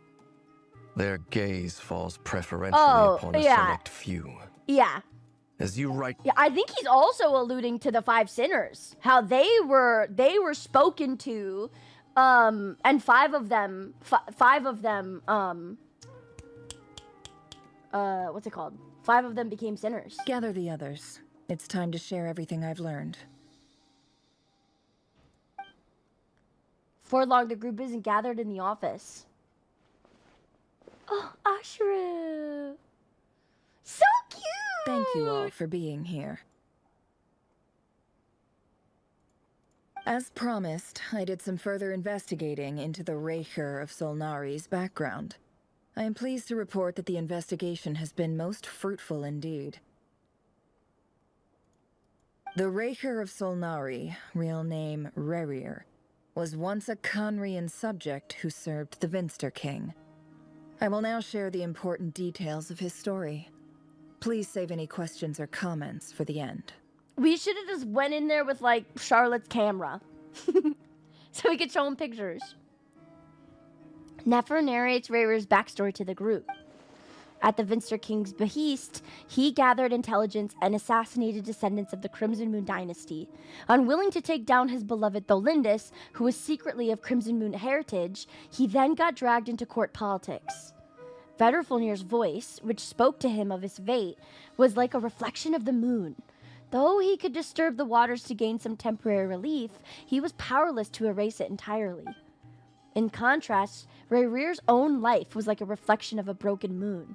Once the stormy winds of fate blew across the water's surface, it was utterly destroyed. Tholindis smuggled away a piece of the moon before disappearing through that mysterious portal. It was passed down through the ages, finally falling into the hands of the knave. But what lies on the other side of that portal?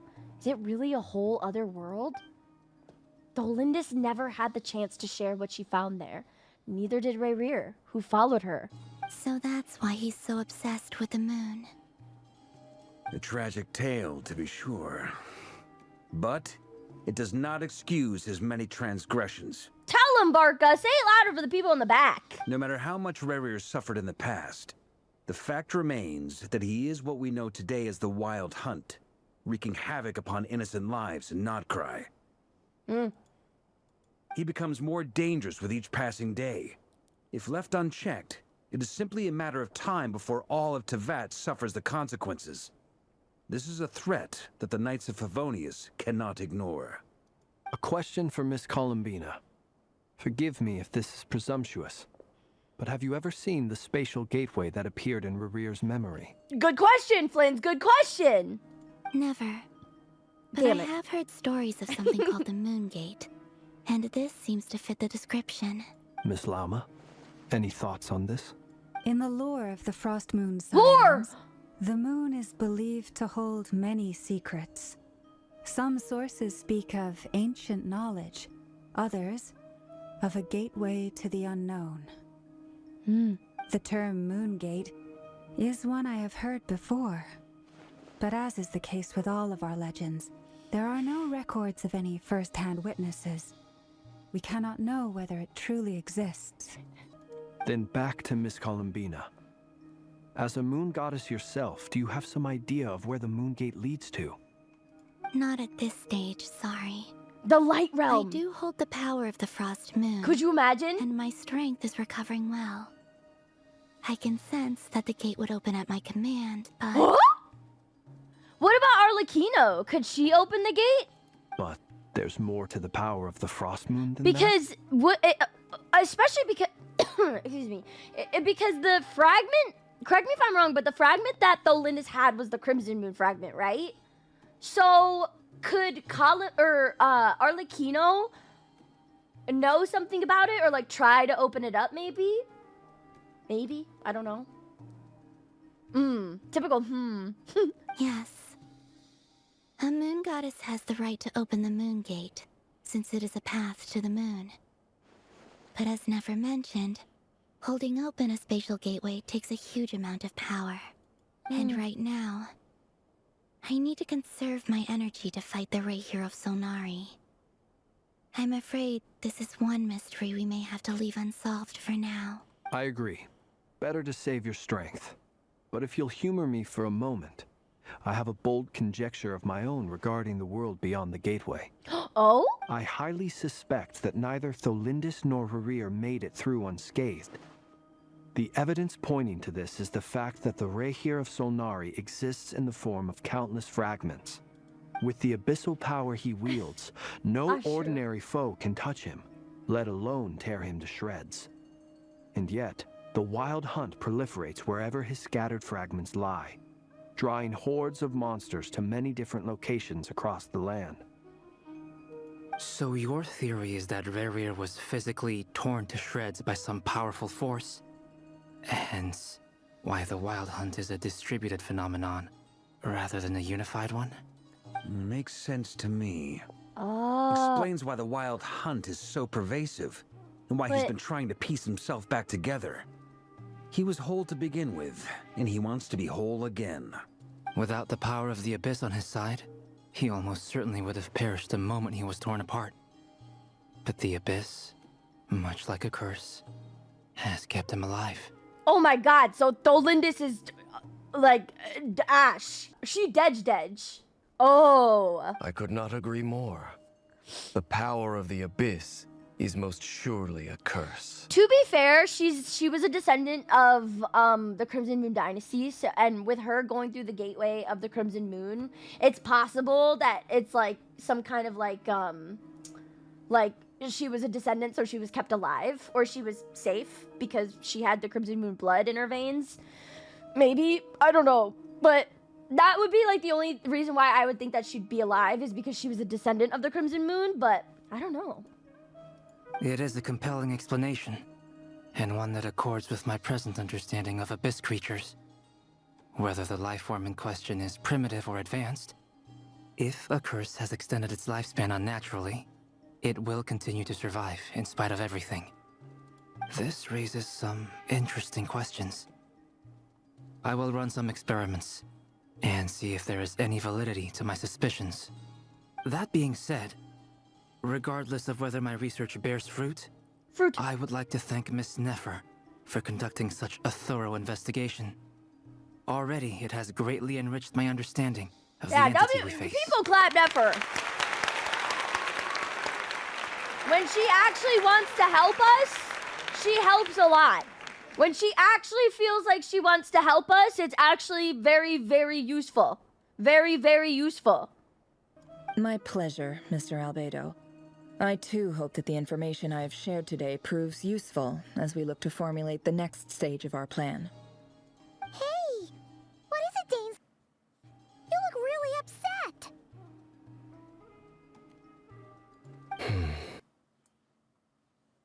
It's just... when I think of the man I once knew as Rerir, I struggle to understand why things had to turn out like this. Love makes you do crazy things, Dainsleif. The two of you used to be friends, didn't you? I don't know if these words will bring any comfort, but my heart goes out to you.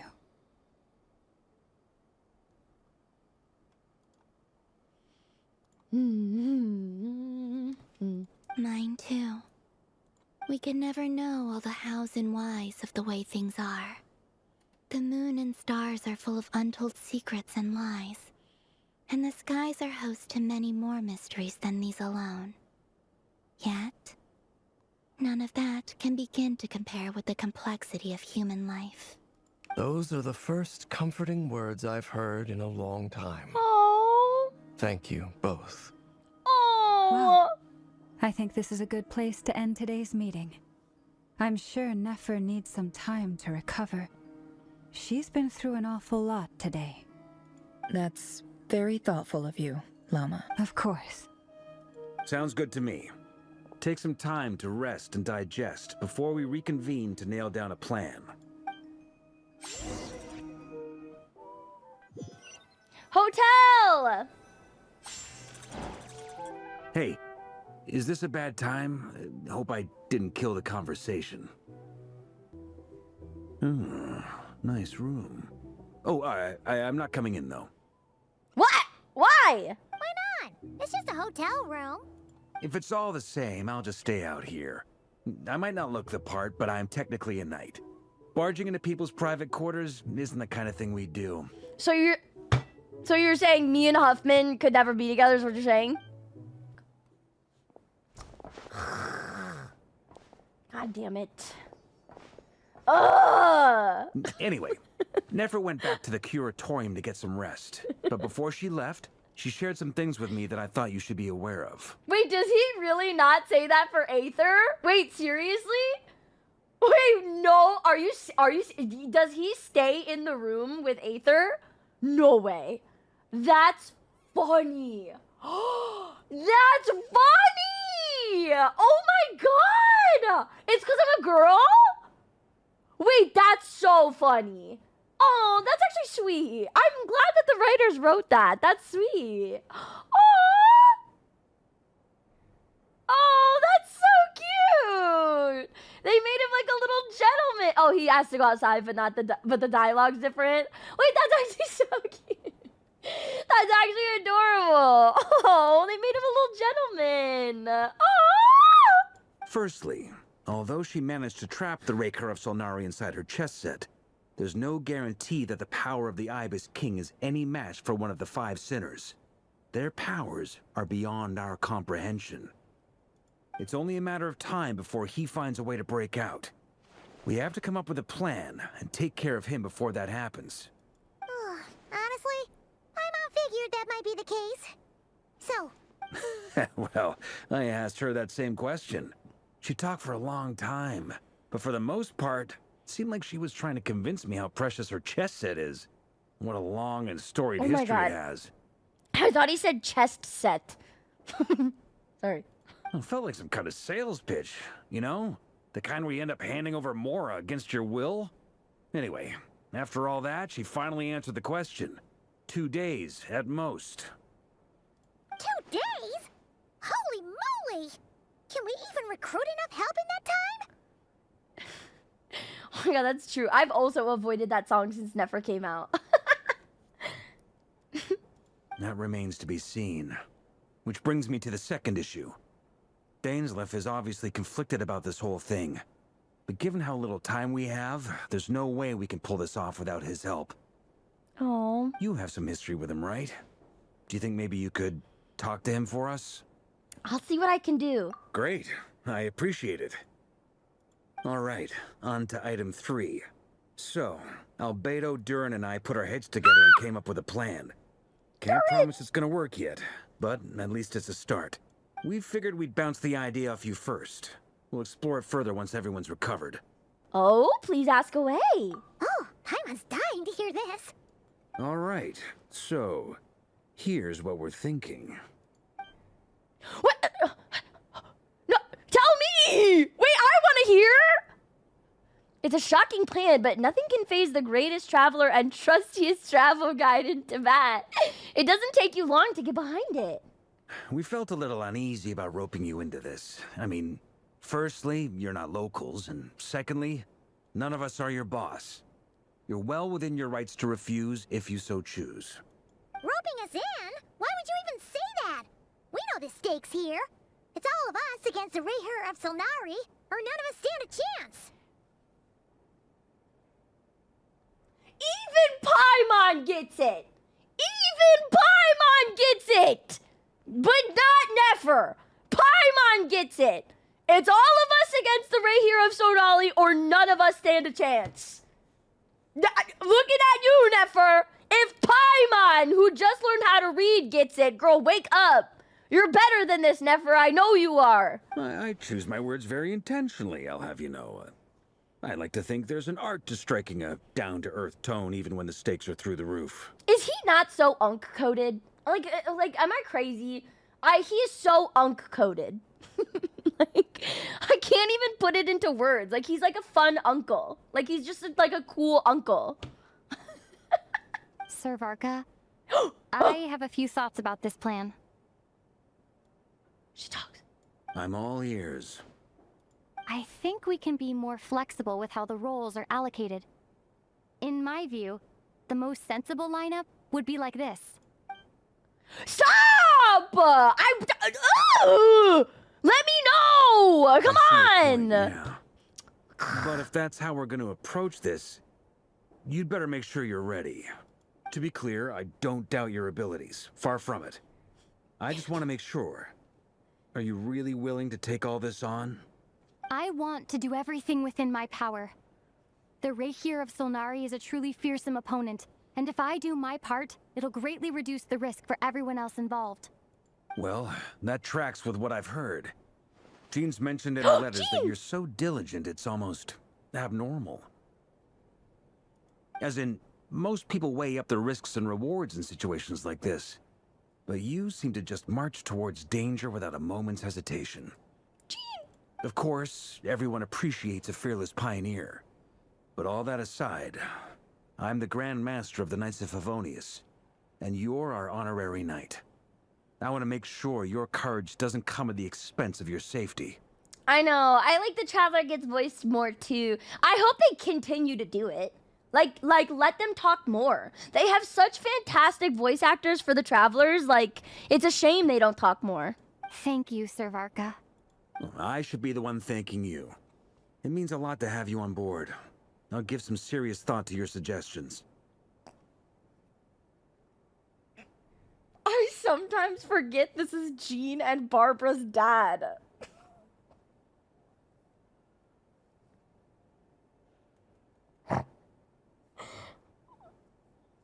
It's important to me. You know that's not right, right?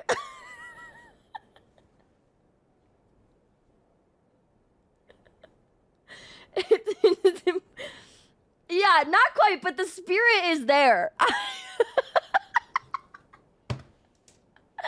Not quite, but I love the energy we brought to the studio today.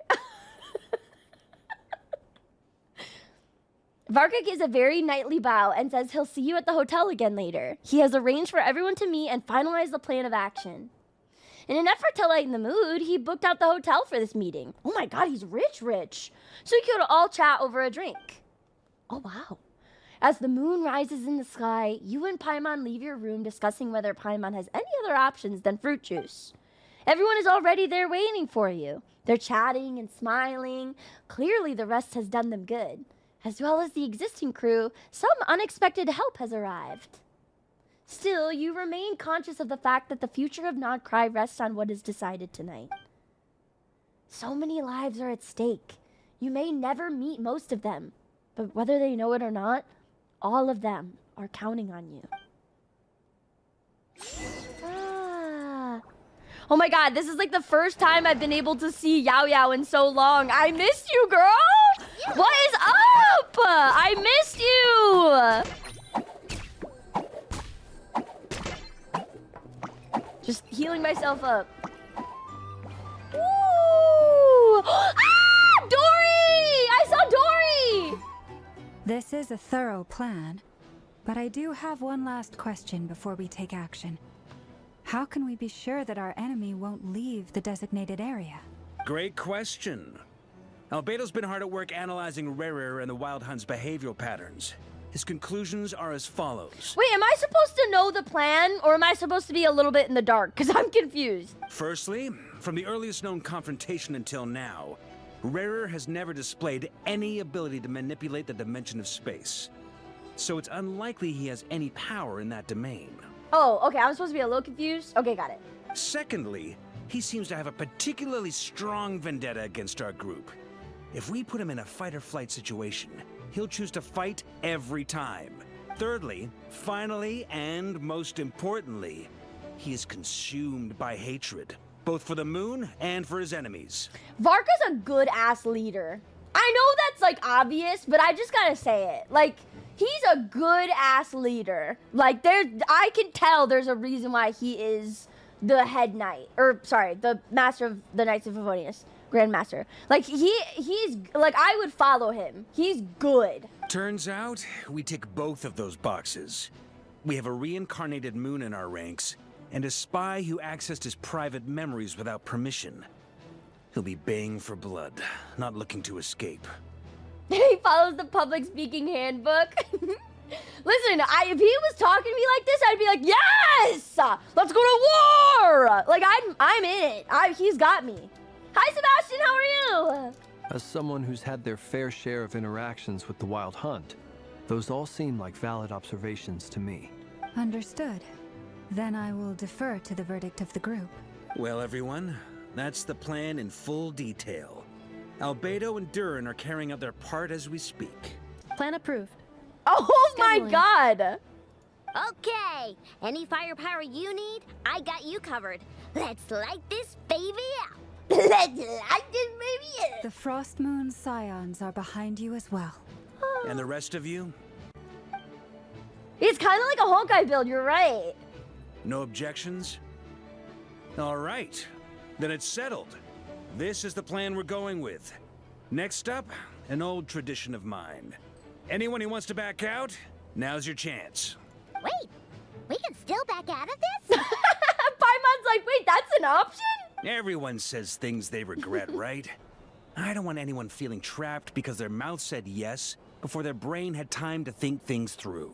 A very people-first approach. I hear that's common practice in the Knights of Favonius. And then there's Nefer with no-nos. Who'd you hear it from? D-Luke? Speaking of no-nos. Shh. We don't use people's real names at work. This contact will be known only as Owl, please and thank you. Okay, well, he already said it, so... This plan can only work if everyone does their part. Flintz and I will absolutely support it. We shall indeed. You'll be glad you accepted Oh my our god, help. I'm so excited to see what the plan is. Oh my god. Also, you are the last person I expected to see here, Miss Dory. Dory! It's not often I get called Dory in a work context. My peers usually call me Lord Sangama Bay. So, the longer your name, the higher your net worth. Is that the idea here? What? In that case, Mr. Flint's here must be worth a fortune. That's right. I know your full name. It's... The walls are thin here. I'd appreciate you keeping that a secret. I don't even know if she could have said it. It'd be impressive if she could have said it. Okay, fine. I'm actually only here as a favor for someone else. Do you have any idea how much it would cost to hire me otherwise? Reveal yourself. Oh, does this mean someone out there actually has the power to boss Dory around? It most certainly does not. We have a long-standing and mutually beneficial business partnership. She's actually the mom of a friend of yours. Alice! Oh my god, if we see Alice, I'm gonna poop my butt. Oh my god. Ah! Oh my god, Alice, please! Said Mom. Show yourself! Little trinket, but now that lady's ruined everything. If I don't start building a little goodwill now, my whole business in Nod Krai is gonna go down the drain. Okay. So what exactly is so special about this pendant? It's a lucky charm that a great mage made for me. We have a business relationship, and she was worried that something bad might happen to me. So, she wanted me to have something that can store power to protect myself with. I finally got it all fully charged up with Kovaki, and then never went and used it all up at once. Never lost so big in my life. Oh my god, I love Dory! You're right. It was all my fault. What do you mean Dory's kiwi size? That's not true! But I'll make it up to you. I'm way taller than Dory! I'm so tall! You will? Well, in that case, how about you give me your chess set? And we call it even. Oh, I think that was off the table. I knew you'd say that. Well, it's yours if you want it. Ah! In fact, take it now. And I'll even throw in a free Raker of Solnari. Deal? Cheeky. You're putting me in a difficult position here. It's a very useful thing to have around. But I have a funny feeling it won't be around much longer. I guess we'll see in a couple of days. Looks like bankruptcy for me. Hey, don't be so pessimistic. See this through and you never know. You might find a new business opportunity on the other side. Oh, cute. With an action in place, everyone chats. You and Paimon decide to check in and see how each did. I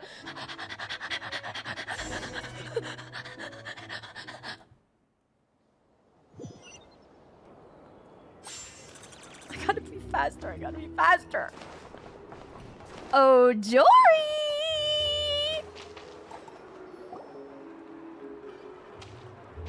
Dory, how are things going? Feeling ready?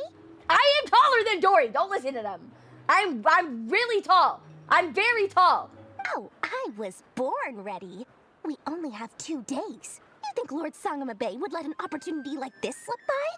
Don't forget, when something's in high demand, the people with the goods on hand get to charge the highest price of all. Even Unironically, higher than though, the sellers taking advance orders. I would cosplay Dory. I love her outfit. I love overalls. Overalls are one of my favorite things to wear in life ever. I would cosplay her. She's so cute. She's adorable. Ta-da! See? It's right here. What? Whoa! Is that a knowledge capsule? But bigger? 2.0? Oh, it's so pretty. Did you make it? I had no idea you were so skilled with your hands. No, I have a supplier. We go way back. So he made me a very attractive offer. Oh. Aha! No wonder you were talking about lucky charms at the meeting. You've been getting Kame to make them for you. Kame! That's not the full story. It actually started a while back as a project between me and the Dendro Archon. Mage Alice once warned me that this world won't stay safe forever. There may come a day when everyone faces a great crisis. That's foreshadowing. That's foreshadowing. And I've been saying this. If we're in the first half of the Samsara, the end of the Samsara is gonna end in a big crisis or a big catastrophe. Oh yes, hydration! Hydration station! I passed this on to the Dendro Archon, and she secretly brought together a research team. made up of Sumeru's top scholars to invent a technology that could keep people safe. I won't go into the details because it's all very complicated, but if you want to know more, you can ask the Dendro Archon about it sometime. I want to ask her about that, yes. Anyway, point being, it was the Dendro Archon who asked Kaveh to build this little contraption. As one of the top Kasharawar talents, he was the obvious choice. I wonder if we can go and talk to, Nahida after this. Took him long enough. He stressed over it for ages. Must have gone through at least a dozen designs before producing a final product. But that's Kaveh for you. Marak delivered it to me a couple of days ago. I love along Kaveh. with a letter from Kaveh. Could I ask why I'm sending this technology to you? And what's your proposed use case? Has it been approved by the relevant authorities? So nosy. My fault for sending him the research permit to begin with. I love Kaveh! Surely Nahida must have told him you were involved in this project. He was probably just nervous because you're always so secretive about your business. Could be. Anyway, I just replied, let's hope there never has to be a use case, because it would involve grave danger. Fair enough. But it sounds like he was just being cautious. He probably felt responsible as the one who made it. Or maybe he was asking as a favor for his housemate. He's done that before. Not sure why, though. His housemate doesn't seem to really care that much about this kind of stuff. Boyfriends. Either way, all's well that ends well. I'm just glad to finally have my hands on the product. I wouldn't want to be without it, given the potential dangers that lie ahead. Aww. Huh? What does that look mean? Paimon's just super surprised. This must be the first time we've ever seen you actually get serious about something. This is not the Lord Sanjima Bay we're used to. Oh, she's like actually worried. She's so like unserious about everything in life, and like now she's locked in. That's how you know it's serious. Well, a long time ago, I made a promise to myself. I promised that I was gonna live every day of my life with a big beaming smile. Obviously, Mora plays a big part in that. But there are always gonna be times in life when you have to give something back. That could mean paying back a debt, returning a favor, or showing some kindness. Alice has been a huge help to me over the years. She was the first investor I ever had. And I want my investors to know that Lord Sangama Bay is the best in the business.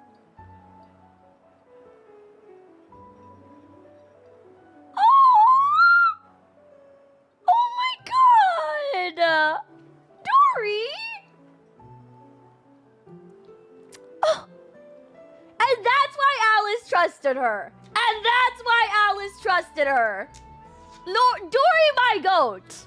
And more than that, no one knows what the future will bring. Whatever happens, I want to make sure the Dendro Archon and all of Sumeru is prepared to face whatever comes. Unlike someone else. Sorry. Just a subtle jab. Just a tiny jab. Just a little one. Back to the pendant. You never intended to ask for it back, did you? Oh, that? I was just making sure Nefer and I are square. Don't be thinking it was some sort of benevolent act. I'm no saint, so don't treat me like something I'm not. My priority is doing the business that I want to do. So long as my conscience lets me, but it usually does. That's the Lord Sangama Bay business model. All right, if you say so. I do say so, and that's the whole point. If you say so. I'm a businesswoman. Don't go trying to figure out what kind of person I am. You'll exhaust yourself. Much easier for everyone involved if you just take my word for it. Oh, and could you two help me get this stuff where it needs to be? Thanks so much. You're my favorite assistants. I love Dory. I'm like so glad Dory's getting the redemption arc she deserves. I love Dory.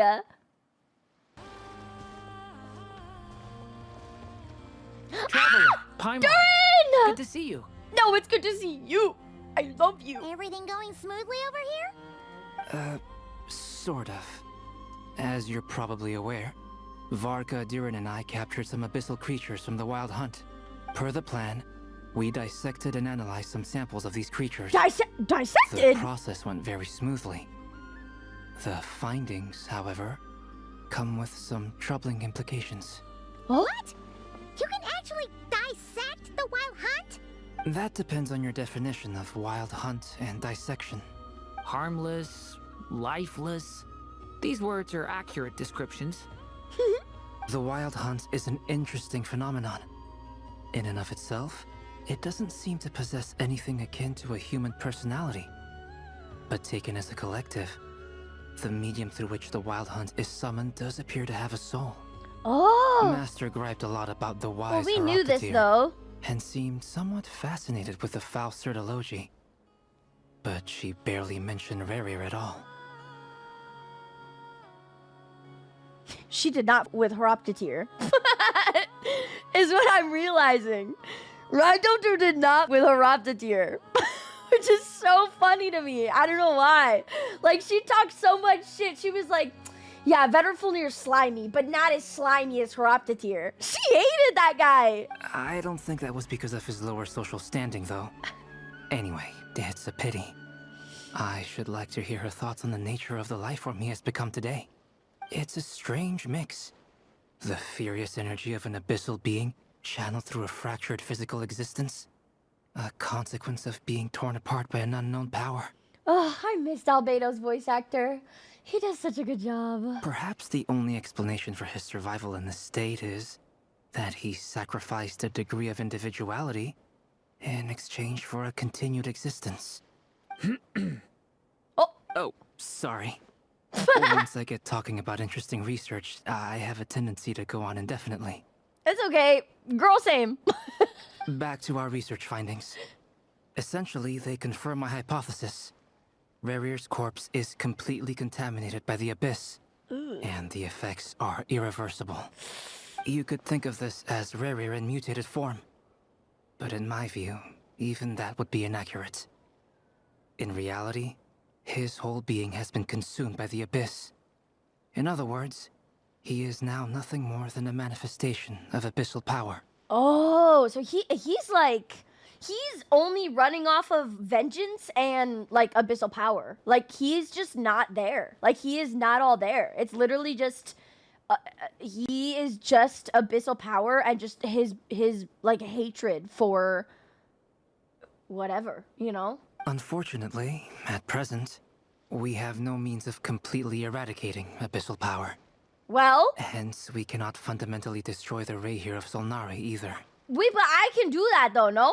Isn't like the whole Traveler's gimmick that I can like suck out the abyssal energy? Like, isn't that like my thing? Ain't that my thing? Like, why can't we just like, yeah, if I had a whole training arc with Skirk, why can't I have a whole light training arc? You know? Oh, that's terrible news. So, that's it? We can't defeat him? Not even if we get the power of the Three Moons? Miss Columbina's situation is a difficult one. She can never achieve wholeness when the world does not accept her presence. I love it when you speak. You're so cute. It's as if her creator banished her to a place she can never be accepted. It means she spends most of her energy just on her own survival. Oh, that's so sad. Like, yeah, why was she born? I'm so interested as to why she was born in the first place. Given the circumstances, it's only natural to despair. But we must see this plan through to the end. Time to kick off the backup plan. Oh, Paimon almost forgot. This is for you. Dory asked us to bring it. Ah, how wonderful. Well, thank you for making the trip. Durin and I will be heading off shortly. I'm sorry I won't be there to protect you in person this time. Please be careful. No, you be careful. If anything happens to you, I will die. I will kill myself in Minecraft. Don't you be careful. All right then. Stay safe. Oh my god. I hope nothing happens to Durin. Oh my god. No, because now I'm panicking. Because what if something happens to Durin, guys? What if something happens to Durin? What am I gonna do? No, it's okay. He's fine, right? He's gonna be fine. Surely he's gonna be fine. Surely.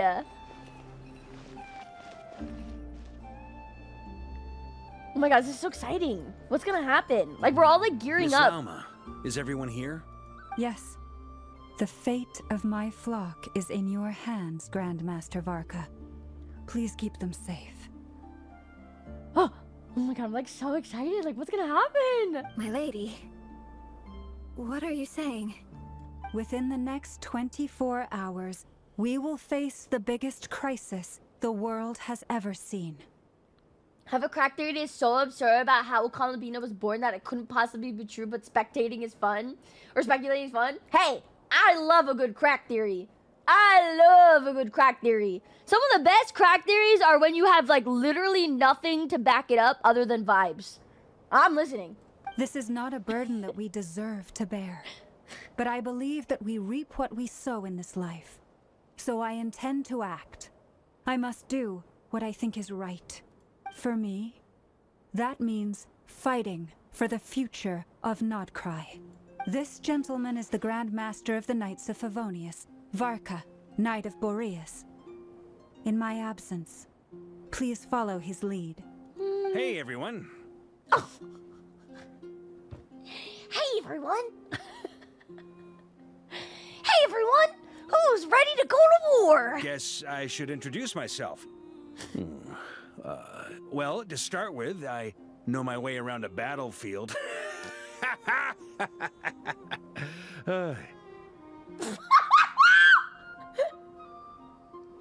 guys, he's an unk. He's such an unk, bro. He's so awkward. No, literally, Mizuyuki. He's just a dad. He's just a dad. Ha ha ha ha ha. His laugh, not mine. Wait, that's so true, Eclipse. He does laugh like that. That's so funny. He does. Yeah, he gives like dad Jim bro. Like a The biggest strengths are honesty and hard workingness. Anyway, point is, I don't intend to let Lauma down. I'm gonna do everything in my power to keep every last one of you safe and sound. oh. You know what? He's got the spirit. Oh, Dainsleif. Oh my god, locked up. Oh my god, Dainsleif. Dainsleif.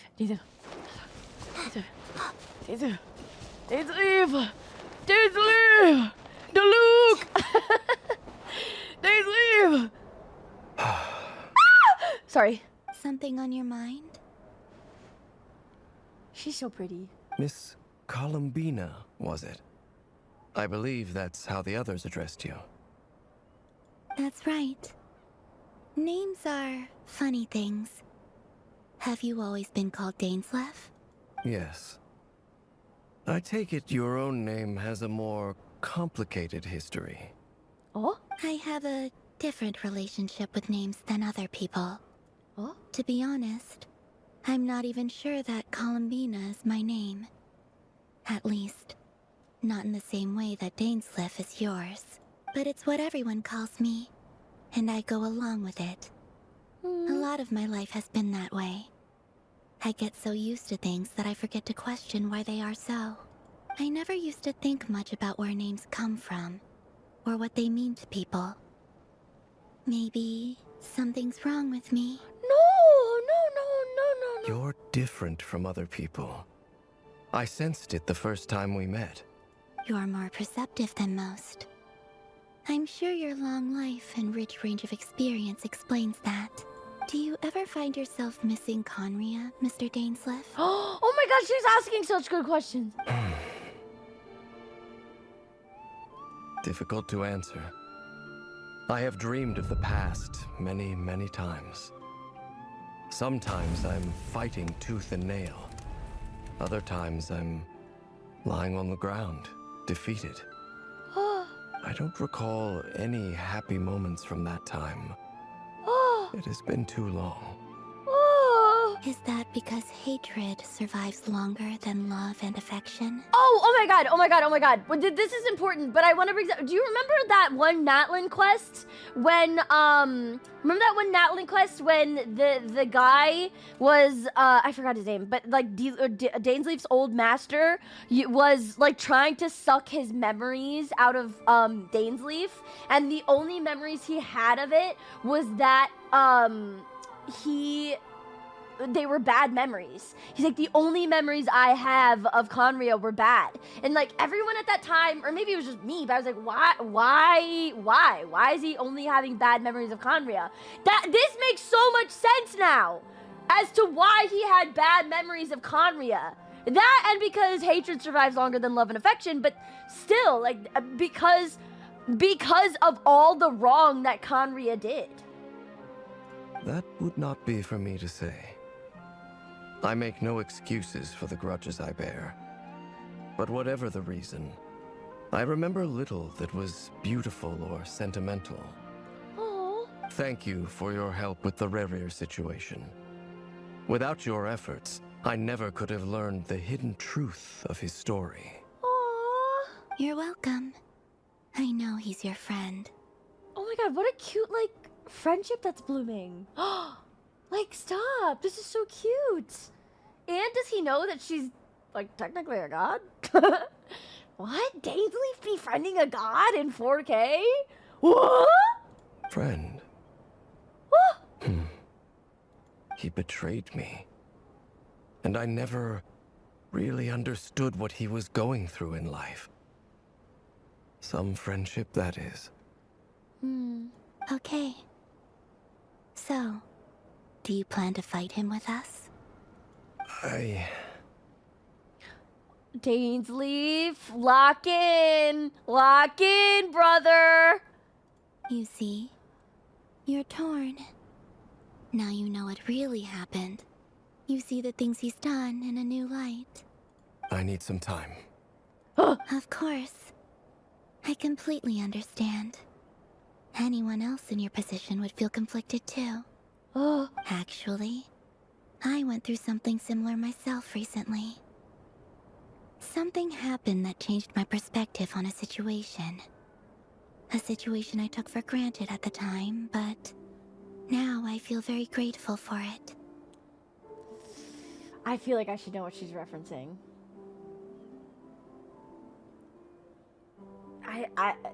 I feel stupid. What is she referencing?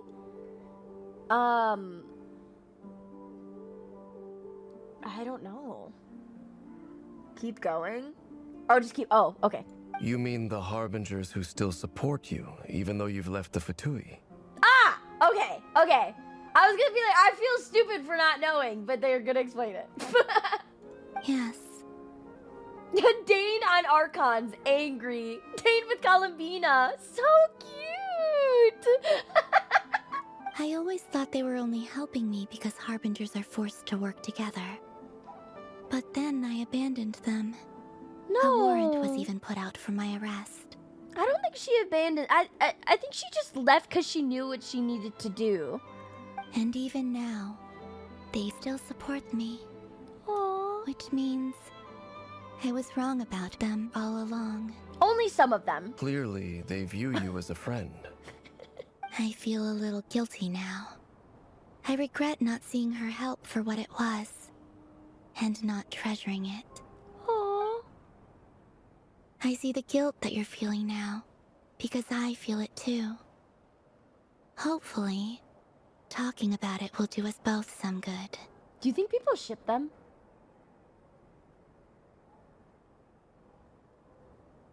Like, I can weirdly see it. Like, a little bit. Like, I'm not, like, super, like, on board, but, like, I feel like it's there. I feel like there's gotta be some kind of, like, Column Dainsleif. Or Column Sleeve. Or Dame Bina. People ship everyone? True. If you can think it, there's a ship. I already wrote a fanfiction. I already did it. That's so true. That is Minzleaf's wife.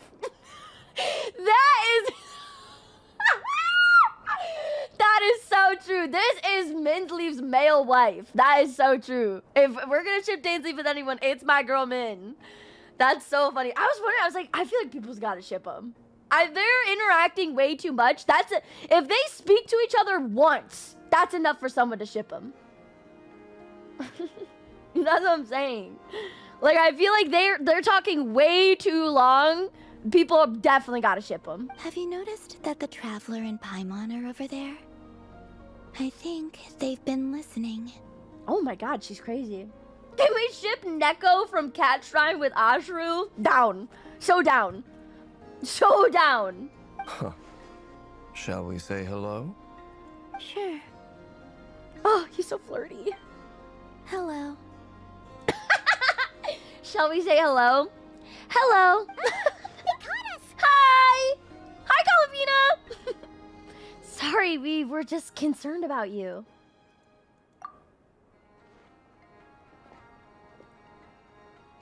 I apologize for making you worry. Oh! No doubt you wish to know where I stand on the plan to take down the Raker of Solnari. I'm afraid I need a little time, but I will seriously consider joining you. You will? Oh, thank you so much! Everyone will be so grateful to hear that! They needn't be. This was something that I was going to have to face up to eventually. That doesn't matter to them. They're grateful to you regardless. Oh. You can't control their gratitude, so just accept it. And then, have a think about whether you're willing to join us. Yeah, have a good think. Have a good think. I love him! It's nearly showtime! Let's go rendezvous with the others. You know the place. This isn't the last Archon quest, no?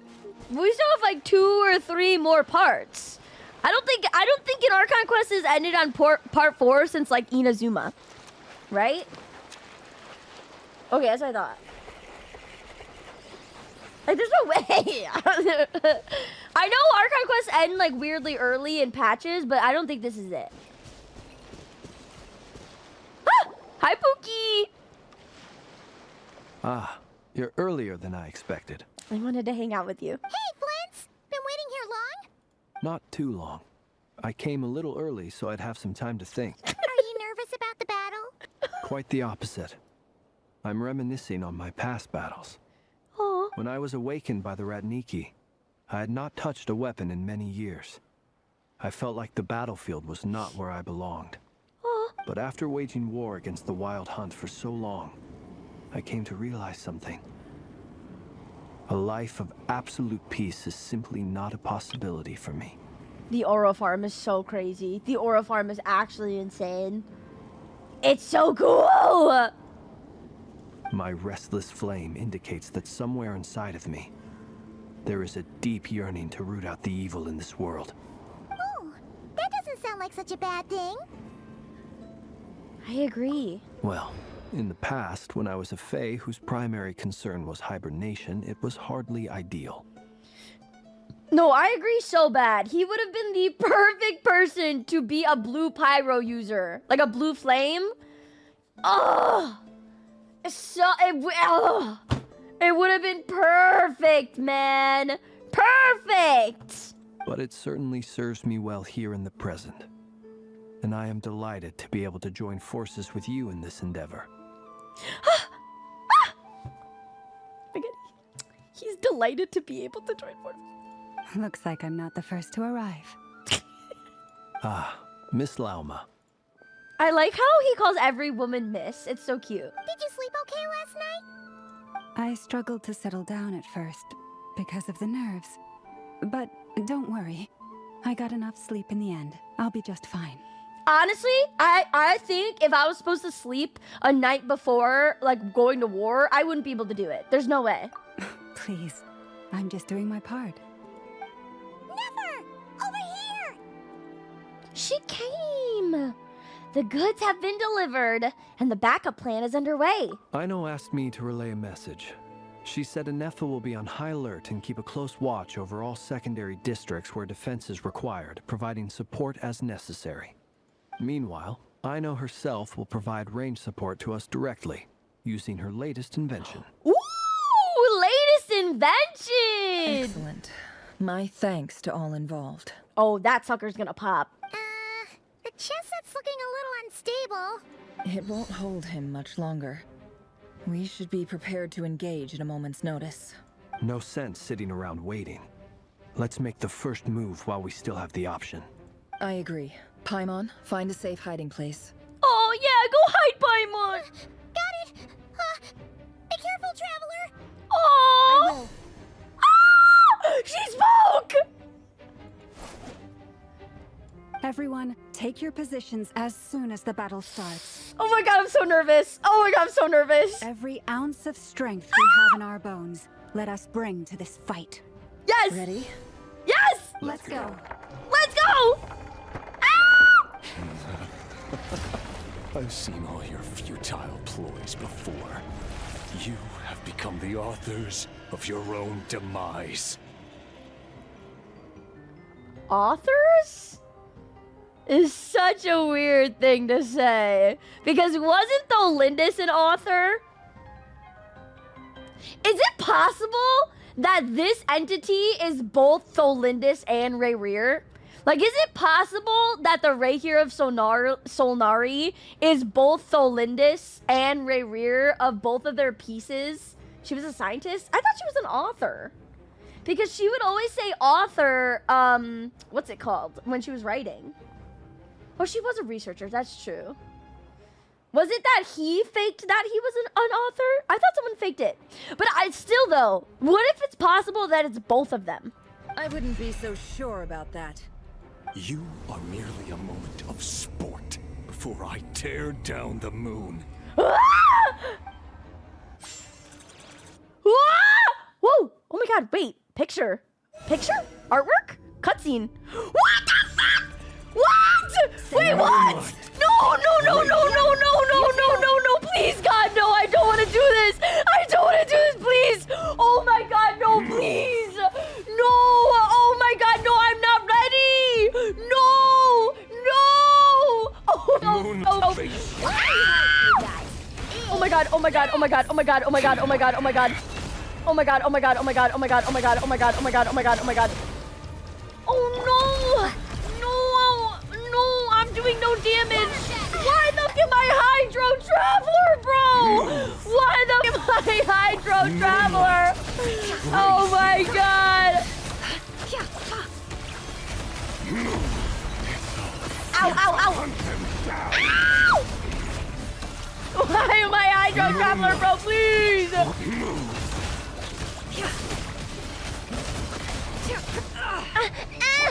You poor lost lamb. Pathetic. Oh, wrong button. It all adds up. Moonlight is over. Great. Who wants to go first? I missed! What is this? He healed himself! He healed himself! That's not fair! No! We've been separated. What is this? What the hell is this? What the fuck? What the hell is this? He's not even taking damage! He's not, look at his HP bar! Look at his HP bar! I'm hitting him and nothing's happening! I'm hitting him and nothing's happening! Oh, Q! Whoa! Whoa! What's happening?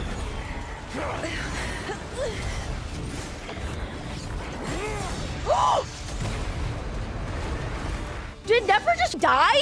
The only way to defeat Rayrir is to borrow his own power. Did Nefer just die? Hello? Is she okay? That means Columbina will have to disappear while you two bear the brunt of his attacks. You have to hold on. Find a way to keep him focused on killing the two of you. What? Well, I think he just did one of them. What? Oh my god. Oh. Your eyes are bleeding. Her eyes? What? Soon you will be powerless to resist. And then, I reduce you to dust. Have we tried But like that a dust hug? will plague your memories. Like a hug. I feel like this man just needs a hug. Come on. Keep holding on. Oh my god, dude, is she okay? Any other tricks up your sleeve? Let's see them. As entertaining as they are, you've backed yourself into a corner.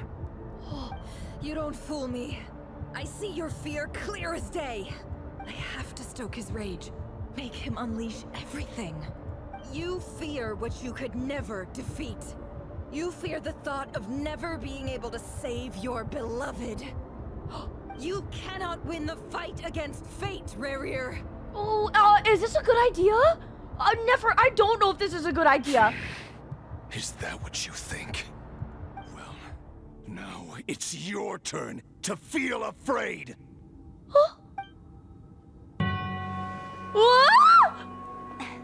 You fear the sound of your own name? Is it us you hate? Or is it what you've become? Let's see what becomes of you! What is that? What is that? Albedo! Albedo! Right? Albedo? Or that's Rhyndoter. Albedo?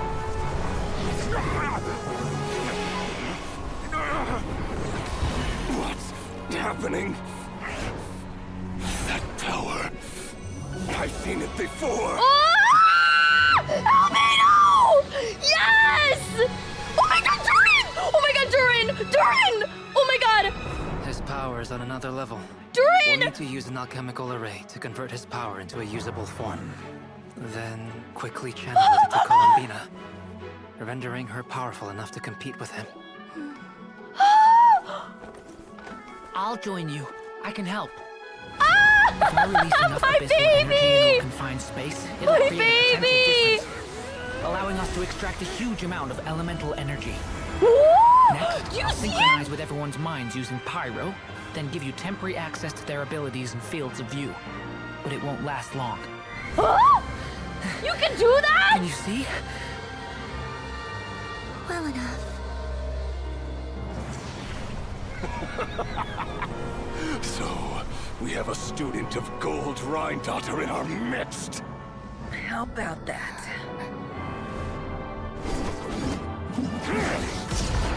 Ah! No, no, no, no! Oh my god! Oh my god!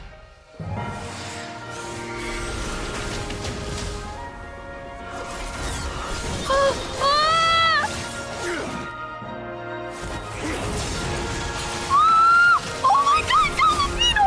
Holy shit! Oh my god, Galapino!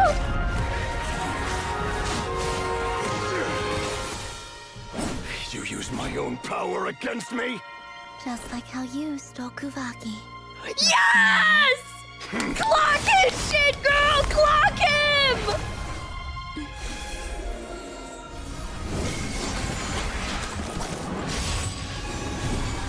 Holy shit! Holy shit! This is insane! Oh my god! Is she gonna yeet him to space?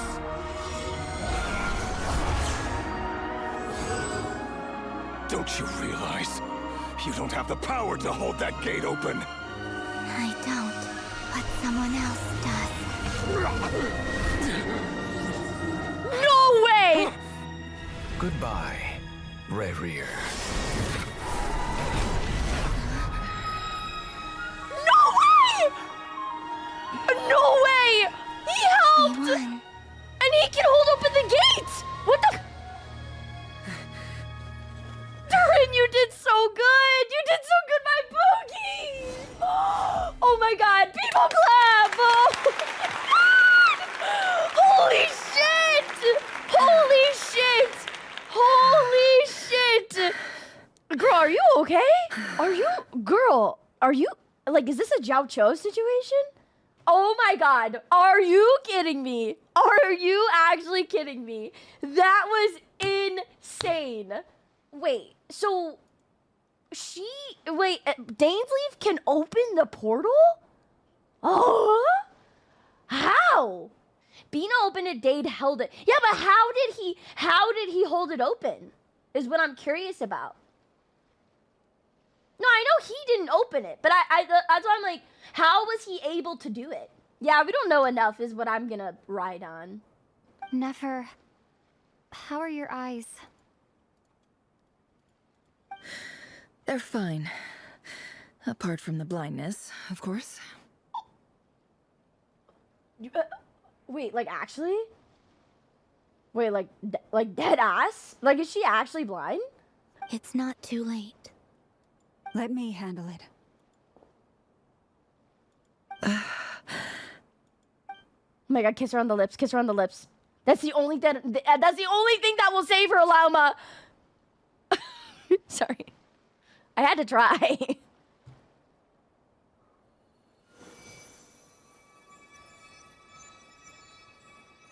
Miss Nefer, it's not like you to lose your composure. That was the most reckless thing I've ever seen you do. Reckless how? The situation was critical. Our lives were at stake. We had to do something. Even so. Okay. I guess you're right. Under the circumstances, it was a wise decision. You traded your eyes for an incredible victory. All right, Nefer got some points back in my book. Nefer got some points back. Not all of them, though. Don't get too excited. she's not 100% won over in my book. I think I still like Dory more than her. I'd give my business to Dory. I said it. In business terms, I suppose that's a huge return on investment. I think Lauma's great for her, actually. I think Lauma is the perfect person to teach her that, like, you shouldn't treat people like transactions and you should, like, care about them. I think her and Lauma are perfect, actually. I think Lauma's gonna be so good for her. I'd be hard-pressed to argue otherwise. Still, I don't like this outcome, and I don't want you to lose your sight for good. People suffer when they make sacrifices they shouldn't have to make. Whether that means faith, strength, or in this case, your ability to even see. I had hoped you could win without sacrificing so much as a single hair on your head. Thank you. Really. All done. Wait, can she see now? Did it work? Don't try and open your eyes just yet. We'll see how you're doing in a couple of days. Until then, please follow your recovery plan to the letter. I'll send full details through Yehoda. For now, just get yourself home, relax, and rest. Ah! Girlfriends! Oh my god! I love the gaze of the gods! My dear friends, we have fought bravely and achieved a spectacular victory. A dark cloud has been lifted from the skies of Nod Krai. All in this land will be grateful for what you have done. Dude, how is this story gonna continue? I believe Lauma can actually fix her. It's true. If anyone, the jokes aside, I can fix her. I actually think Lauma's the one that could do it. How are they gonna continue? This is crazy that there's still more to the Archon quest. Like, in future patches, I mean. Because, like, how are you gonna continue that? Obviously, we need answers for her, for Columbina. But still. The moon will remember this day. Thank you both. Something tells me Rayrear's not dead, obviously. Oh, I'm loving that they're doing this. I don't know if they took like a page out of Honkai Star Rail's book or whatever, but I love that they're doing this. This like cute little artwork like in between scenes. Ah, I love it. Yehoda shows up and helps Nefer get home. And you, of course, have Paimon to escort you back. Paimon! Paimon. We love Paimon. The sight of Nefer navigating the road with her eyes closed is a new one for you. She proceeds cautiously, but as her silhouette disappears into the distance, you notice she seems almost smug. There's something I want to let you know. Oh? What is it? When Durin connected everyone's minds so I could access their powers, I also felt everything they felt. And since Nefer's eyes were injured, my eyes are hurting now too. No! Huh. Hold on. Let me try. I only feel the pain. There's no actual damage. I just thought I should tell you. You're right. There's no damage. That's a relief. But I must say, I'm surprised to hear the Kutar share something like this with me. In the past, you never used to open up about yourself. Aww. Okay, incredibly random thought. Incredibly random. And I'm going so off topic, so don't judge me. But if you took Lauma's eyes and Varka's, like, everything, and put Lauma's eyes on Varka, you'd get a buff Aventurine. Things are a little different now from how they were. I'm learning to share how I truly feel with my friends. Friends! Oh, my heart! Oh my god, I actually, like, want to cry. She said friends. Friends. You have no idea how glad I am to hear that. Friend. You can't help but break into a smile at the word friends. As a warm and fuzzy feeling fills your chest. One by one, your fellow teammates report in to inform you that everything is under control. At Lauma's insistence, you lie down. You fought on the front line against Reir, and now you need rest.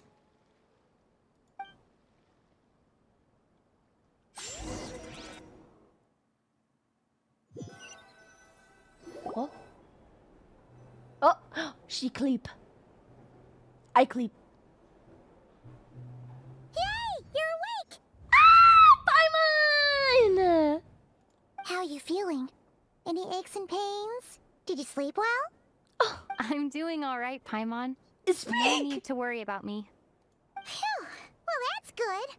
Paimon's been sitting on the edge of the bed worrying about you for ages. You spent the whole day and night. Poor Paimon had to eat all by her lonesome. Oh, baby. Glad to hear you didn't starve. How is the food? Well, it wasn't the same without you there to share it. Oh, I love her so much. She's so sweet. Honestly, Paimon just can't relax when you're not your usual self. She couldn't enjoy the food and settle down to sleep. Well, I'm back to normal now. Oh yeah, and Albedo swung by earlier. He said to tell you to head to the tavern when you woke up. Varka and the others are organizing a victory feast and they want to celebrate with you. He also dropped off some medical supplies, but you seem fit as a fiddle, so guess you won't be needing those. I love Albedo. If you're feeling up to it, let's head over now. Wouldn't want to keep them waiting. Is Daisley there? Is Daisley there? Daisley? Daisley? Daisley? Daisley? Daisley? Daisley?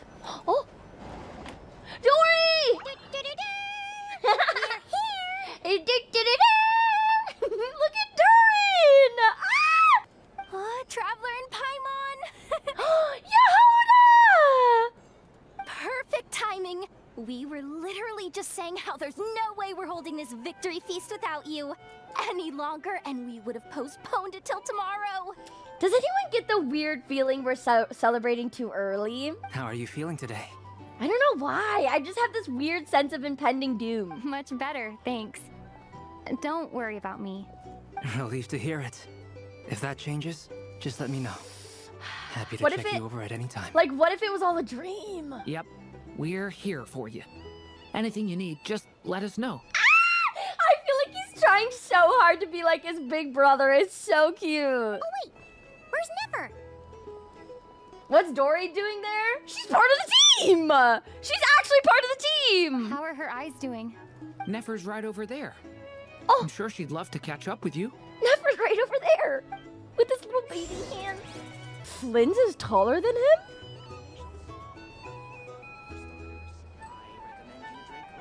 Flint is taller than him? Oh my god! Flips? I see you've recovered. You bet.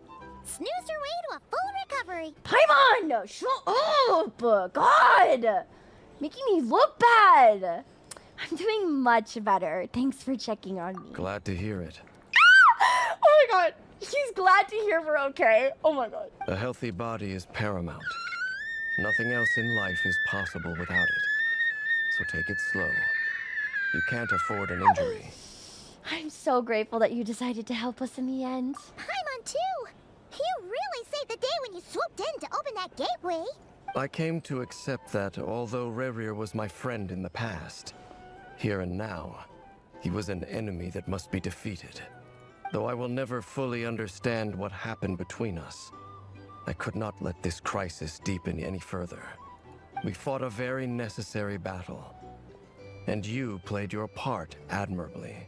Thank you. I know it was hard, but you'll get through this. Yeah. And if you ever need to talk, just remember, we're always here. Oh, Paimon! I'll do that. And can I get them dodo digits, baby? Please! Please! Stop playing hard to get and let me just call you up if we need help, please! Brother, at this point, I'm with you. I'm sus of the gods too, man. Not really, that's a lie. But please, let me get them dodo digis, please! Dory! Hello, you. Recovered from the battle? Mostly recovered, thanks. I'm touched that you'd ask. Come on, what do you mean? Of course I'm gonna ask. I care about my friend's well-being. And we are friends, aren't we? She's so cute! Get yourself a drink. You've more than earned it. In fact, today, your drinks are on me. Lord Sangama Base got you covered. This is a once-in-a-lifetime opportunity! Okay! Wow, really? What about Paimon? Has she earned it too? Has she? Please? Oh. Well, you haven't been through quite as much as the Traveler, but... what the heck, sure. I mean, she only orders juice anyway. I mean, can't be that expensive. Wow! Drinks on Dory! What a historic day. Hey, keep your voice down, or everyone else is gonna want in too. Have you heard anything I've been saying recently? Doing business in Nod Krai has been an absolute nightmare. I'm buying for everyone. Oh. Seeing Dory tower over Paimon is so funny. Okay. Paimon will speak more quietly. Jeez. That's more like it. Don't you forget, Lord Sangama Bay doesn't just go around buying drinks for anyone and everyone. Let me talk to Varka. Varka! I thought of Varka! 1,000 ways to congratulate you, but now you're here, words are failing me. He's so good at rallying a team, and but he can't talk now. The honorary knight stuns them speechless once again. Well said. The honorary knight showed us all how it's done. Is it weird to say I feel so safe around him? I don't know how to explain it. I feel so safe around him. The other knights tell me that Mondstadt was the first stop on your journey. All of us are truly delighted to count you as our friend. It was so sad. Buff man, okay? Not just buff man, but he's so nice. Ladies, I would let him hold my drink while I go to the bathroom. I'll say it. I would give Varka my drink to hold while I go to the bathroom at a bar. It's because he's Unk. True. That could have a lot to do with it. I'd like to thank you for supporting the Knights of Favonius, and also for helping us save Nod Krai. No, thank you. Nonsense. Of course I'm gonna mention it. This is more than just business. It's a relationship. And there can be no relationship without showing gratitude where it's due. Oh, he's just so nice. First, I recommend you drink less. Tori's just never keeping his eyes. That's not true. I'm not small. Traveler, Paimon. Turns out that moon... Yeah, but... Yes, thank you. I'm well aware. Yehoda? Oh, sure. Coming She's so excited to help Lauma. It's so cute. Did you hear that? I gotta go help Lauma for a second. Did guys you chat hear among that? yourselves. I'll grab us some drinks on the way back. Paimon. You bet. Make it extra sweet, because Paimon's earned it. Yes, you have, Paimon. Sure thing. So cute. Oh. What's on your mind? The Raker of Solnari. Kind of a snake, don't you think? More of a wolf in my mind. No, definitely a snake. A poisonous one who spewed his venomous hatred everywhere. Nah, I'm with Lumine on this one. More of a wolf. Also because we literally saw him depicted as a wolf on the chess piece. Anyone who seeks revenge out of hatred for other people has become a snake. That's something my dad used to say. Does she not see the I'm confused. Does she not see the irony in that? Does she is she serious? Does she not see the irony in what she just said at all? Not at all. Anyone who seeks revenge out of hatred for other people has become a snake. And she... Yeah, Nefer, girl. I feel like... Pot, kettle. I feel like this is like a typical... Hey, girl, let's do some self-reflection. I guess he didn't like seeing people go down the path of vengeance. Perhaps. I'm sure it sounds like a very wise and open-hearted perspective to your ears. But me? I think hatred is a perfectly justifiable emotion. Okay, here we go. Okay, here we go. Here we go. What else is left when everything you depended on in life gets stripped away? Something's gotta fuel that drive to keep on living. When I look at your life, I see a lot of things that you can depend on. If you're worried about me, you can nip that in the bud. I'm not someone who gets stuck in the past. It's just... I suddenly feel like I was wrong to call my father a liar. No way. He was just a fool. That's why the Academia turned their back on him, and why the other tribes ganged up on him. No way! No way! She has come full circle. She has come... Oh my god! She's come full circle. Holy shit! Character arc goes crazy! Girl, yes! You were wrong to call your father a liar! Yes! Oh, father. How much better things could have been if you were a skilled liar. Sure. If that's the way you want to take it, sure. Look at the Ibis King. Thoth is a fiendishly cunning liar. And yet, strangely, Girl. he feels more like a father to me than my real dad ever was. He's never brought it up, but I'd bet he feels the same way. Why else would he give me the power to perceive the truth, while at the same time training me in the art of deception? Sadly, I've never heard the Ibis King's voice. What's he actually like? Well, King Deshret banished him to Aru, which is essentially a prison, and posed 3 questions to him. He promised that he'd have his freedom if he could find the answers. His response was to take on a physical form and approach me, hoping that I could become his envoy and search for one of the answers on his behalf. Did he really think I'd fall for that? He's stuck there. He can't make me return what he gave to me.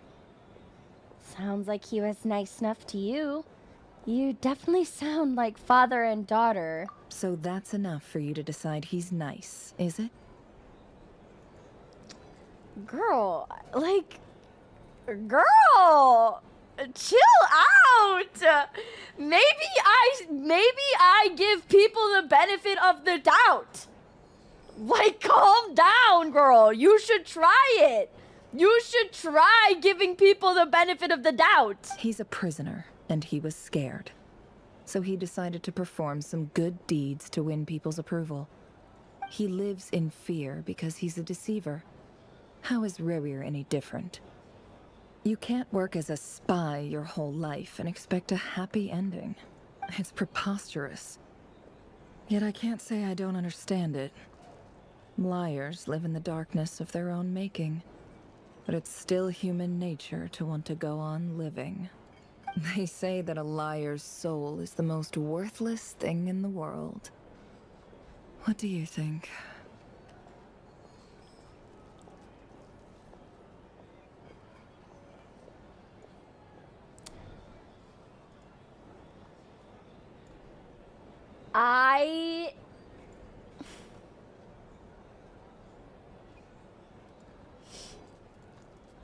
I think, I don't know. My annoyance with her wants me to agree. Like, I want to agree with that by, like, a jab at, like, yeah, I think you're bitch lying and, like, calling other people a liar, although you do the exact same thing, is hypocritical. So I think that that's worthless. But I also want to take the nice guy route because I don't think that's true. I think a liar's soul is not the most worthless thing in the world. Because I think, you know, it is dissing Nefer low-key. I'm curious to see what she would say if I agree. Does anyone, what did you guys say, if you remember? I'm curious if she reacts differently, like, depending on what you say. If a liar's soul is the most worthless soul, and that's a lie, then it's treasure. But if that's a lie of a lie... Wait, what? What? I said disagree. Liars do have their own ring of hell, religion says. True. I said disagree. The value of a soul... Well, I agree. I don't think that a liar's soul is the most worthless, but I'm curious to what she would say if I agreed. I'm always one to be curious about what she would say. Rainbow, you said I agree. Do you remember what she said? Actually, don't tell me. Should I be honest? Or should I play with fire? Like, are you guys curious to see what she would say? I'll do it if you guys are curious to see what she'd say, if I agreed with it. Or do you guys think I should be honest? I'm curious. I personally picked the funny or wrong answers. I love doing that! How much do you care about Nefer's opinion? You're so right. I don't care. I'd agree with that. Good. If you understand that, it means you're smart. And you see things objectively. What? What did she say when you guys disagreed? Now I'm curious. What did she say when you guys disagreed? What? She's happy with that answer. But wasn't that like a low-key diss at her? Look it up. I don't care anymore. I instantly lost. I don't care. Alt F4 so we can see? Nah, I'm okay. I'm good. If you ask me, the soul of a liar really is worth nothing. Because all they care about is themselves. I mean...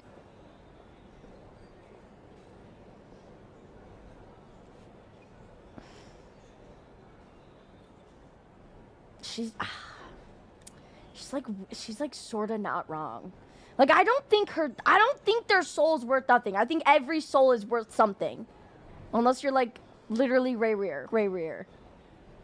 But I do also think that they deserve that. I think karma deserves to catch up to them because all they care is themselves. You know? That's hard. This is like an ethos question, I feel like, because like I do think that they deserve karma for only thinking about themselves and not of others, but I don't think their soul is worth nothing. If you disagree with Nefer, is this an AI? I feel like the AI is never right whenever you Google it. For example, when something good falls into my lap, I don't go sharing the news around. Stops other people trying to steal it from me.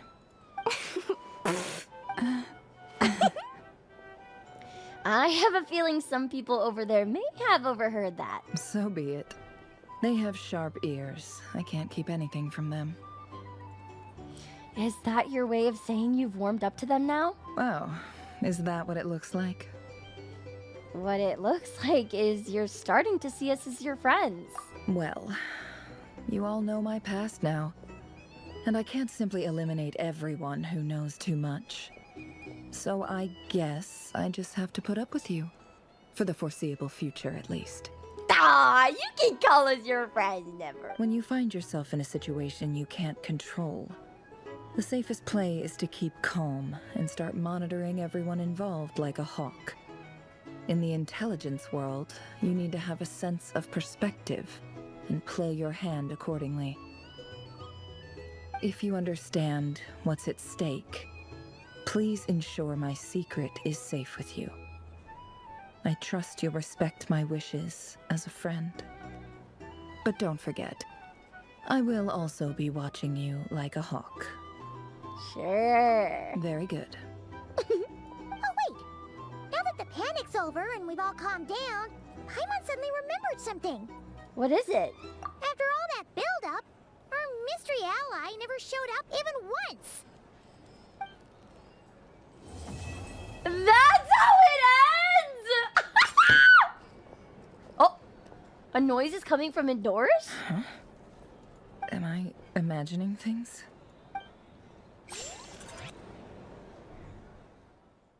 What?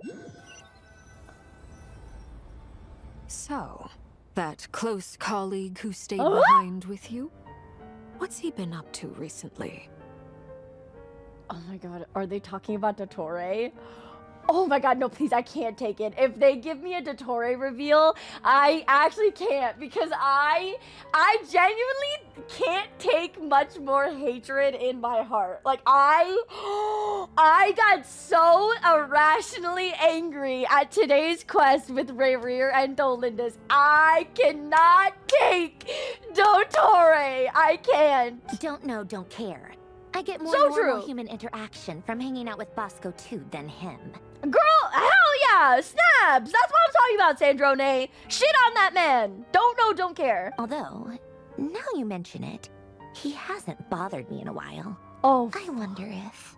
Oh no. Oh no! If he's disappeared without a trace, it's the biggest gift he ever gave to the world. Yes! But I somehow doubt that's what's going on. Holy shit! The other Harbingers hating him is the best. He won't lie low forever. So we'd better stay on guard. Oh no! Oh no! I can't take that. Oh no! Oh no! Wait, didn't Nefer hear a noise? What was the noise that Nefer heard?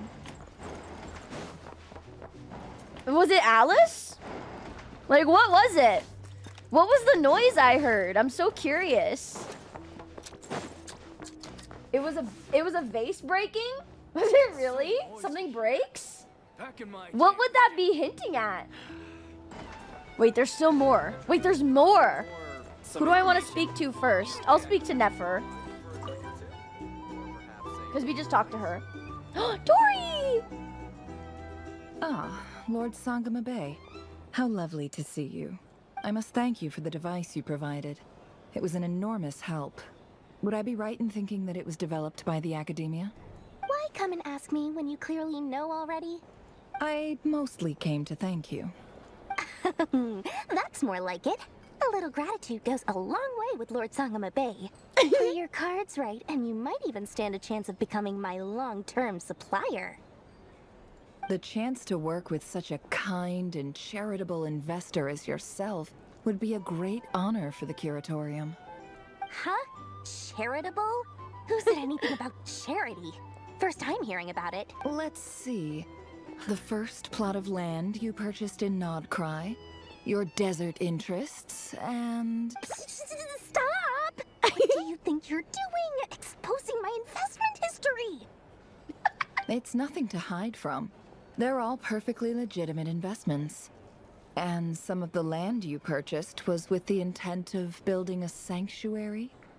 Yes, I heard about that too. Wait, really? She did?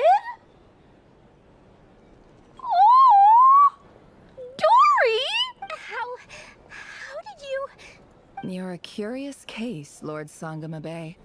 You don't like people finding out about your good deeds, do you? Dory! Oh my But I'm god! afraid no matter how hard you try to keep things under wraps, where there's a will, there's a way. My freaking goat! You did it for Sumeru, didn't you? Oh, it was empty land that was gonna go to waste otherwise. I figured if I built something there, it might at least get some use in an emergency. Disasters are capricious things. They strike without any warning. I've lost family to a disaster before, and I don't want to lose any friends or business partners if I can help it. My elder sister used to dream of finding a sanctuary. Somewhere with plenty of food, water, and medicine. Where everyone could live happy lives. It was something I looked into, but after discussing things with the Dendro Archon, I decided on a more effective strategy. The tech people handled the tech, and Moneybags provided the Mora. It just made the most sense. It's a pity that so few people know the truth about you. Everyone says that you view everything in terms of Mora, and all you care about is growing your own wealth. So, what's the problem with that? Everyone wants to be rich. It's human nature. So yes, I love Mora, and it's nothing to be ashamed of. But surely you have dreams of your own, beyond just making Mora. You don't get it, do you? My dream is to invest in other people's dreams. And, you know, make a nice little slice for myself along the way. People hate her? You guys, she's so nice! People don't like her? How? She's so nice! Just thinking about it makes me happy. That sweet, sweet sound of Mora. Thank you. For the device? And the pendant.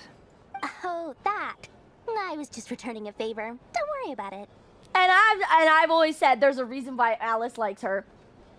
Seems like we've both been away from home for a very long time. Yeah.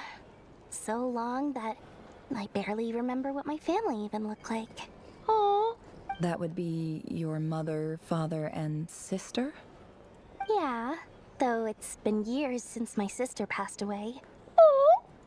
It's not like I want to forget them, obviously, but memory can be even more ruthless than the most calculating business person. Beyond a certain point, if something isn't helping you, it just gets rid of it. Oh. My sister can't help me now. Slowly but surely, her face is fading from my mind's eye. It's become a vague impression. That's so sad. Not everything will fade. When loved ones pass away, the beautiful memories are the ones that last the longest. Yeah, that's true.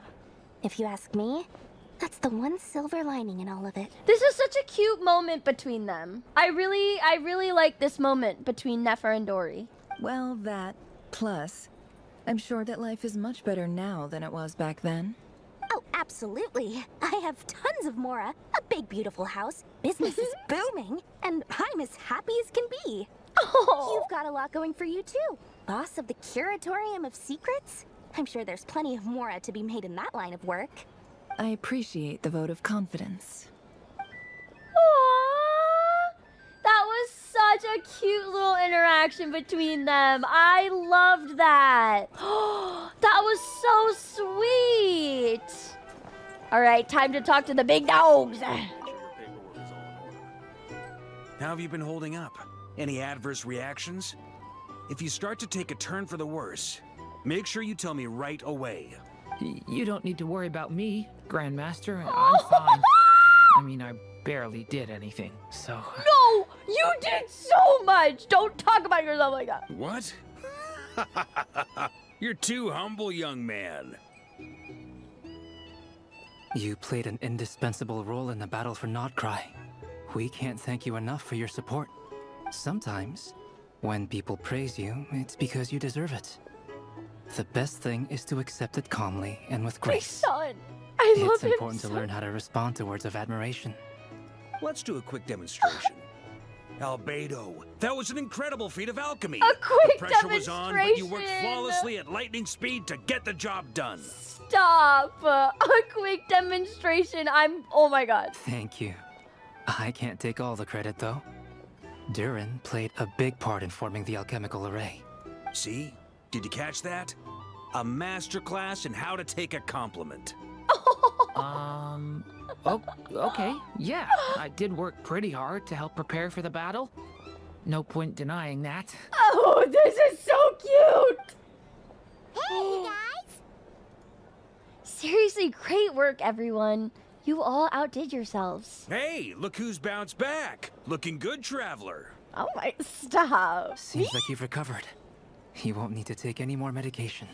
Can I get you a drink? You baby! Huh? You know how to order at a bar now? You've sure learned a lot recently. Handling a drinks order is ridiculously simple compared to alchemy. Don't worry, I'll blend into society yet. Oh my god, I just love him so much. Like I have like a motherly instinct towards him. Like I need to protect him. I love him. I need to protect him with my life. Hi Taylor, welcome in. How are you? Oh my god, don't let me forget. Before stream ends, we need to look at the art channel. Paimon believes it. You're clearly a fast learner, just like your brother. To be totally honest though, Paimon didn't quite follow all the details when you first explained the plan to us. Don't worry, that's completely understandable.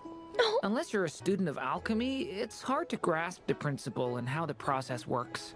To put it in the simplest terms, we saw how our enemy stole the power of Kuvaki.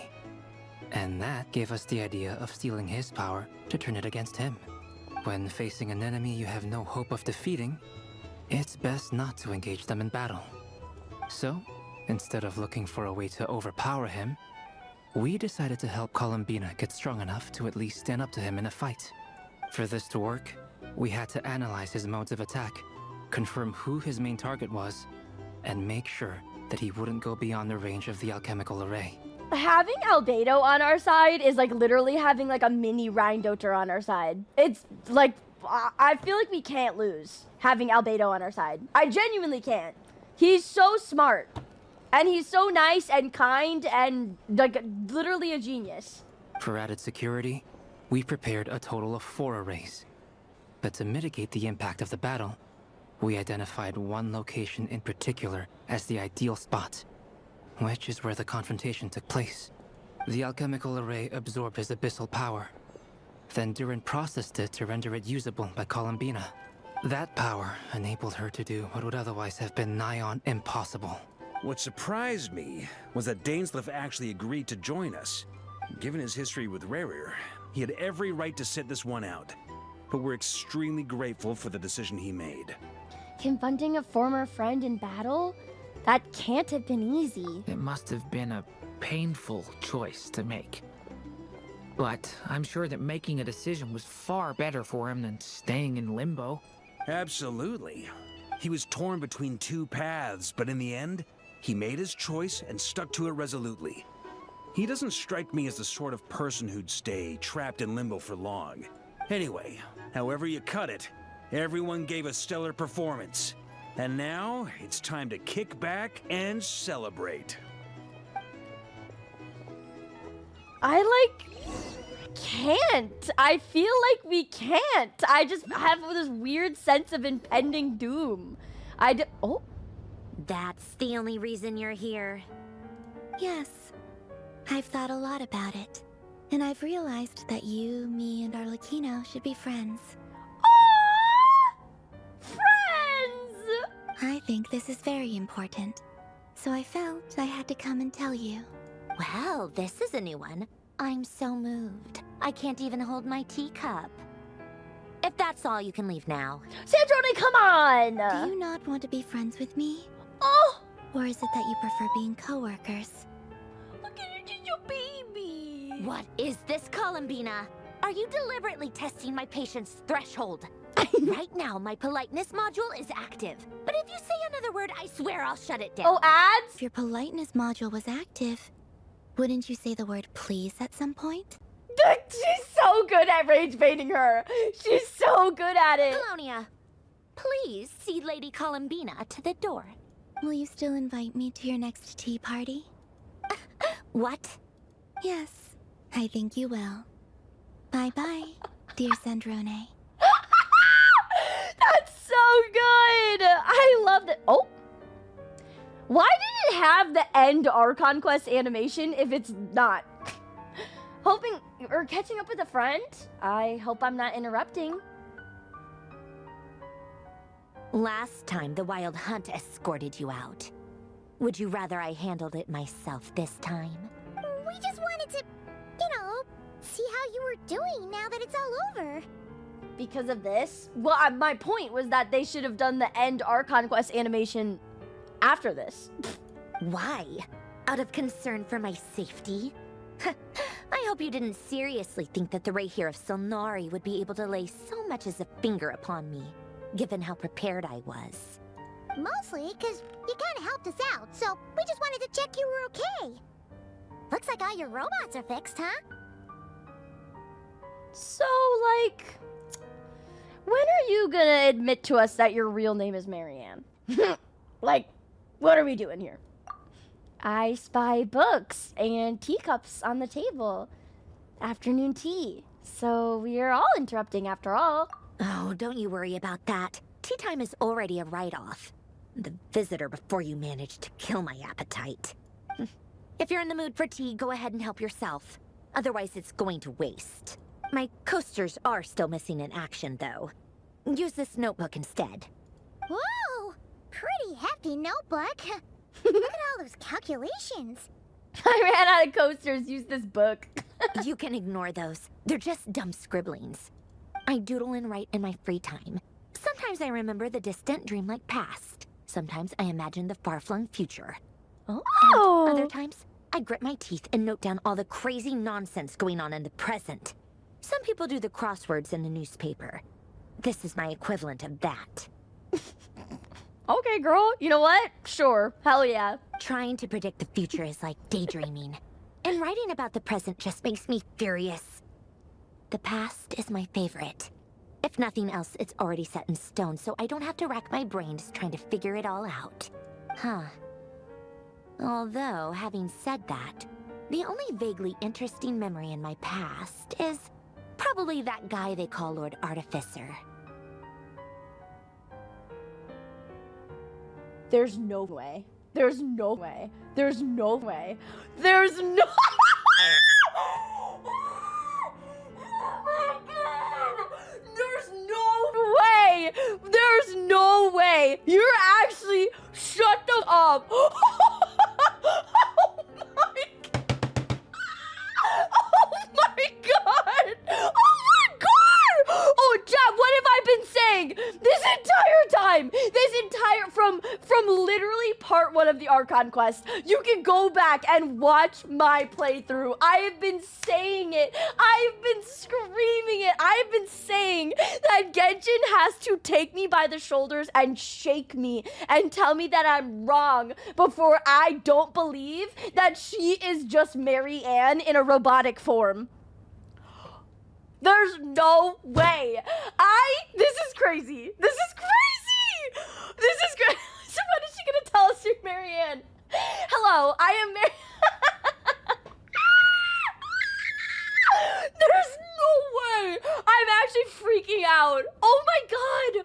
That's 2 times. If I had a nickel for every time my favorite theory has come true in Genshin Impact, I'd have 2 nickels, which isn't a lot, but it's weird it happened twice, right?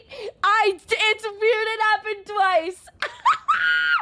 First Venti Isroth, and now Sandrone Marianne. I think I'm gonna poop. Lord Artificer, you mean Elaine Guillotine? Who else? Pretty much all the mecha and Fontaine are his personal handiwork. Wait, are you saying you know him? Like, personally? As a friend? Oh my god, here it comes. I mean, I guess we were friendly enough. Oh my god, here it comes. So, you've actually met him. But he lived hundreds of years ago. Yep. In fact, I'm probably the only normal person left who knew him at all. We used to chat occasionally back when he was still around. Before he passed away, he asked me to destroy all his manuscripts.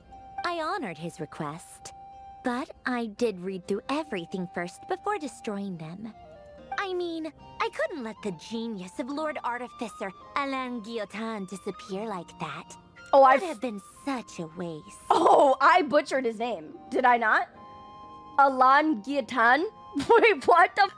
That's how you say his name? It's not Elaine Guillotine? I mean, I couldn't let the genius of Lord Artificer Alain Guillotin disappear like that. What the Would have fuck? been such a waste. Have we all been mispronouncing his name? What do you mean his name is not Elaine Guillotine? Alain Guillotin. Okay, crazy. A crazy twist of events. So, that's where the formula's in your notebook are from? I just told you. Those are my equivalent of crossword puzzles. They're just dumb formulas that I solve for fun when I'm bored. I mean, I guess she didn't specifically say I'm his sister, but I feel like it's implied, no? Alain's work was like epic poetry. The formulas in my notebook are just silly little riddles in comparison. Not that there's anything bad about them. I mean, at least, solving those riddles isn't going to hurt anyone. Except me, because I lose a few brain cells in the process. Anyway, while we're on the topic, I might as well tell you about what happened to him and his friends. Wait, yes! Oh my god, yes! Yes! Alain Guillotin had two close buddies, Renee and Jacob. Girl, do I know? Years together in the Girl, do I know? You don't have to tell me about Narcissus and Ordo. I know, girl. I know. Ah! There she is! They were all quite competitive, so there was some rivalry between them. But it was a friendly rivalry. Oh my god, the Fontaine music in the background. Listening.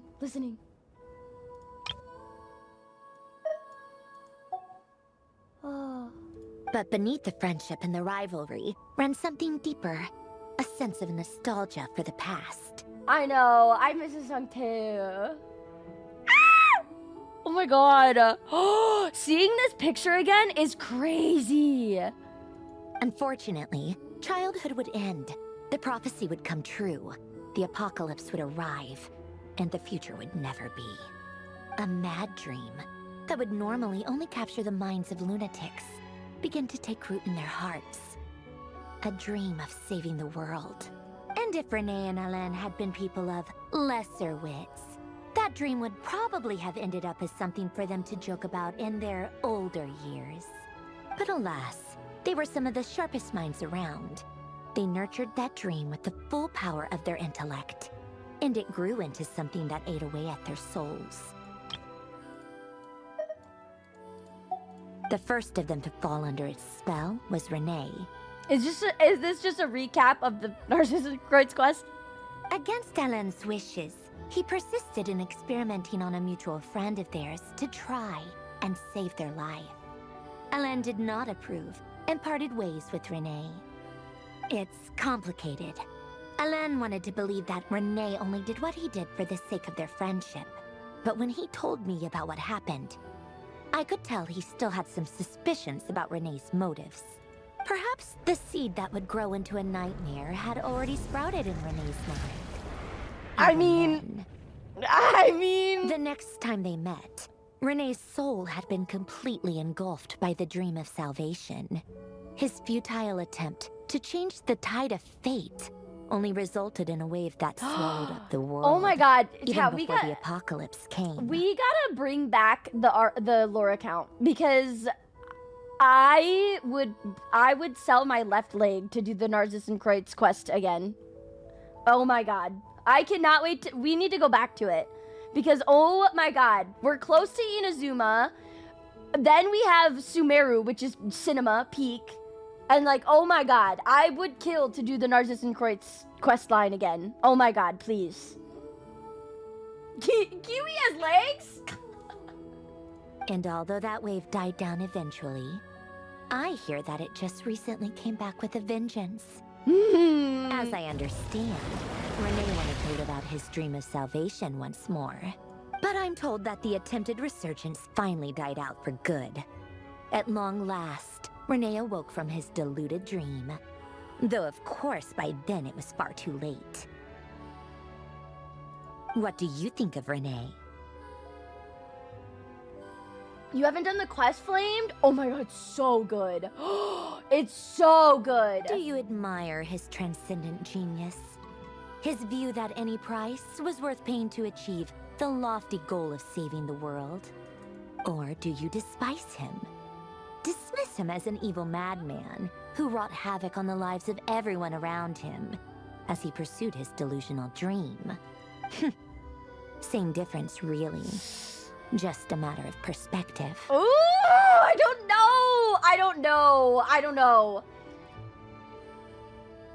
I admire him. I don't think I admire him. I feel like I'll just say I don't know, because like I feel it. I see like a little bit of both. I feel. Oh yeah, that boss isn't quest locked. You should be good. This is tough. I feel like I'll say I don't know because I see both sides. Like I think I see more that I don't admire him, but I get why he did what he did. I'm gonna say I don't know.